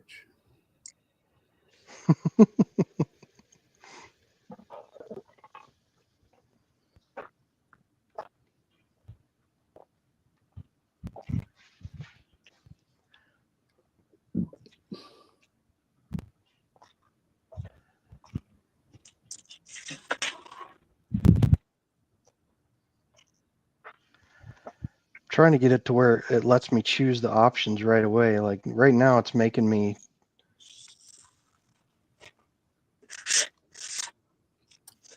I don't know. It's just not working right. Make sure you guys like, share, and sub to Pat Wright and Lawfully Armed.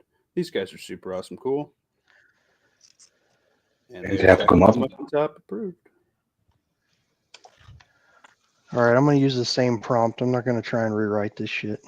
We'll just start from the beginning. Chapter 1, the collapse.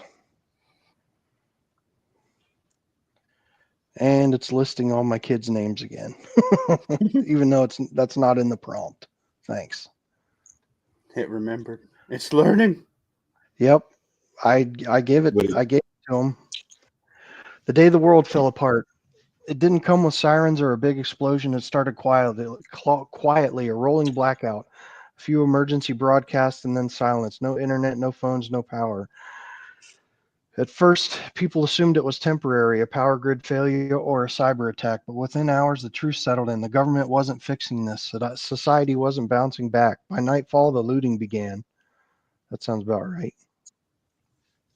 From your home in the suburbs, you could hear distant gunshots and the wail of sirens, but they eventually faded. By the second day, people stopped calling for help. By the third, the world outside was unrecognizable. Neighbors turning on each other, gangs forming, the weak were picked off. But you planned ahead for this. Your basement was stocked with food, water, medical supplies, and enough firepower to defend your home if it came to that. You had to discuss the possibility of bugging out with your wife and the kids before the plan was clear. If things got too dangerous, you'd head for the bug out location 50 miles away, where there were 3 other families would be waiting. The question is, was it time to leave? Was it time to leave? The situation. You and your family have barricaded the house, keeping a low profile while the chaos unfolds outside. The streets are no longer safe, and every night you hear the sounds of desperate people breaking into homes, searching for food and supplies. A nearby grocery store was stripped clean on day 2. Gas stations have either burned down or been overrun by armed groups. The roads are packed with abandoned cars, some wrecked, others stripped for parts. Your supplies are good, but they won't last forever. The bug out location is safer, but can you make it there without drawing attention? Option 1, stay in the house and fortify further. You have supplies and moving is risky. Maybe things will stabilize in a few days. Option 2, leave now and head for the bug out location. It's dangerous, but staying put could be worse. You can travel light and move fast. Option 3, scout the area first. Before making a decision, you and one of your kids could sneak out and gather intel, check the road, see if gangs are nearby, and decide based on what you find. So it's 1, stay, 2, leave, or 3, scout the area first. I'm thinking more 2, but 3 is not a bad option just to kind of poke your head out and see before you commit, you know? I would think by the third day, if the shelves are bare and you're hearing death moans at night, you should have skipped out sooner. Yeah. Yeah. Yeah. I would probably 3 during the day and then bug out and within 2 hours before sunset. That makes sense. But I think I'd bail. Right. If there's already shooting and shit and everybody's looting, I don't want to be there. I don't want my family there either.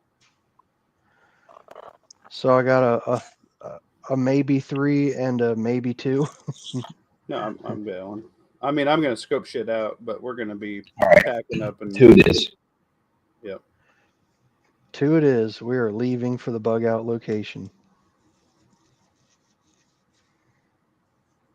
My laptop is drastically slower than my desktop.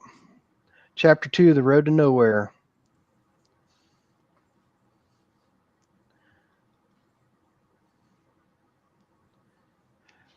We leave at first light, you tell your family, looking at each of them in turn. No one argues. They all know staying put is a gamble, and with the way things are going outside, it's only a matter of time before trouble finds you. The plan is simple. Take only what you can carry, load the truck with essentials, and use the back roads to avoid main highways. The bug out location is 50 miles away, and if everything goes smoothly, you can be there by nightfall. Leaving home. At dawn, you quietly load the truck, weapons, ammunition, medical kits, food, water, and a few personal belongings. You hate leaving some supplies behind, but the truck can only carry so much without slowing you down. The daughter scouts ahead while you finish packing. The 2 sons help strap down the supplies, and the wife secures the last of the firearms. Before stepping into the vehicle, you take one last look at the house, your home, the place you raised your kids, celebrated birthdays, and lived an ordinary life. Now it's just another abandoned structure in a dying world. You don't look back when you drive away. The journey. For the first few miles, the roads are eerily quiet. Some houses are burned, others are ransacked. A few bodies lie in the streets, stripped of valuables. Then, about 20 miles in, you hit a problem. A wrecked semi-truck and several abandoned vehicles block the road ahead. There's no easy way around it without taking the detour through the city outskirts, a much riskier route. As you slow the truck, the daughter spots movement in the trees ahead. You don't know if they're survivors, looters, or something worse. This is where you have to decide. Option 1, try and clear a path through the wreckage. Moving vehicles could take time, but you avoid the risk of the city. Option 2, take the detour through the city outskirts. It's more dangerous, but faster. If you're lucky, you'll slip through unnoticed. Option 3, abandon the truck. Continue on foot through the woods. It's the safest from human threats, but will slow you down significantly. You start it, Pat. So it's option 1, try to clear a path. Option 2, take a detour. Option 3, abandon the truck. Well, option 3 isn't an option. I'm not abandoning the truck. Pretty much every time I've done this, I've taken the safe route and taken an alternate route, and it goes bad anyways. So is this what's the obstruction again? I'm sorry. It is a wrecked semi-truck and several abandoned vehicles. Push the fucking cars out of the way. Yeah, let's give that a shot. I have enough people to pull security while me and one of my sons move some stuff. So we're going to go with option 1.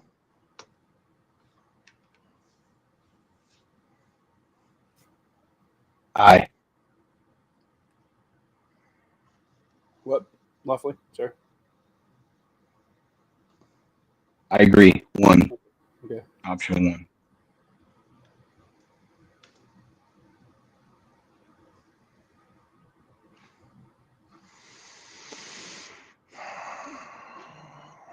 Chapter 3, a road paved with danger. Of course.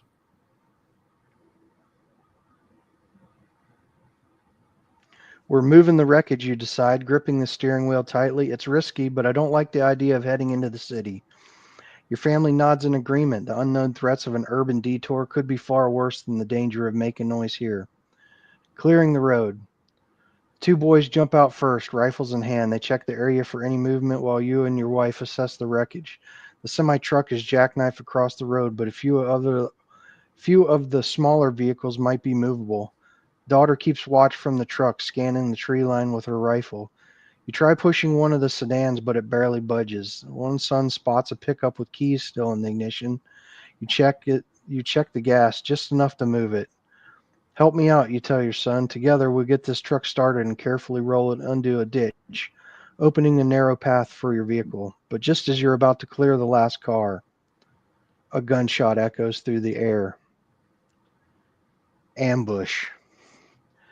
Bullets kick up dust near your feet. You drop behind the car for cover, heart pounding. They were waiting for us, the daughter shouts, returning fire.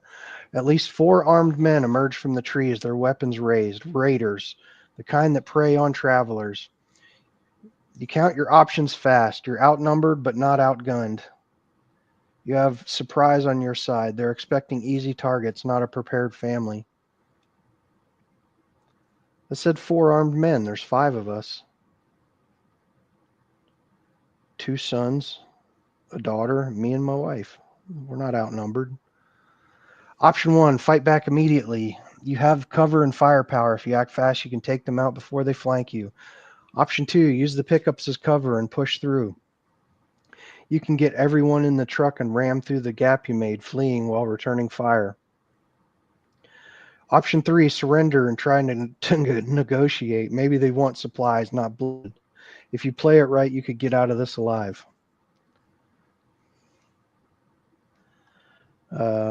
Surrender and negotiate? I don't think so. No. I would like So we'd to make a run for it or stay and fight? I'm going to make a... Well, are they armed? Yeah. 4 armed men. Well, if 4 armed guys are pointing guns at me and mine, and I just got cover, I'm telling them all to short story. I'm fighting. All Everybody right, else fight get down. back. Yeah, I say fight back too. Lovely. It's a lose-lose. I'm not getting shot at in the back when I'm running with my family. Yeah. It's 2-1 anyways, no matter what he decides.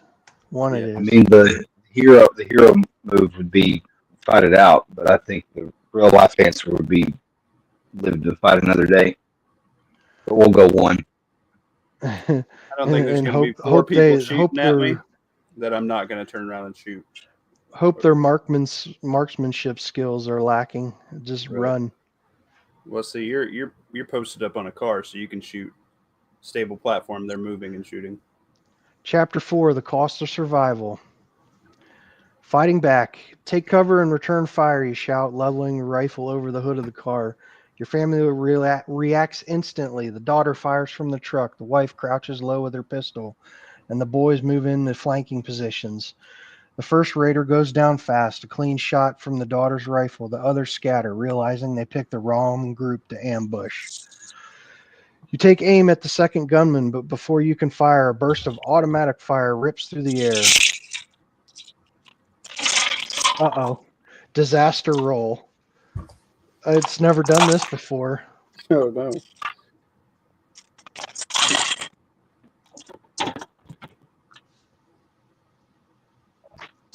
I guess it already did it. So what's a disaster roll? Oh, it must have already did the disaster roll. I Oh. told it to give it a 60% chance that one of the options ends in disaster. Oh, we're all So dead now? Yeah, it says disaster, so I don't know. I guess we'll find out. The raiders are untrained and desperate, but one of them sprays a wild burst before falling. You feel a searing pain in your left shoulder and hit the ground hard. Husband, cries the wife. Your vision blurs, but you push through the pain. You force yourself up and fire, hitting the last raider square in the chest. He stumbles, gurgles, and collapses. Silence. Your son rushes to your side, pressing a bandage against your wound. It's bad, but not fatal.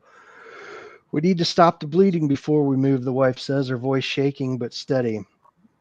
The son and the daughter check the raiders' bodies for supplies. They find some ammo, a few supplies, and a rusted map with strange markings. We should go, the daughter says, scanning the tree line. They might have friends. Choices. Option 1, push forward immediately. You're wounded, but staying here is dangerous. You can patch yourself up on the move. Option 2, find a place to hide and rest. You need to stop the bleeding and regroup before pushing on. Option 3, investigate the raiders map. They're here. We're here for a reason. If you can figure out what they were after, it might give you an advantage.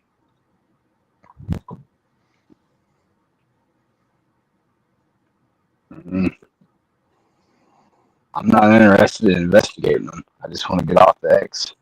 Yep. Get out of there. You need higher medical. It's not fuck around time. All right. Push forward immediately. Option 1.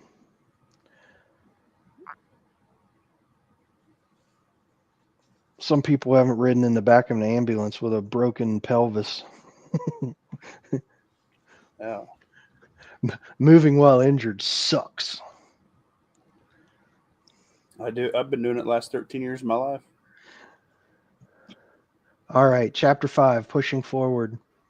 No time to waste. You grit your teeth, push through the pain. Oh, sorry. You grit your teeth and push through the pain. Staying here isn't an option. Get me in the truck. We're moving, you growl, waving the wife off as she tries to argue. Your kids work fast. The sons help you into the passenger seat while the wife takes the wheel. Daughter stays alert, rifle raised. The truck roars to life, and within seconds you're rolling forward, leaving the blood-stained pavement behind.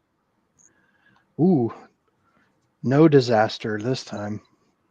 It's doing something different. It's actually like used. Oh, that's cool. On the move, the highway stretches ahead, empty and eerie. No signs of immediate pursuit, no back roads in sight. You exhale, keeping pressure on your wound.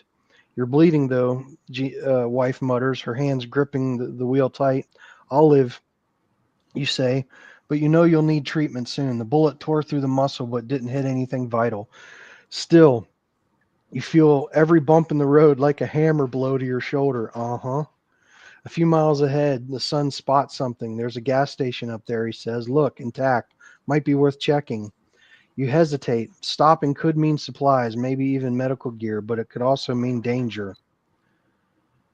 Choices. Stop at the gas station and search for supplies. You need fuel, medical gear, and anything useful. The bug out location's only 50 miles away. I don't need no damn fuel. Option 2, keep driving toward the bug out location. You can't afford another fight. Pushing ahead means less risk, but you might miss out on crucial resources. Option 3, send the sons to scout while the rest stay in the truck. They're fast and careful. If anything seems off, they can get out before trouble starts. To the bug out location, you have medical supplies. If you have a bug out location, you have it stocked with better stuff. I'm not fishing with my children. Agreed. Option 2.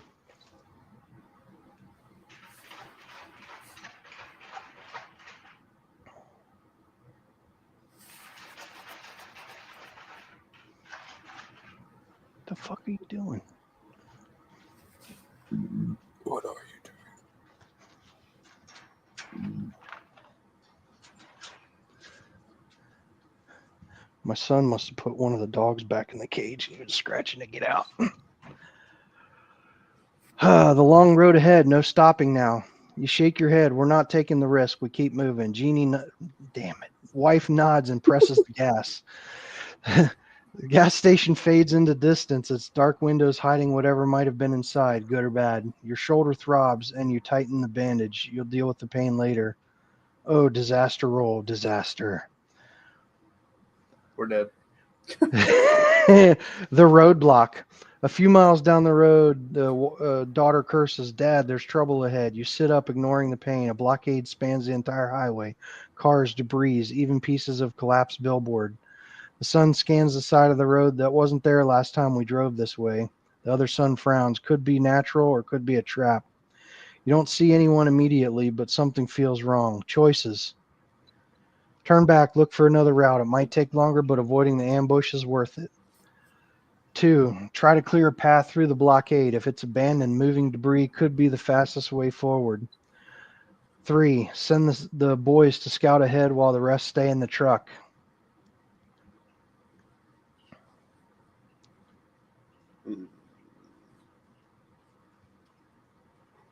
No, I wouldn't fucking go towards it, man. Cars, debris, and even pieces of a billboard. That sounds man-made. Yeah. So we're going to double back and try and find another route?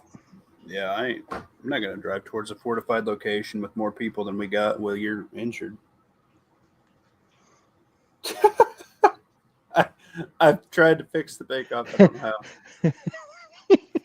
I don't know. You said this is more rigged than the bake-off? Yeah. Waffle made out with 1250 last night. Yeah, ChatGPT doesn't give you any chances. I did tell it to give us a 60% chance of disaster. Well, fuck, we're hitting all 60% here. The rest of this Well, it's got to be exciting, right?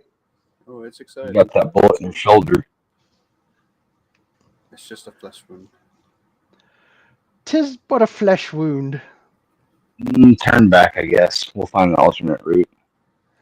Yeah, that sounds about right. Or we could tell it to, we're going to do option 2, but we're going to use the truck to clear a path and smash our way through. Yeah. It's not worth compromising your vehicle. You get stuck there with your family, you're fucked. Yep, option 1. Take the safe route. It never works. But we're not stopping. The same group of raiders. I'll give you 6 minutes, guys. I gotta get out of here. Chapter 7, A Risky Detour. Avoiding the trap. You don't like it. A blockade like that doesn't just appear on its own. We're turning back, you say. We'll find another way. The wife doesn't argue. She throws the truck into reverse, backing up far enough to make a U-turn. You keep your eyes on the rearview mirror, half expecting movement behind the blockade. Nothing yet.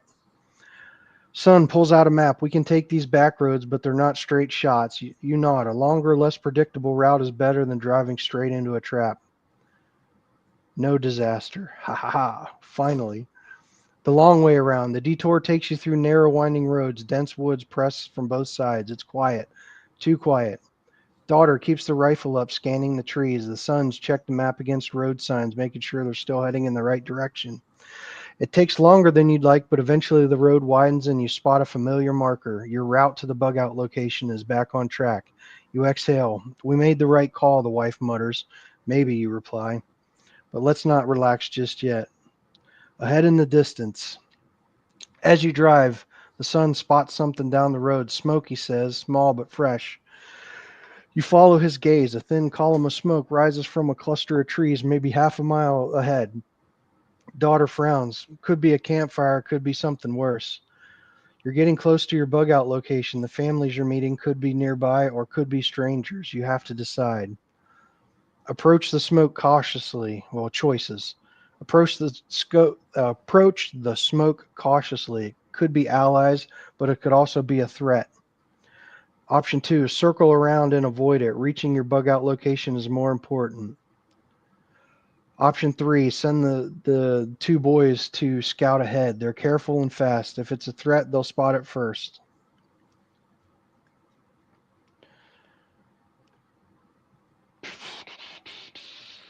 Lovely. Yes. Pick. Probably option 3. Option 2. I'm going with Lawfully. That's 2 for option 2.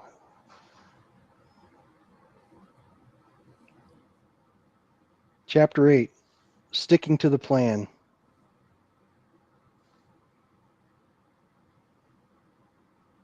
Avoiding the unknown.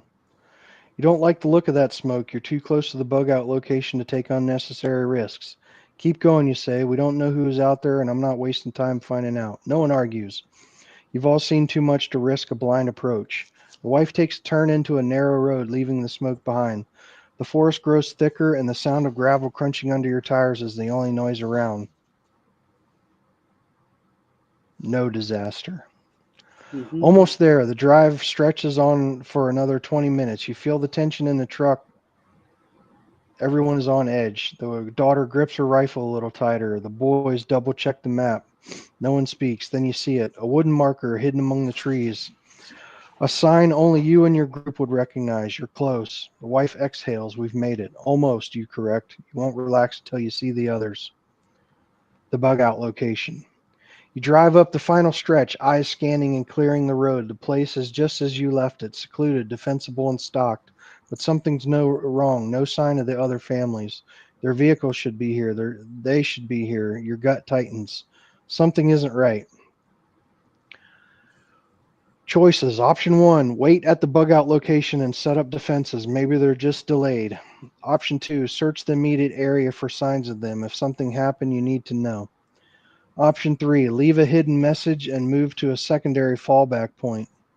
If the others got compromised, staying here could be a trap. Go lay down. I want to go lay down.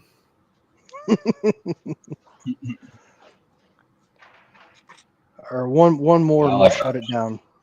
I'm I staying like at the option bug out 2. location. What do you Yeah. think? They're not there. Yeah, I mean, probably be all right. You might be first ones there. Maybe they had difficulties too. Yeah. If there's not any obvious sign of other people there that shouldn't be there, we're staying the night at least. That's a good idea, probably, if you were in this scenario and you had multiple families showing up there. If you have to have a distress signal. Yeah. Like some people talked about hanging a flag or a sheet out your window ribbons, Like or if they were color there and tape had to for leave, windows. then they should have put, some kind of signal out. Mm-hmm. Option 1, we're staying. Disaster, you all die. I fucking knew it. It was a trap. As you walk through the door, the flames intensify. What? Chapter 9, holding the line, digging in.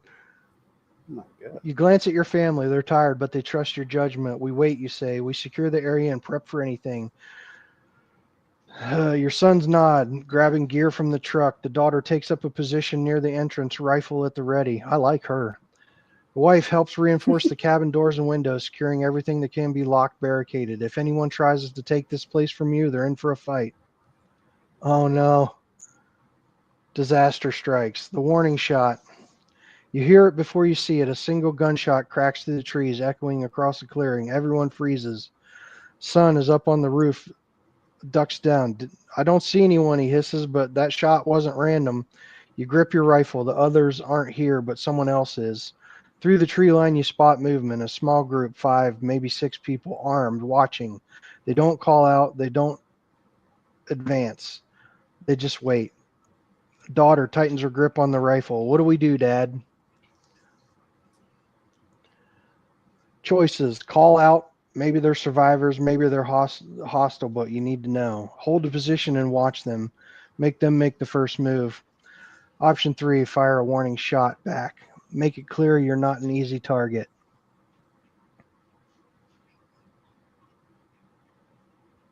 Option You don't know 1. where they shot from? I'd hunker down. I wouldn't initiate contact necessarily. Like you, I mean, it could have been at this point, for all you know, one of them could have just tripped and shot by accident. I mean, I wouldn't get into a committed gunfight off of a misunderstanding. Yeah, or they're your mag member and they don't recognize you, or too many what ifs. Option 2.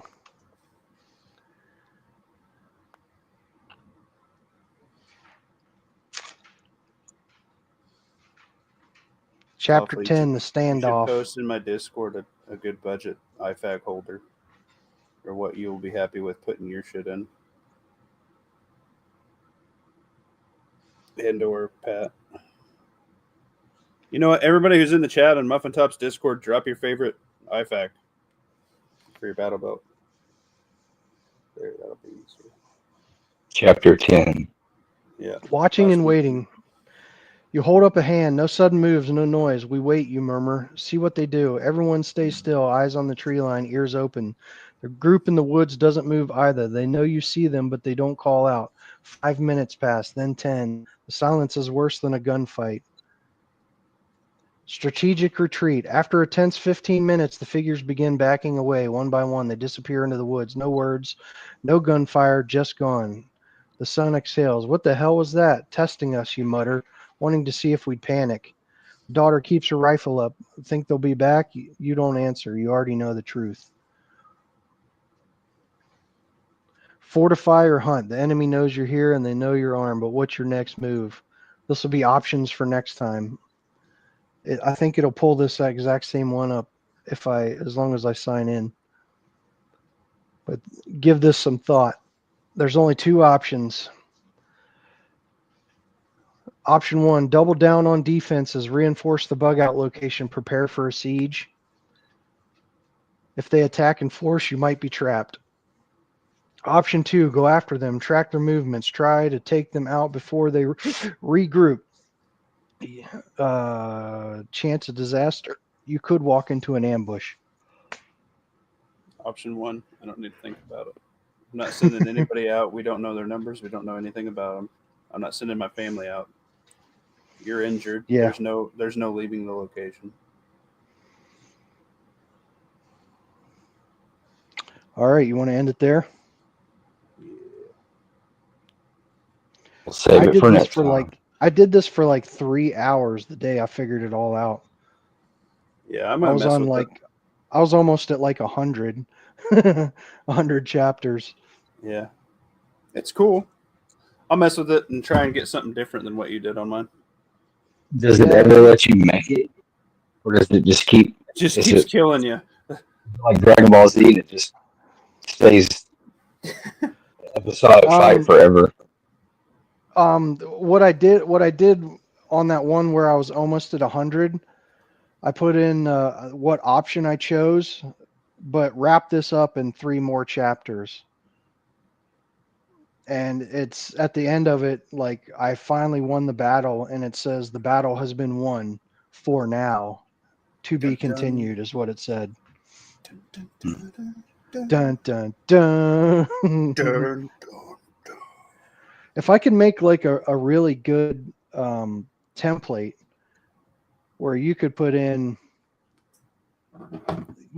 just change the characters, change like maybe the location.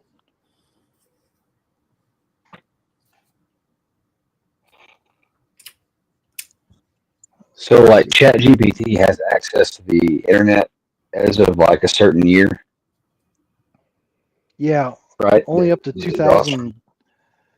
2012 or something like that. Isn't that what they said? Something weird. Theoretically, I think it's smarter than what we've all given it credit for because it's Yeah, already it's backed itself probably up without us knowing hacked about it. itself.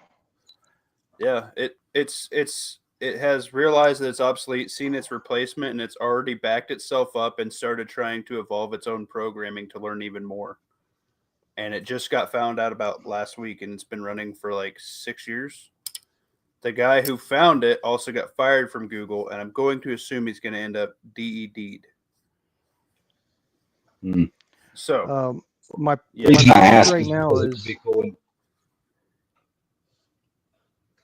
go ahead. Reason I ask is because you could work in a geographical location, like you could tell it, like you live in northwestern Idaho or something, and it would pull like real locations or something, to be more specific, That'd be cool. rather than it just making up, you crossed a bridge, you went down a dirt road, like it would be more specific with the topography. All good things. I got to go to bed, guys. I love you. All right. Go watch your brother go to sleep. Yeah. That's a great tool you have figured out. Yes. I enjoy it. If not, at least for making entertaining content. Yeah, I thought about doing it with like some more fantastical things, like more D&D focused, fantasy, Mm-hmm. Lord of the Rings or something. I just want to ride dragons. Yeah, Game of Thrones. I want to be Jon Snow in Game of Thrones. I've never watched Game of Thrones, guys. I want to bang my hot aunt and ride dragons and come back from the dead. My God. Now he wants to watch it. I don't know, like the 2 or 3 glimpses of it I've caught, R was always watching, and it was always like, I'm like, Jesus, what are you watching? Gay porn? He's like, oh, you're like, he's like, you just missed like 36 chicks with like their tits hanging out. You got to come in the one dick a season. I'm like, why are you watching something with one guaranteed dick a season? My wife has like nudity radar. I could be watching a series for like 15 seasons, and the one nude scene, she will walk in and catch me watching it. Like, I swear, babe, the whole thing isn't like this. She's like, mm-hmm. You're like, we can just get that for free on the internet now, right? I told her We don't that have to once. wait She was 15 pissed. seasons. I told her that once. She was pissed. All right, see you. Take it easy. All right, everybody, we're going to wrap it up.